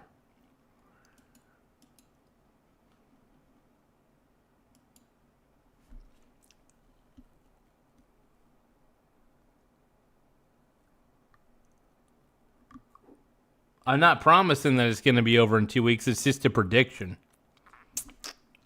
You can make a prediction and be wrong. You know, I'm not making a promise. I'm making a prediction. Big difference. I'm not like, it's not like it's a guarantee or anything. It's a prediction. Difference.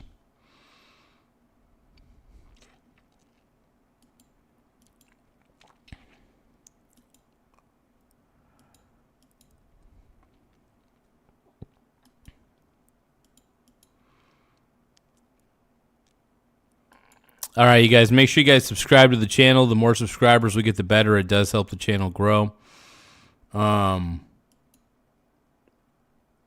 Yeah, just don't forget to subscribe, everybody.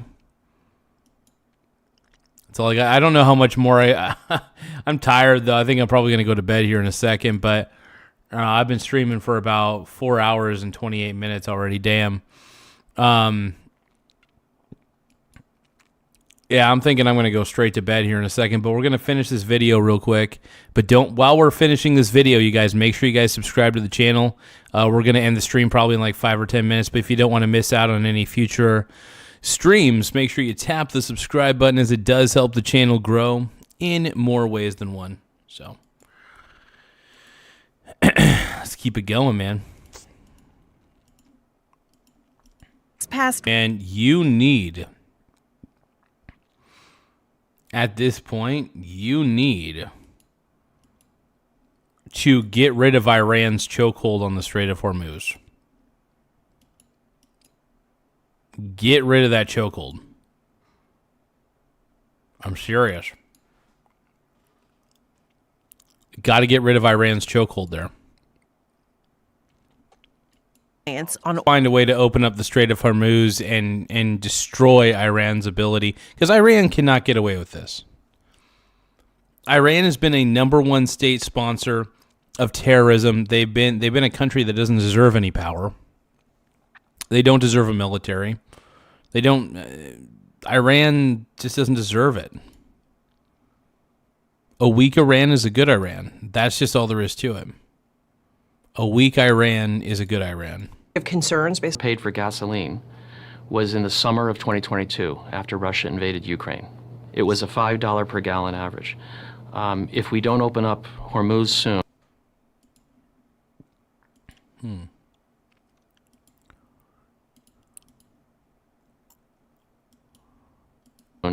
This is fascinating, man. I don't know. I think escorting ships out of there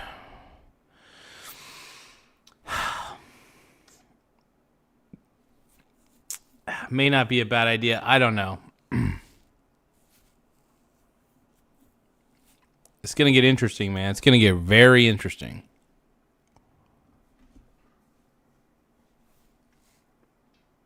Here's my prediction. They're going to take him down. Shit's going down, dude. Damn.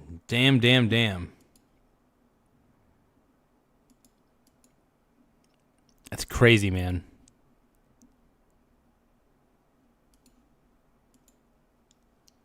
It's getting freaky, bro. An end of this escalation, so that there are no drones, no missiles, no whatsoever flying, and that there's a clear message from everyone that they will stop. Yesterday, Major General Tao's asking, have you seen the AI version of Trump singing Iran? No, I've not seen that at all. I have not seen that in any way. President Trump called on other countries, including China, to send ships to help secure the Strait of Hormuz, saying, quote, this should have always been a team effort. This morning, Iran's foreign minister said its military decides which countries are allowed to pass through the strait. Yeah, we shouldn't be. You should not be allow. You should not allow Iran to dictate any of this. You should not allow Iran to dictate shit.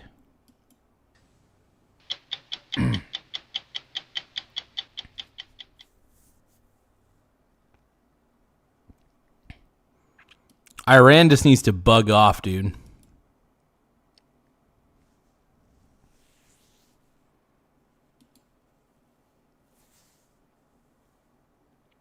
I think another thing that frustrates me about Iran is that they've attacked all the other Gulf countries.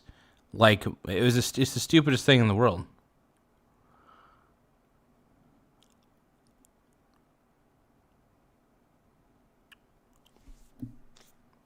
It's fucking crazy.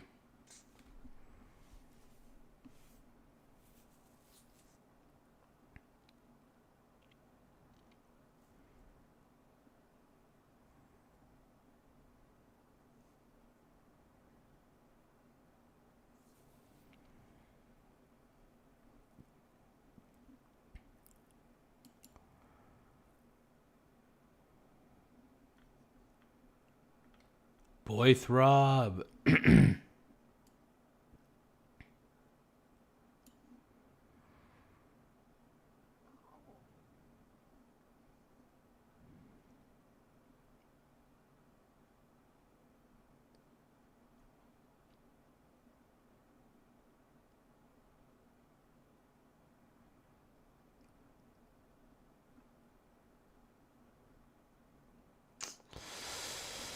Well,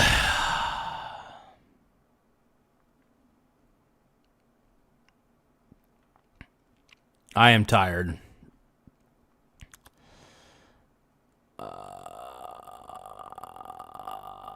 I am tired AF, man.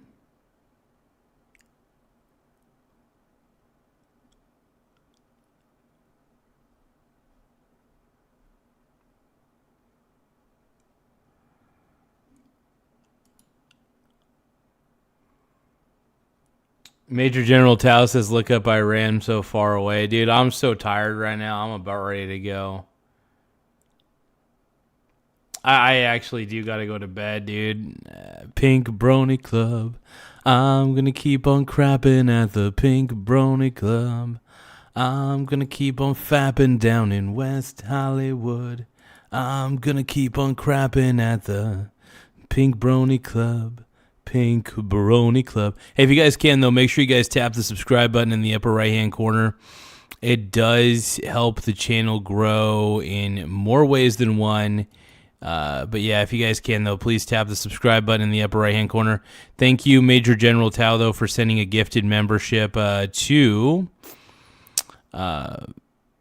Babuluium. I can't even say that name. I'm not even going to try, but thank you for gifting a membership to one of our members, Mr. Major General Tao. I appreciate that, bro.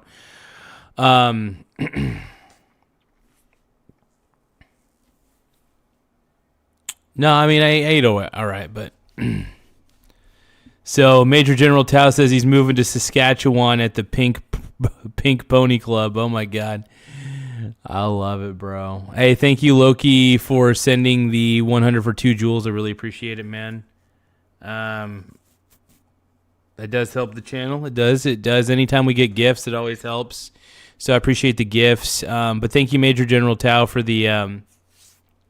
for being so awesome. I appreciate it, man. Thank you for the gifted membership. I mean, we got a lot of gifted memberships today, surprisingly. So that was really cool, really unexpected. But no, I want to thank everybody for tapping the subscribe button in the upper right-hand corner. We're trying to get to 9,000 subscribers. We're currently sitting pretty at 8,941 subs. Once again, we're at 8,941 subscribers. We're so close. We're getting closer and closer every day, but I do want to thank everybody for being so incredible, being so part of the show. You guys do make the show go round, and for that, I really do want to say thank you to each and every one of you guys. But yeah, take the time to subscribe in the upper right-hand corner, man. It really does wonders for the soul, wonders for the body. Maybe not the body, but I appreciate you guys. All right, I'm going to end the stream right now in 5, 4, 3, 2, 1. Have a good night, Mr. Major General Tao. Have a good night, everybody. Thanks again to Major General Tao for gifting a membership, man. And you guys have an incredible rest of the night. Ending the stream now.